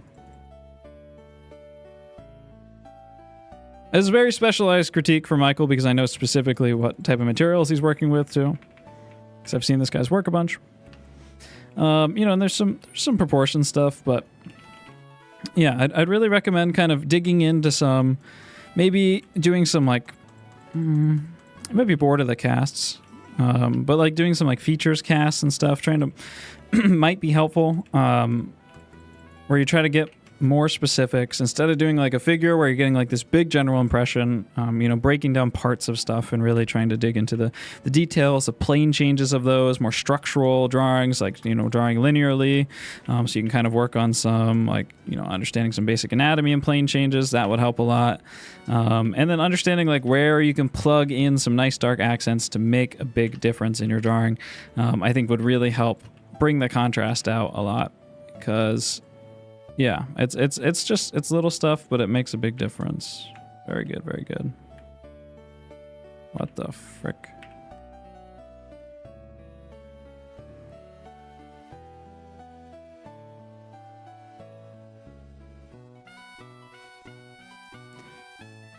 When Ramon stream next? I'm definitely gonna be working on him pretty closely with the next video. We'll do a I think we'll do a composition stream. We'll do a composition challenge, the next challenge. So maybe I'll have Ramon on for that.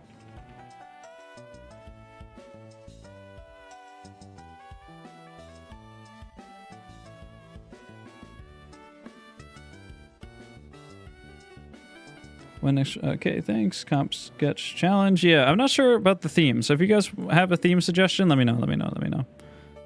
Potluckins, I think one of your best paintings. You made it pretty darn far in this one. I think you did good. There's some general, you know, first off, I watched your speed paint and you did the whole, your underpainting is this maroon purple. I don't really get the point of that, but you know, whatever. Not really a big deal. The values are pretty good in here, but there's just like a little bit too much information, right? Like we can kind of just group stuff together a little bit more, right? Like this type of stuff is here. If we look at the reference, right? Like look how, well grouped this area is. Like squint your eyes, like this is pretty much all black. I'm not even on the correct layer. It's a little bit darker than that. I grabbed a point that was too light. This is all very, very close to black, very close in color. All through here, very, very, very close. Okay, now we get a new group and we can kind of do this stuff, right? And there's a little bit of kind of transition and a little bit that serves as some highlight in some spots, right? Like that's what this is. 3, maybe you could do 4 as you get there. But I think you're kind of changing up those groups a little bit too often. Shit, I'm going to ruin this reference photo. Oh, I'm hitting Control-Z so many times. Okay, so I think you just want to group this stuff together a little bit better. Maybe you're getting a little bit too crazy with some of these neon highlights that are too bright. Just paint what you see, brother. Slay, sister. I feel like you would like it if I said that.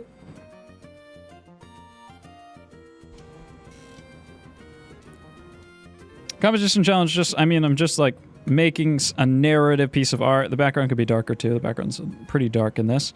Making a narrative piece of art. So generally, composition challenge will have a theme, like some sort of classical story or some sort of interesting story. Maybe one I had in mind too is like sirens or harpies or sailors. Like that's kind of fun. So. And then you have to make some sort of original sketch based off of that. I'm not looking for finished art. I'm just looking for cool ideas and original, sketches. And if you're really good and you want to, paint it and push it further, then go for it. But not necessary. More just about kind of coming up with ideas and practicing your creative skills and how well you can position stuff in the page, which that is, generally what composition is. I think we need to group stuff together a little bit more, maybe a little bit too saturated, a little bit crazy with our saturation with the purples and the greens. Gonna have some harder edges in here. Pretty good though. I think we need some harder edges. Like there's just a lot of evidence that you're kind of pushing stuff around on every little piece. I think you need to just put some stuff down. Let it go. Let it go. Here's the edge of something. Spill it over. I like these transitions here. Put it down. Let it go. It looks so much nicer. Don't have to go. We don't need the top plane and then the mid plane and then a transition and then the core shadow and then the reflected light and then the purple and then the brown and then the gradated purple outwards and then a slightly darker halftone. Okay, potluckins. It's not a potluck of shadows. It's just like 3 values, okay?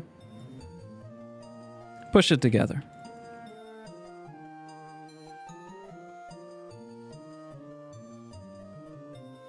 This is too light. Keep it together. Thank you. Thank you for your attention to this matter.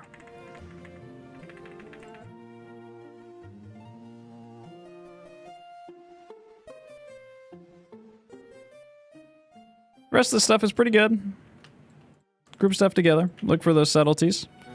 You can get like a little bit more of like a pulling, wrapping motion in this area. I think the values were decent in that spot. This area needed to be... You have like a lot of these warm, weird purples and stuff like that. Again, for the liberals who don't know dark humor, if you want to have weird purples in your painting, that's fine. But I'm always going to critique you if you're submit here for color accuracy. I'm always going to critique you for color accuracy. That's what I do. It's black back here, bro. Throw black in there.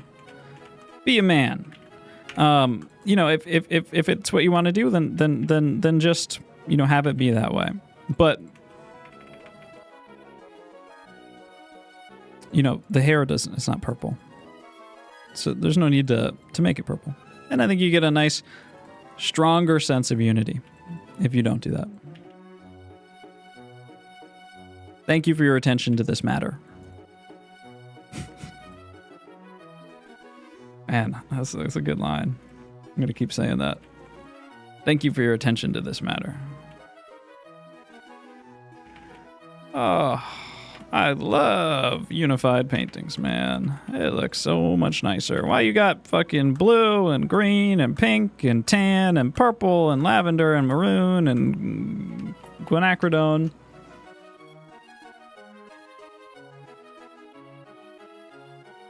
Okay, Poifo.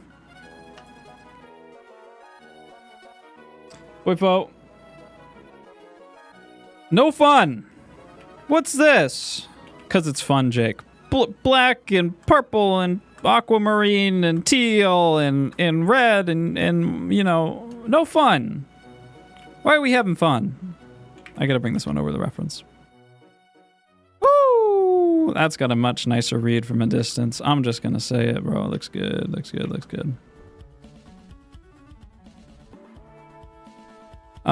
You know, Poifo, you're very good, especially stylized stuff and sketching, much better than I am. So I'm going to critique you on the things that I know how to critique you on, which is accuracy, color accuracy, type of stuff you can use to, you know, push this stuff to the next level. Obviously using somewhat of a stylized color palette here, so it makes it a little bit hard for me. I mean, I like these edges. These are nice looking edges. I think we're probably just chopping stuff up a little bit more than it needs to be chopped up. Let me swap to a different brush, I think. Right, so like probably a lot of areas on the reference are just much more grouped together. And I think you'll find desaturate, make that a little bit brighter.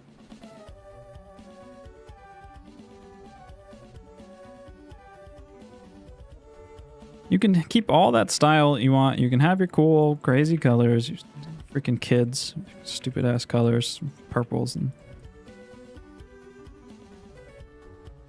kids these days. But we can probably just like merge some of this stuff together and make it a little bit more subtle. Right, I think like same in here, like I think we're losing some of this stuff a little bit. The value's not bad, but I'd like to see, you know, some bigger groups of this stuff coming together. Right, so like, what about kind of group this together? This one's a little bit lighter, kind of group this together to get a little bit darker inside of these little swirls, yes. Get a little bit lighter here, but we'll try to keep those nice and close together.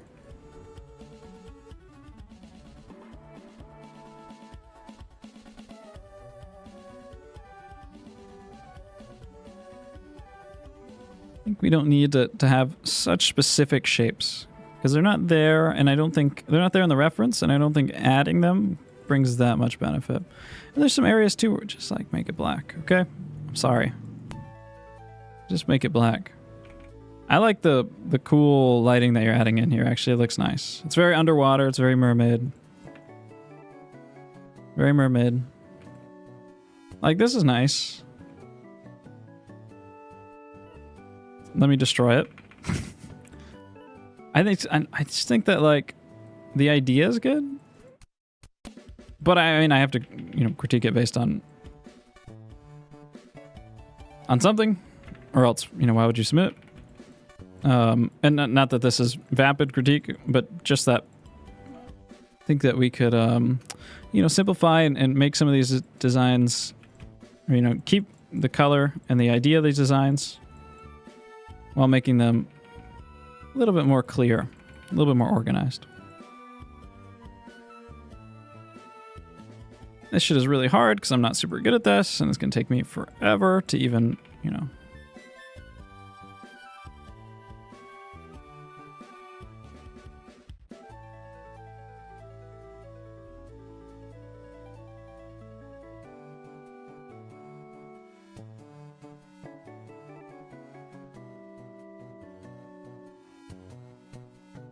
push some of this together.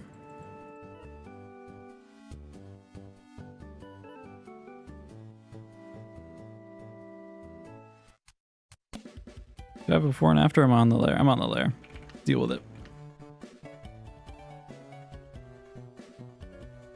Just to make sure that this stuff stays in check. I like some of this. I like some of this. You know, and then again, like, I would probably just try to hit... You can have this, like, nice dithered texture. I would keep it in your highlights.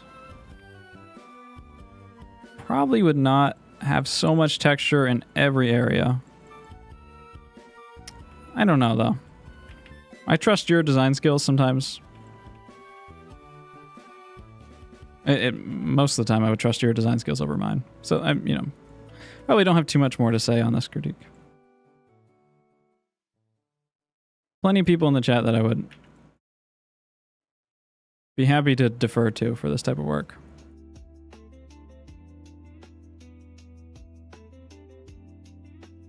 What about the jawline here? Yeah, the accuracy is pretty freaking close, but it's probably positioned correctly.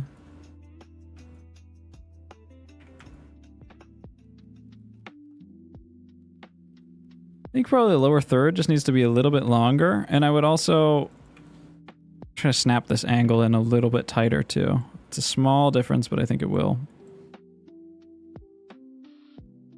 This type of stuff really does matter. I'd probably push this in a little bit more.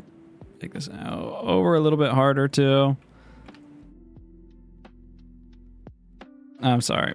I don't like how bright those highlights are.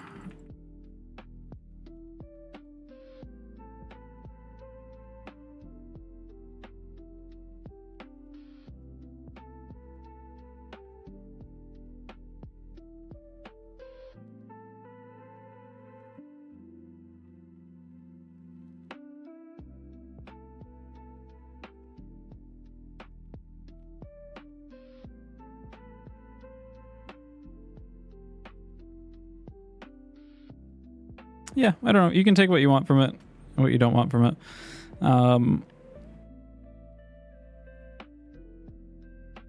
I think there's a risk of taking every little piece and like having the value range of every single segment kind of push from black all the way to white. You know, like you have a full value range in the hair. Here you have a full value range in the hair. Here you have a full range in the skin tones, right, or in the face area.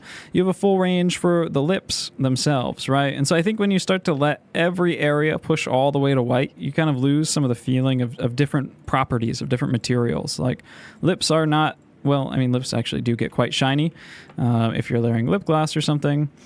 But generally, the shininess of your hair versus your skin versus your lips is all going to be a little bit different. And so if you push them all to the same level of roughness or whatever,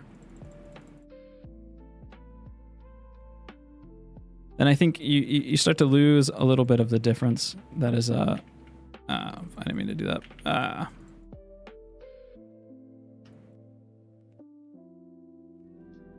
The difference between those groups that's important. I really fucked this shit up.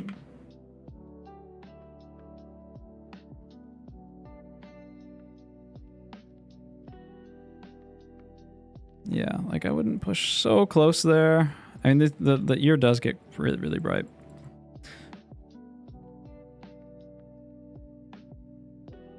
Yeah, in general, it's really, really good.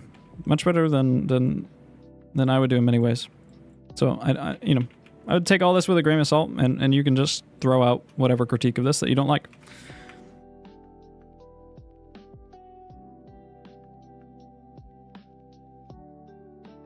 It's not... We're in the realm of things that are not absolute truth.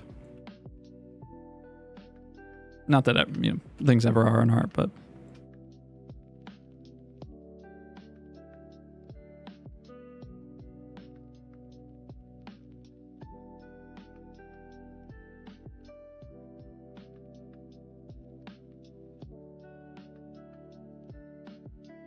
Oh, I redo the highlights multiple times and I didn't like them either. Yep, if everything highlights to white, then nothing's highlighted. Yeah, basically.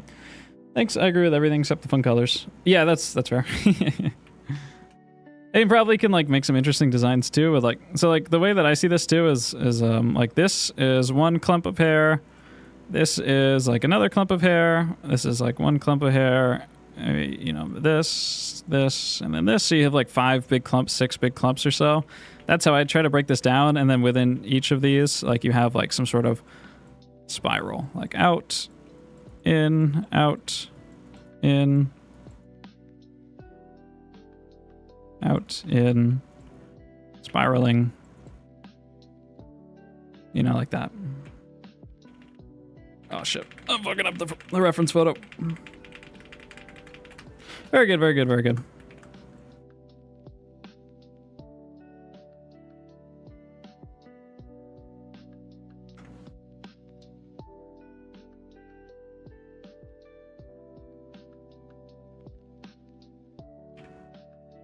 My layers are all fucked up. Oh my god. 28 and 5. 28, 5, control, group. Oh, where's my... Uh-oh. Ah, okay. Here, control C, control V. 58 and 5. This is so messed up, man. There's not even a 58. Oh my god, I'm high on weed. 28 and 5. You know what? Just zoom in. Just zoom in on the video, okay? Deal with it. Oh, it's on 3 different layers, guys. It's so Jover. It's so Jover.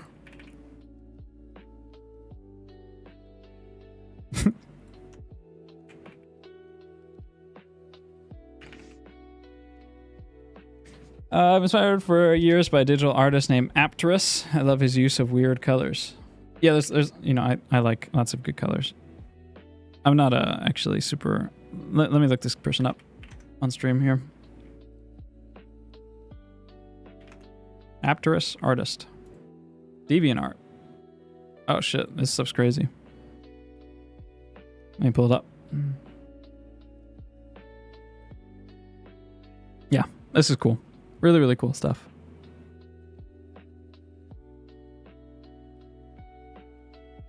Yeah, I like this type of color. I like this like super chromatic, but also kind of low saturation and low contrast. I mean, it's not low saturation, but low contrast colors. There's a handful of artists that do that type of work, and it's really fascinating. Yeah, very cool, very cool. All right. It is the most poifo coded art ever. Okay. Guys, let me pee. I'm gonna power through the rest of these. All right, give me 1 second.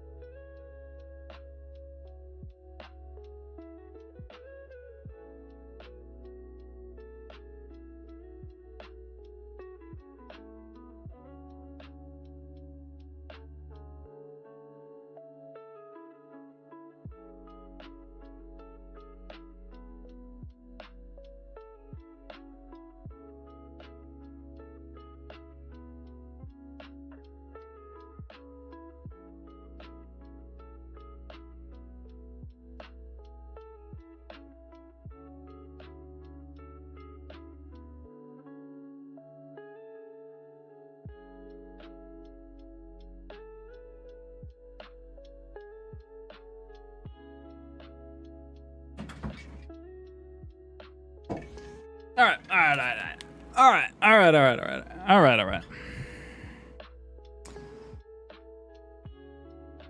Unfortunately, try to be quick for you guys, so I only, you know, I didn't have enough time to wash my hands. I had to get a Sprite, so I had to trade something.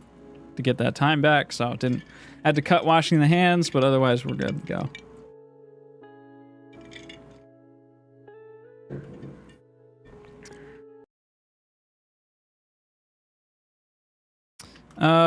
Okay.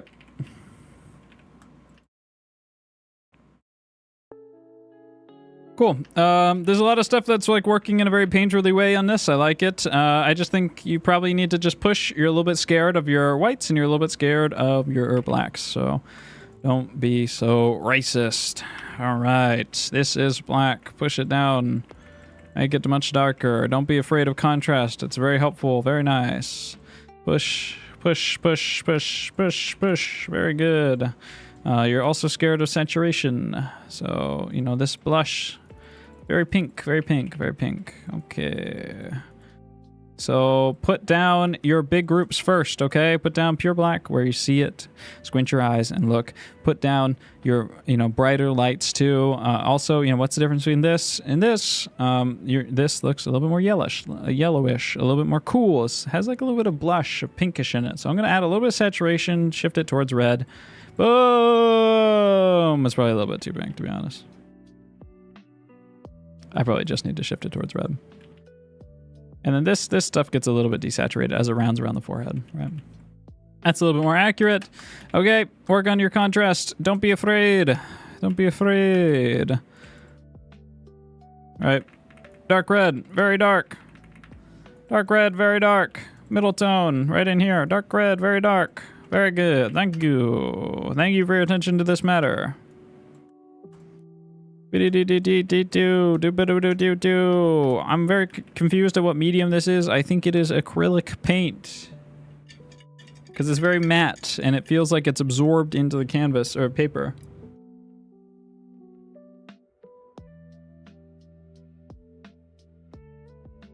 Just lick them clean. That's a good point, yeah.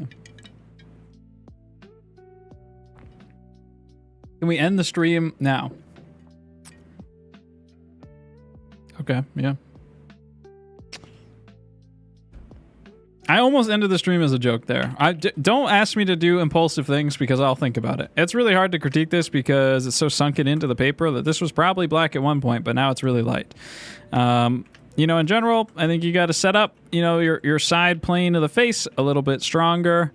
You know, if you're painting in acrylic, maybe paint on a surface that's not so absorbent. That way stuff doesn't sink in quite so much. If you're painting in gouache or something, you know, something's wrong. You know, you should have a little bit more saturation in your paint. After, I think it's acrylic, and I think you're painting on a really absorbent surface, so it's sinking in, and you're losing all of your color. You know, your depth of stuff, and it's very matte. Yeah, I try to separate out, you know, side plane of the face, right? Run the brow, down the cheekbone to the side. Do. Very good. Throw in a little bit more saturation, a little bit more reds. You know, don't be afraid. Okay, hey, we need to round the forehead a little bit, so we make it a little bit darker on the side. A little bit desaturated, darker, a little bit more yellow. Boom, boom, boom, boom, boom. Very good, very good. Thank you. Wham, bam, thank you, ma'am. A little bit more red right around here. Ba, ba, ba, ba, ba. Thank you, ma'am. Probably need to push our shadows, you know, push the contrast to this stuff. Bum, bum, bum, bum, bum, bum, bum, bum, bum, bum, bum, bum. Very good. Looks good, right?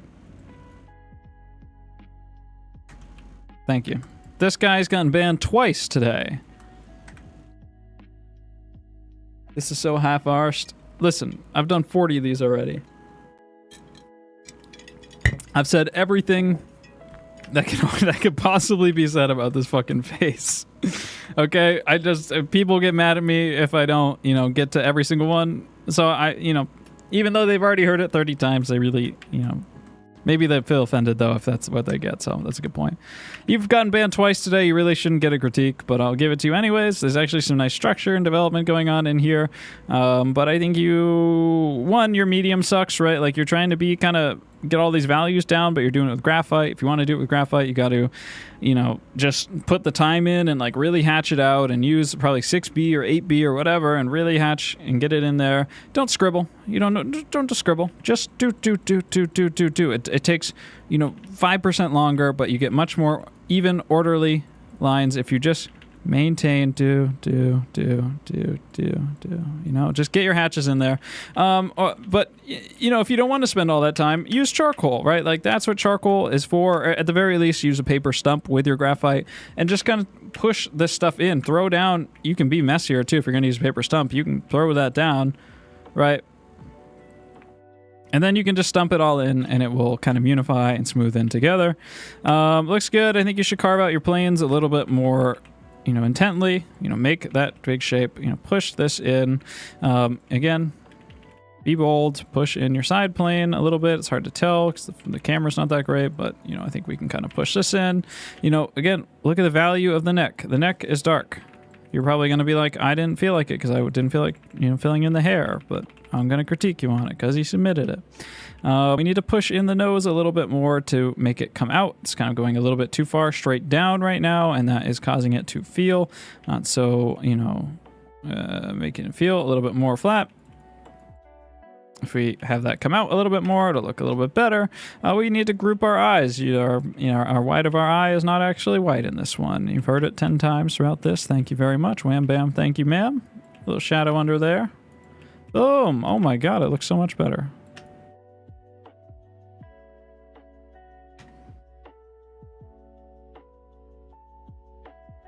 I was rushing. Yes. Yeah, I think, you know, charcoal's like sick, by the way. Or at least a paper stump would help you out a lot. I think this one is by Evo.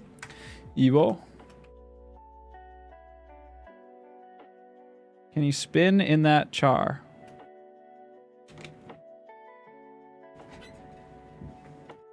Dude, that shit is fast as fuck. I'm back from muted jail. You are probably the horniest man alive, but I don't remember even what you said, so you're free. Evo, I feel like kind of should work on getting those colors and values a little bit more accurate. I feel like especially in the skin, we're kind of feeling very like one hue. Like, you know, we're kind of like blush up here, pinkish, right? And then we're going into like this type of red, and then we're going into like this red, and then we're going into the brown, and then we're going into like dark red. I feel like we could use a little bit more variation between the warms and the cools, right? So, you know, maybe we are kind of yellowish for our highlight, and then we're a little bit pinkish around that. I know that the difference looks incredibly small, but it's there. And then we're a little bit more of this like more desaturated, coolish yellow for the rest of the forehead, right? And then we come into the side and we do warm up a little bit, right? This is pretty orangey, a little bit desaturated though. You can see this, you know, this photo isn't the best, so I'm losing some saturation just in general from your photo, but we can see just how much more saturated we can mix into here. So, you know, I recommend, you know, working on kind of matching your colors as accurately as humanly possible. You're going to make some really shitty proportion paintings while you work on that, but that's just kind of how it goes. It's hard to focus on a couple things at once. I'll probably push this down a little bit more, push in. It's not that far off. Might just be the camera. Stuff's okay. We can probably just, you know, increase the contrast, right? So this we can make a little bit darker, a little bit more saturated. Boom, boom. Give her that little mustache. Right, keep these spots, right, for where we have those like actual transitions. All right, and then like the bottom lip can be a little bit brighter, a little more like pale. Maybe not that pale.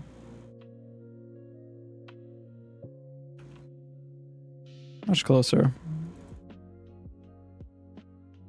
Somewhere in the middle between those two. All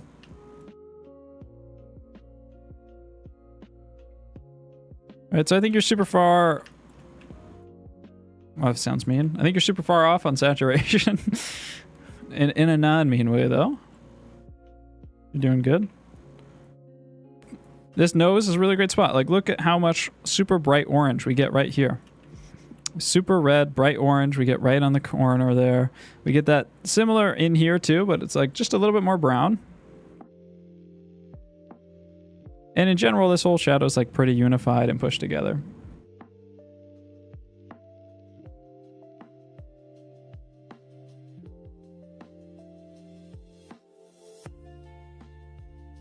So you know, it's tough to balance. And like if you're trying to get like perfect color accuracy and you try to like go like, okay, I'm going to get this and then this and then this and then this and then this and then this and this and this, your painting's going to suck because you're going to be, you know, mixing out everything and it's just not going to, you're going to lose that unity. So, you know, what I recommend is put in your darks first. You maybe you scrub in your background, doesn't have to be perfect, and neither do like the darks, but I kind of mass in the hair and get those general values down first to kind of really pay attention to getting those changes right. And then I kind of mass in the forehead at like this general skin tone. I mass in the side of the face at kind of like this, and then just throw a little bit of red in here for this part. And then I throw a little bit of brown or black in here and just desaturate it for this.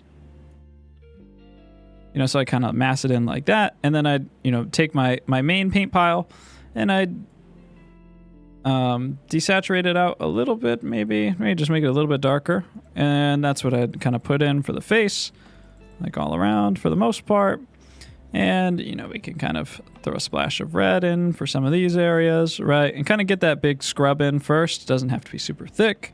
You know, it doesn't have to be super thick. It can be. Doesn't really matter. Top of the nose, and make sure you kind of punch in your shadows dark enough so that they actually feel like they have enough contrast. And then don't be afraid, you know, after you kind of get that big block in, don't be afraid to take a fan brush or whatever. You know, this is the kind of the secret. It's a secret sauce. You get these two colors that are close to each other. You take the fan brush. I use the Jake brush because I'm a big fan of him. And you pull the edge just like the stump, right? Just like the stump.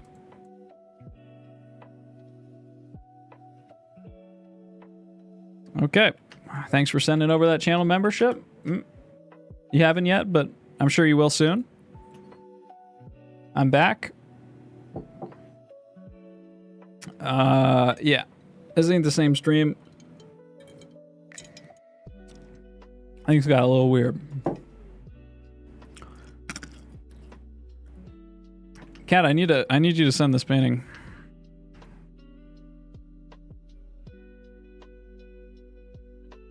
Wait, who's submitting? Oh, wow. Wow. Gooner's welcome. I mean, you can't help it when you see something like this. Holy! You outdid yourself. Very good, very good, very good, very good. Thank you. Speed run. Back on. Giselle, I think I'm gonna do you last. Giselle's kind of similar in cadence to the name Ghislaine. And you know, I'm not messing with that name right now. Just the thought. This is nice. There's like some pretty nice characteristic traits here. You can kind of tuck this in a little bit more, push this in a little bit further.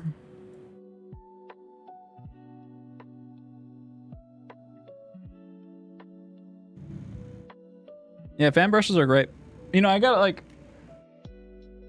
a couple packs of this stuff from like Temu or you know, AliExpress or Taobao or whatever, wherever the fuck you live, right? From China. Oh, it's not automatic focus. I'm an idiot. And like,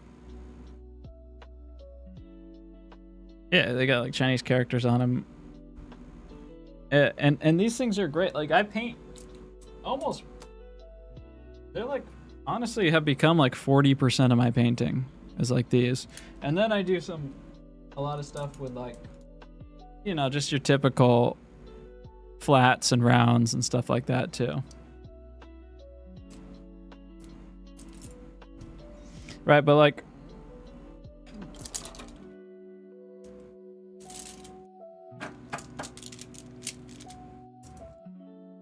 some of these are like really, the focal range is,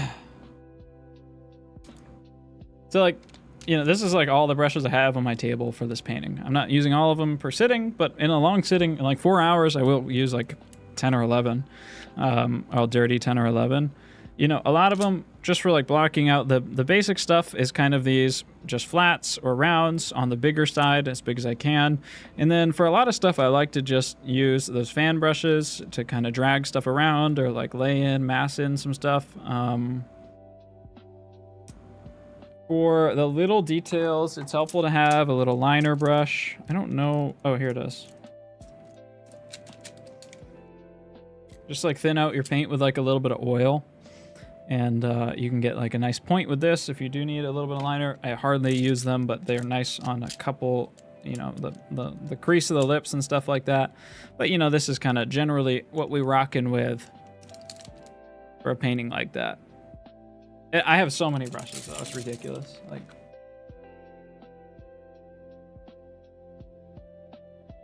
I got all these.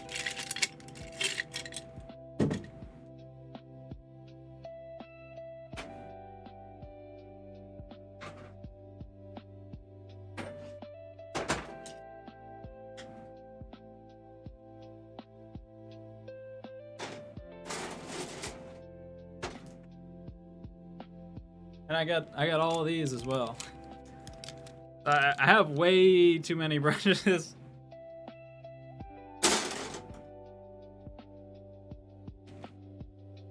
Oh, was I gatting you guys? Sorry.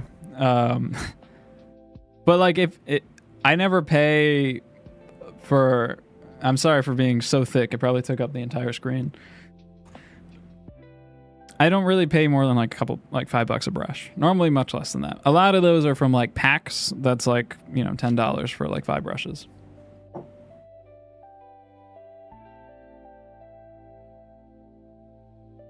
You just got out of horny jail? You're gonna get perma. When I paint, it's usually 2 brushes, one for small. I mean, yeah, you really should have like at least 5 or so brushes, I think, for painting. It helps a lot. Helps a lot.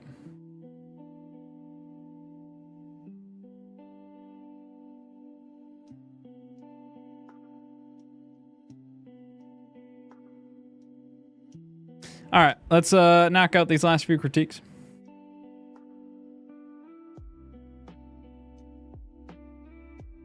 Yeah, this looks good. I really like, this is like really ethereal feeling, and it has like all those nice traits of the model.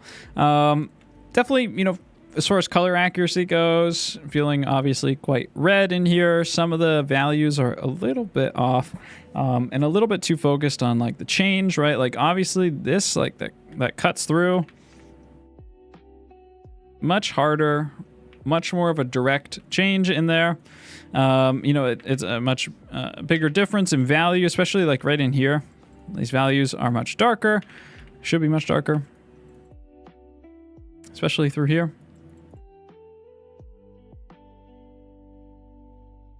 You know, even this strip of light that runs down here, it's very dark, right? So what you can kind of do is like mass in this general tone for everything. And then what you can do is take that slightly lighter one and kind of run it along down that tube. You can kind of carve this out, make sure that we're hitting the proper value for this stuff. And then you can kind of pull along with your brushes, with your fan brush or whatever, and kind of just, you get that nice, that's what I was describing at the beginning of stream. Fuck, that was not the right thing. Right, where like we can use the fan brush to actually create this feeling of like pulling and motion through these areas, right? We're dragging one tone into another, pulling our shadows into our lights or our lights into our shadows, actually getting that nice thick feeling on there, and that actually makes it feel like stuff is moving, wrapping around its actual thick flesh. So that, you know, that's the power of pulling stuff in the proper direction. It just needs to be a lot more like brown. Yeah. Most people too desaturated. You are too saturated, which is a nice change, an interesting change of pace. You know, don't get too caught up in like the reflected lights and stuff under here. Group it together. It's a lot closer than you think, always. Same, you know, with a lot of this stuff where it's like you have like some of the right value changes and stuff. Just let stuff bump up against each other. Like, it's okay. That's how stuff actually looks in real life. You gotta let stuff bump up against each other. And let 2 hard edges exist, 2 colors exist next to each other. It's okay. That's what stuff looks like. You know, underside of the lips, look at how dark these are, right? So compare things to each other. Don't just paint what they feel like. If you think this critique feels very short and, you know, overly bold, it's because I've said this like 100 times by this point of the stream to everybody. So, apologies. This painting has a nice character to it that I like. And then again, you know, like I've said to almost every single painting, if it's dark, just make it dark. If it's black, just make it black. You know, you gotta put in those values. That way you have stuff to compare to. Again, like this little brush of hair here, nowhere to be found, right? So, doesn't exist. Same with the underside of the eye. It's very dark and very gray. Yours, you made it white. It's not white. It's very dark, very gray. All this stuff can get grouped, pushed together a little bit more. This is nice. Like there's some nice stuff happening here. I think you can just be a little bit bolder. You can use black. It's okay to use black. It's good to use black. It's a nice color. It's really helpful and will help you kind of unify this stuff together to make bolder contrast, which will give you more form, more depth. And you can still maintain all of your fun chroma and colors if you want, right? But you just got to do them within the groups that they belong in. Okay, very good, very good, very good, very good, very good. We're so close. We're so close. This one is like a really nice, this one's kind of interesting. It's a really nice drawing. Then take a chat. Wait, was this one of these illustrations?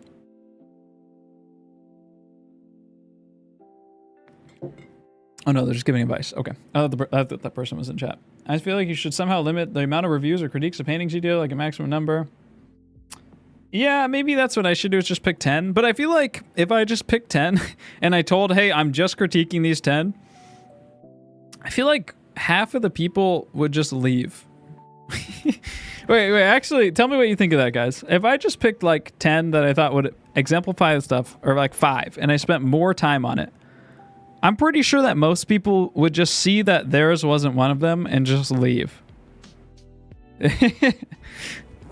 But then we get like this type of situation where I don't know.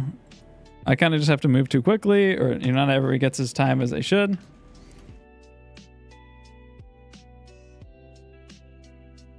Just don't say what they're going to be on the screen. Well, I guess I could reveal them one at a time. You're right.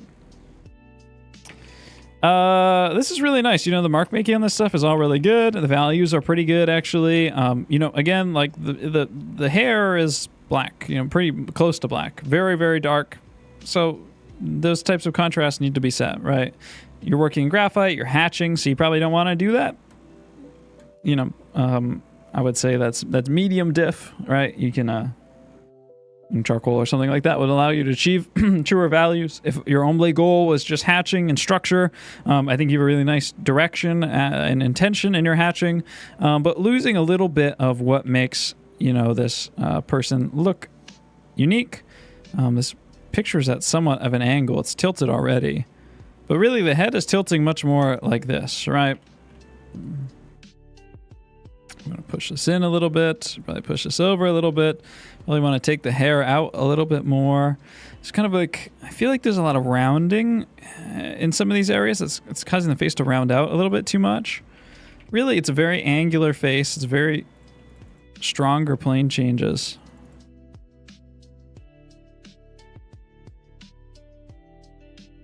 Yeah, I fully agree with the concept that it'd be better to do less, so I don't repeat myself as much.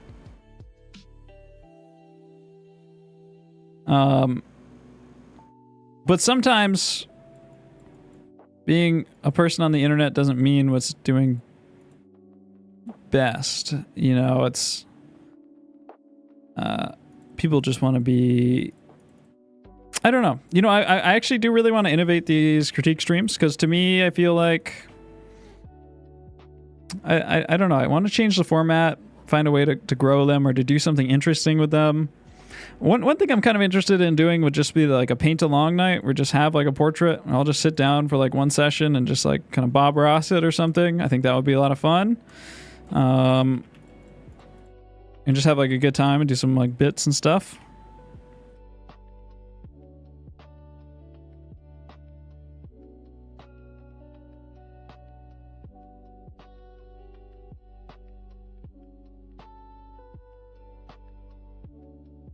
People loving the paint along. Okay.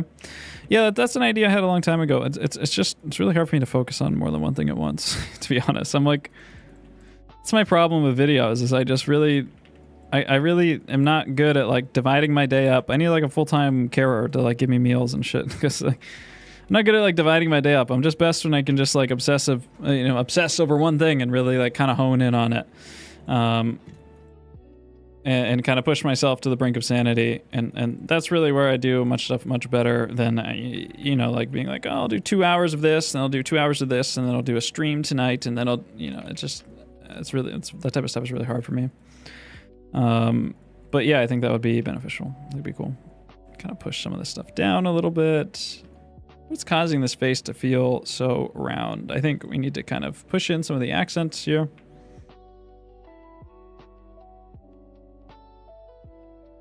I think this line needs to be definitely straighter now that I look at it.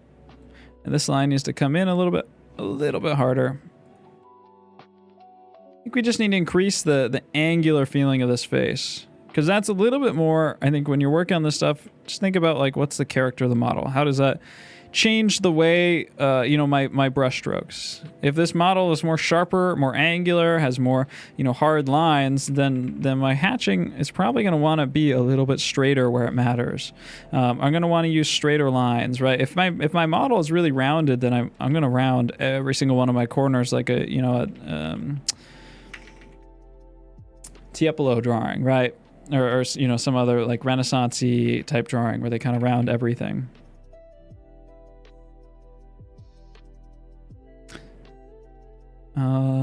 Let me think here. I kind of want to pull this in general.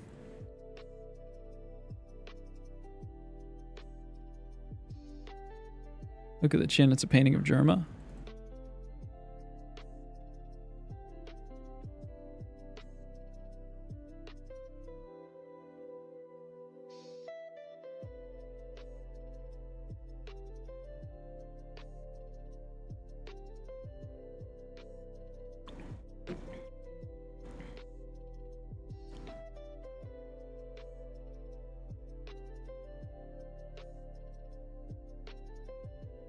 I see Damon. Yeah, Matt Damon makes sense.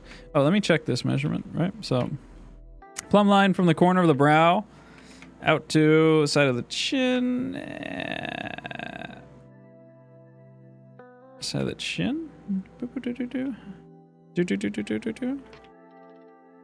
Yeah, I think this needs to come in a little bit more. I'm marking the shit out of your beautiful drawing. Should have made it more accurate. That's a good drawing.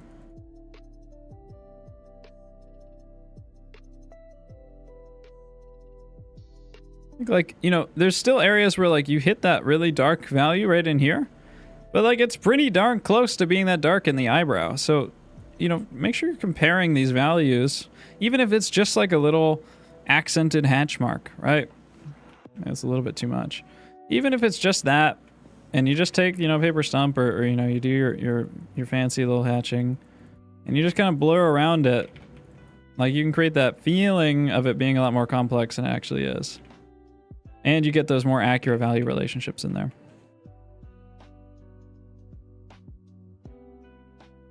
Like a little bit too tight on there now. Holy shit. Love your $50 very much. I've been working for 3.5 years on the world's most advanced drawing app and it's going into beta in less than 2 months. Any chance I can email you and pay you to get your feedback? Thank you for your consideration. Yeah, shoot me an email. Let's see what we can work out. That's a lot of money. Thank you so much. Right here. I just dropped my email in the chat. Thank you, Saeed. I've been working for 3.5 years on the world's most advanced drawing app, and it's going into beta. Oh, I see. This is a business opportunity. Yeah,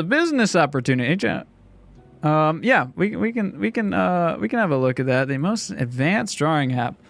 This can be some Mid-Journey type shit. I appreciate it. See, that's really nice of you. Thank you so much. That you're the #1 donator of all time. That's some crazy fucking money. I ain't never seen a 50 in my life.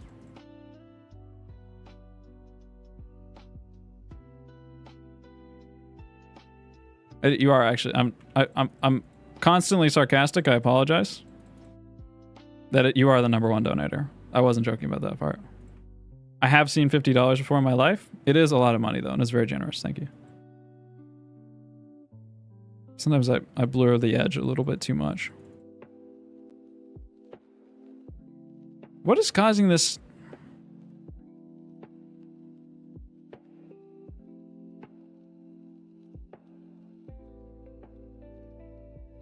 It's so hard to figure it out when you're working on top of someone else's drawing instead of just starting from scratch.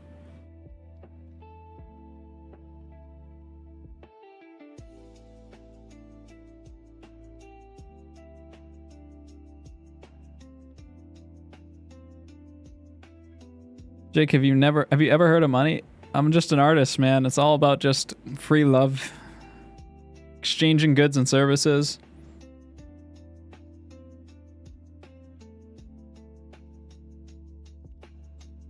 Once I set up a donation, $200, but I got my PayPal incorrect, so I haven't been able to get it. It's been 5 years. That's probably worth like $100,000 now. That's investing. You should check out Bugaro. Never heard of him. Is that like a game dev or something? To be honest, I've been doing too many critiques. I don't know what is specifically wrong with this, and it's kind of driving me crazy. These values need to be grouped together a little bit more.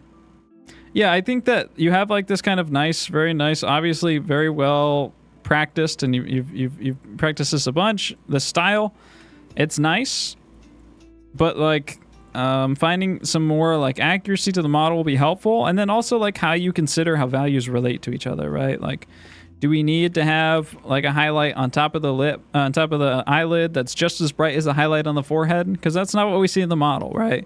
Is the hair, you know, the hair is pretty much black on here, but you've only made the eye black. So I think, you know, comparing, you have this really strong reflected light under the nose that just doesn't really exist on the model. Making those comparisons and deciding where you want to set your threshold for your lights and your darks will be really helpful, because you're making, I think, a lot of those choices stylistically right now, which is fine. But if you want to, you know, kind of grow more as an artist, you're going to have to, you know, be able to dive a little bit deeper into, you know, beyond what your style is, so you can take back some of that stuff and decide what you want to keep and what you want to throw out.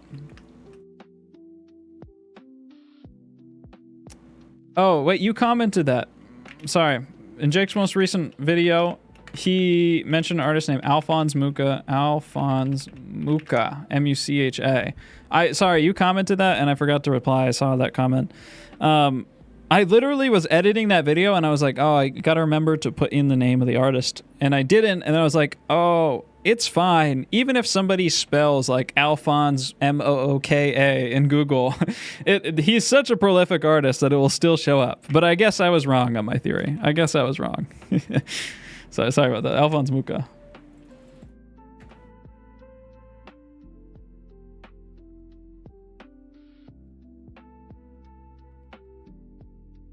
Not AI. That's good. That's good, brother. That's good.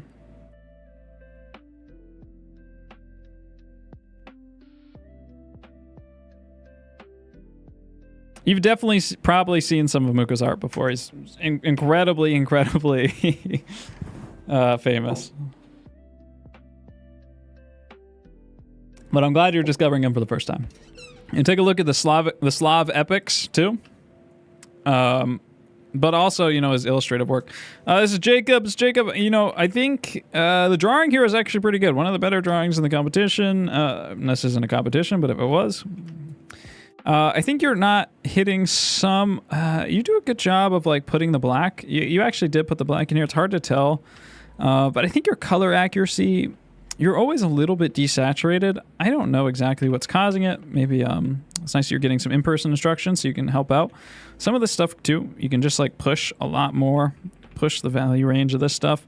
It's really bright in here. I'll assume that some of the, you know, this should be black, but it's just glare that's causing you some issues. Like, why does this is probably pretty correct. You're definitely losing like a lot of saturation in here. So like, I think that you should be like this. I would mix just from like, I would take some yellow ochre, right? It's going to be something yellow ochre, cad yellow, and cad red. And I'd try to get something, you know, that's going to hit like this. It's tough because you don't want to hit that highlight color. You want to hit something more like this. This is probably just yellow ochre, a little bit of cad red. Maybe, you know, maybe a touch of burnt sienna or burnt umber or whatever this red is in order to kind of get it into that level. But I would be careful with the black or the white because you're doing something that is causing these colors to be kind of dull. I'm not sure exactly what it is. I'd have to see what you do a little bit more specifically. And I'm just talking to Jacob this way because I've seen some of his paintings.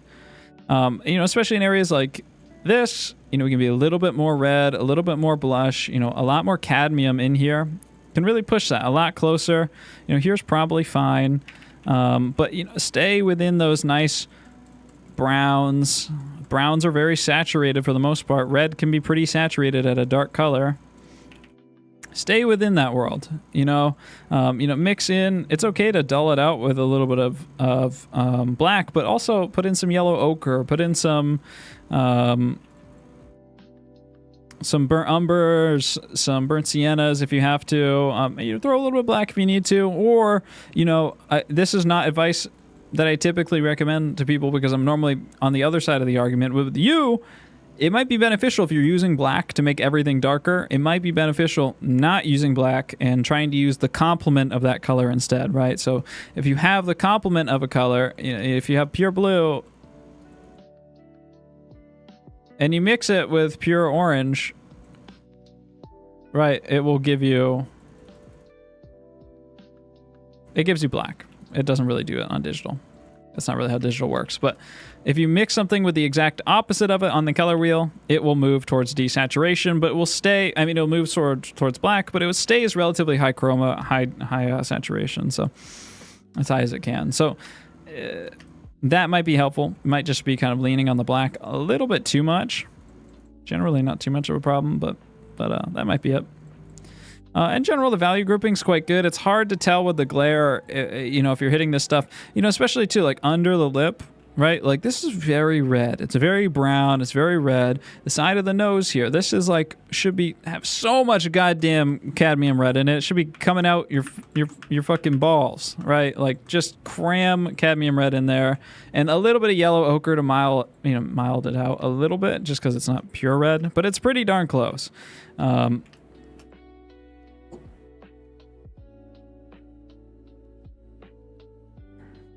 There's some color accuracy stuff hitting here.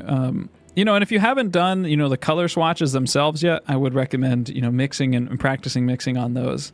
The other advice here that I've given today probably helpful to you. But I think that's really one of the larger things for you, Jacob. I'm the only Jake here. Don't take that from me. It's just getting a little bit more saturation in your colors. Because the drawing's pretty good. It's not bad. And it's hard to tell, you know, it's hard to tell how the values are because it's like a little bit of glare. Lastly, we got Giselle. Is Giselle still here? Yeah, Giselle's still here. Segura Perez. Sounds, Spanish? Latino, maybe? Giselle?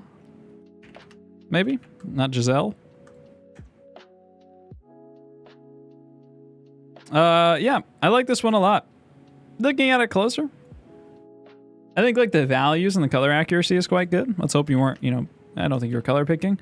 A little bit desaturated like Jake, you know, in these areas, right? Definitely can push your saturation quite a bit more. When you start out too saturated, it's tough to move. You know, you start comparing stuff to what you have already, and you start to lose sight of what is saturated. I like you put the black in here. This is good. I wouldn't chase down all of these. I am a Spaniard. You can do this critique in Spanish. It'll be really bad, like really bad. Fuck, I can't remember how to say hair. Never mind. It would be so bad I can't even do it. Never mind. I always, when I'm like searching for a word and I can't remember it just comes to me in whichever language that I like kind of know. So like it comes to me as like Chinese or something. Pelo. Tu pelo es mucho diferente. I said your pelo. Como. Yeah, this ain't gonna work. This ain't gonna work. Sometimes there was a time in my life where I was about 3% better than that, and it was golden era. I think we're just chasing down too many of the little details and all this stuff, right? Instead of paying attention to the larger groups. I appreciate the effort. It's probably just offensively bad, to be honest. Like, you know, when you see these little strands in here, it's very tempting, but they probably fit much more within this value group, right? Than like this. And I know that's like a small difference, but if you kind of push that saturation, you keep things within those groups, you find those areas that are like black and you kind of like push them in.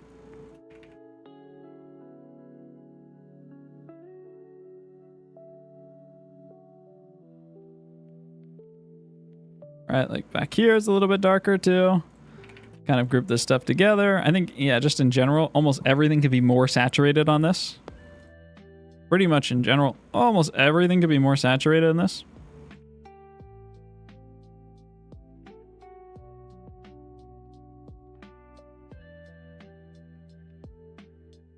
Jake, please say happy birthday. I didn't get any presents for my birthday and my mom's broke. Yeah, that fucking sucks, bro. What was I saying? Yeah, so right in here. I'm just kidding. Happy birthday. Happy birthday. Napoleon's #1 tickler.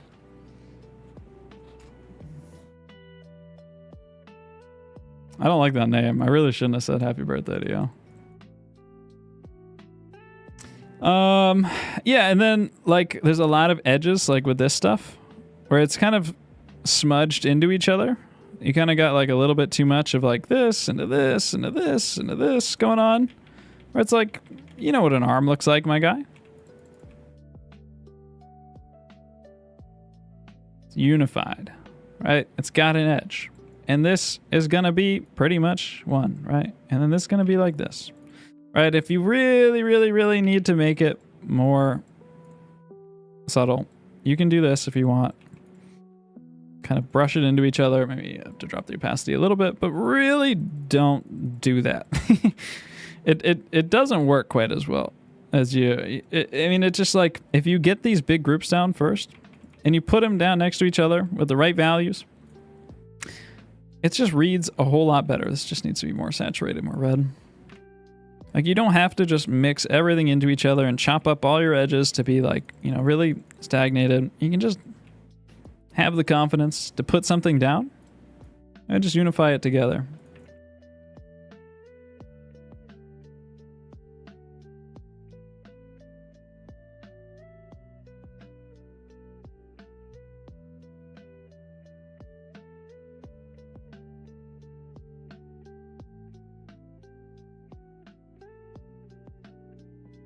Everything can just lose a little bit of that contrast. Same stuff as almost the exact same problems as Poifo's hair from a few critiques ago.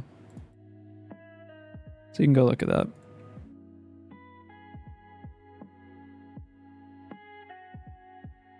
In general, though, I think things are working. Like the big value groups and stuff are working pretty well. So yeah, I just want to see like a little bit more confidence. Just putting stuff down. Wider, broader groups. Not getting too sucked into those small changes of value. Otherwise, pretty good job. Yeah, especially like right in here. We don't gotta be so soupy. Put it down. Call it what it is. Do. Do.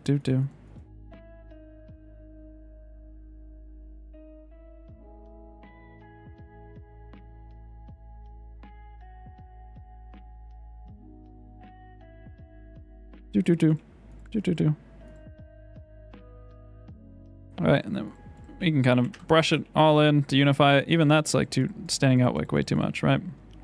So you gotta be careful. Do. You know, and it's losing a little bit of that red, a little bit of that saturation. So that's something we want to add back. Yeah, in general, pretty good job. Pretty good job.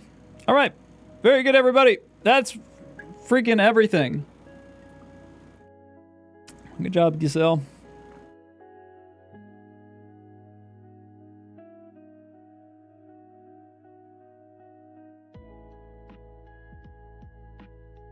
So is it also you should have equal amount of detail added in over the entire painting? No, you don't need that. If you have a super detailed face, everything else should be. No, you can have focal points if you want. Create your own. Oh yeah, somebody asked that.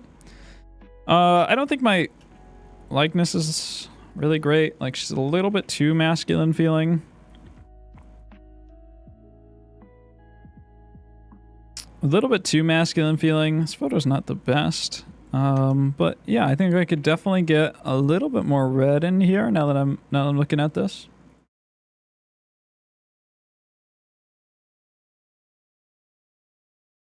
You can push some of the reds in here. Yeah, I think in general actually. Push some of the saturation, a little bit of the red. It's tough with like traditional comparing directly next to a photo. It's never gonna be the same. But I mean, some of you guys submitted traditional stuff too, so you understand. I like how a lot of this stuff is grouped. Actually, definitely too desaturated. Pretty much in the entire ear should be much more red. I'm working on this stuff tonight. And I sound so vain right now. I'm not finding that many issues. It's a nice painting. I did a good job on this one. I'm feeling quite happy with it.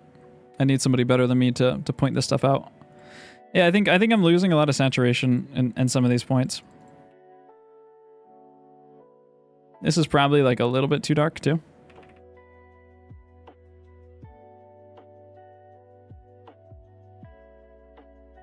Probably pull some of this red back a little bit more. It's a little bit more yellow in this image than it is in real life, but not that much more. As far as the likeness goes, you know, and then like one thing I could do, I like the fan brushy texture here, you know, so there's other paintings that I would go for more precision on, but I could take a liner brush here and try to clarify some of this stuff up a little bit. And I don't think that would be a bad idea if I wanted to do that.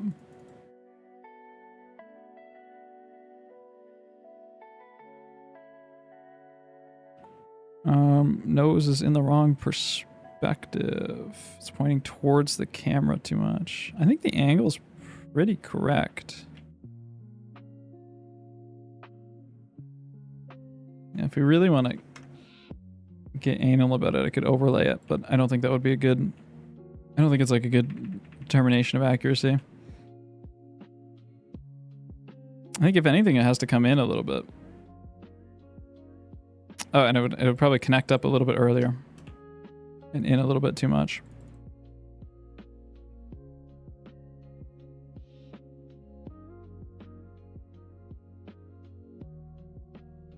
The drawing that I did for this one was not good. I wrestled with the proportions way too much. I should have just done a better drawing. I should have started over. Which is why I ended up scraping this thing, but you know, that's how it is. Like my chin's not perfectly in the right place. My chin is just too far out in general. Wait, it's too far out? Yeah, maybe I bumped it out a little bit too far. This kind of makes her a little bit more masculine too. Gives her a little bit too much chin. And then like this edge should definitely be softened.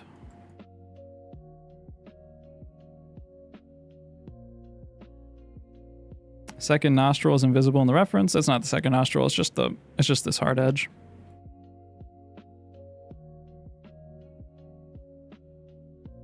Next challenge will be composition, original sketch, original idea based on a prompt. I'm thinking maybe sailor, harpy, siren.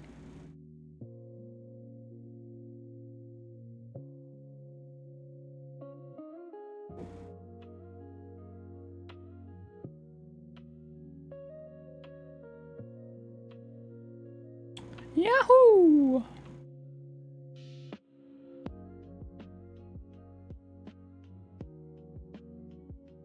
Definitely there should be more value changes in here. 100%.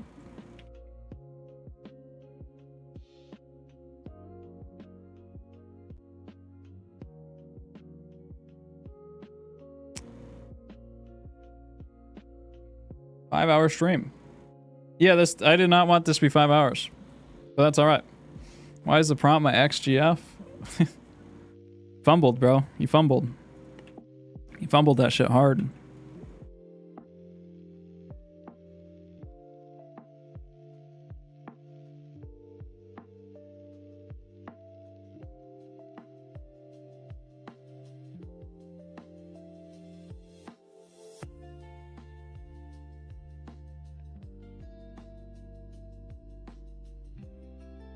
Yeah. All right, everybody. Thanks for coming to the Jake No Draw stream experience. Thank you very much.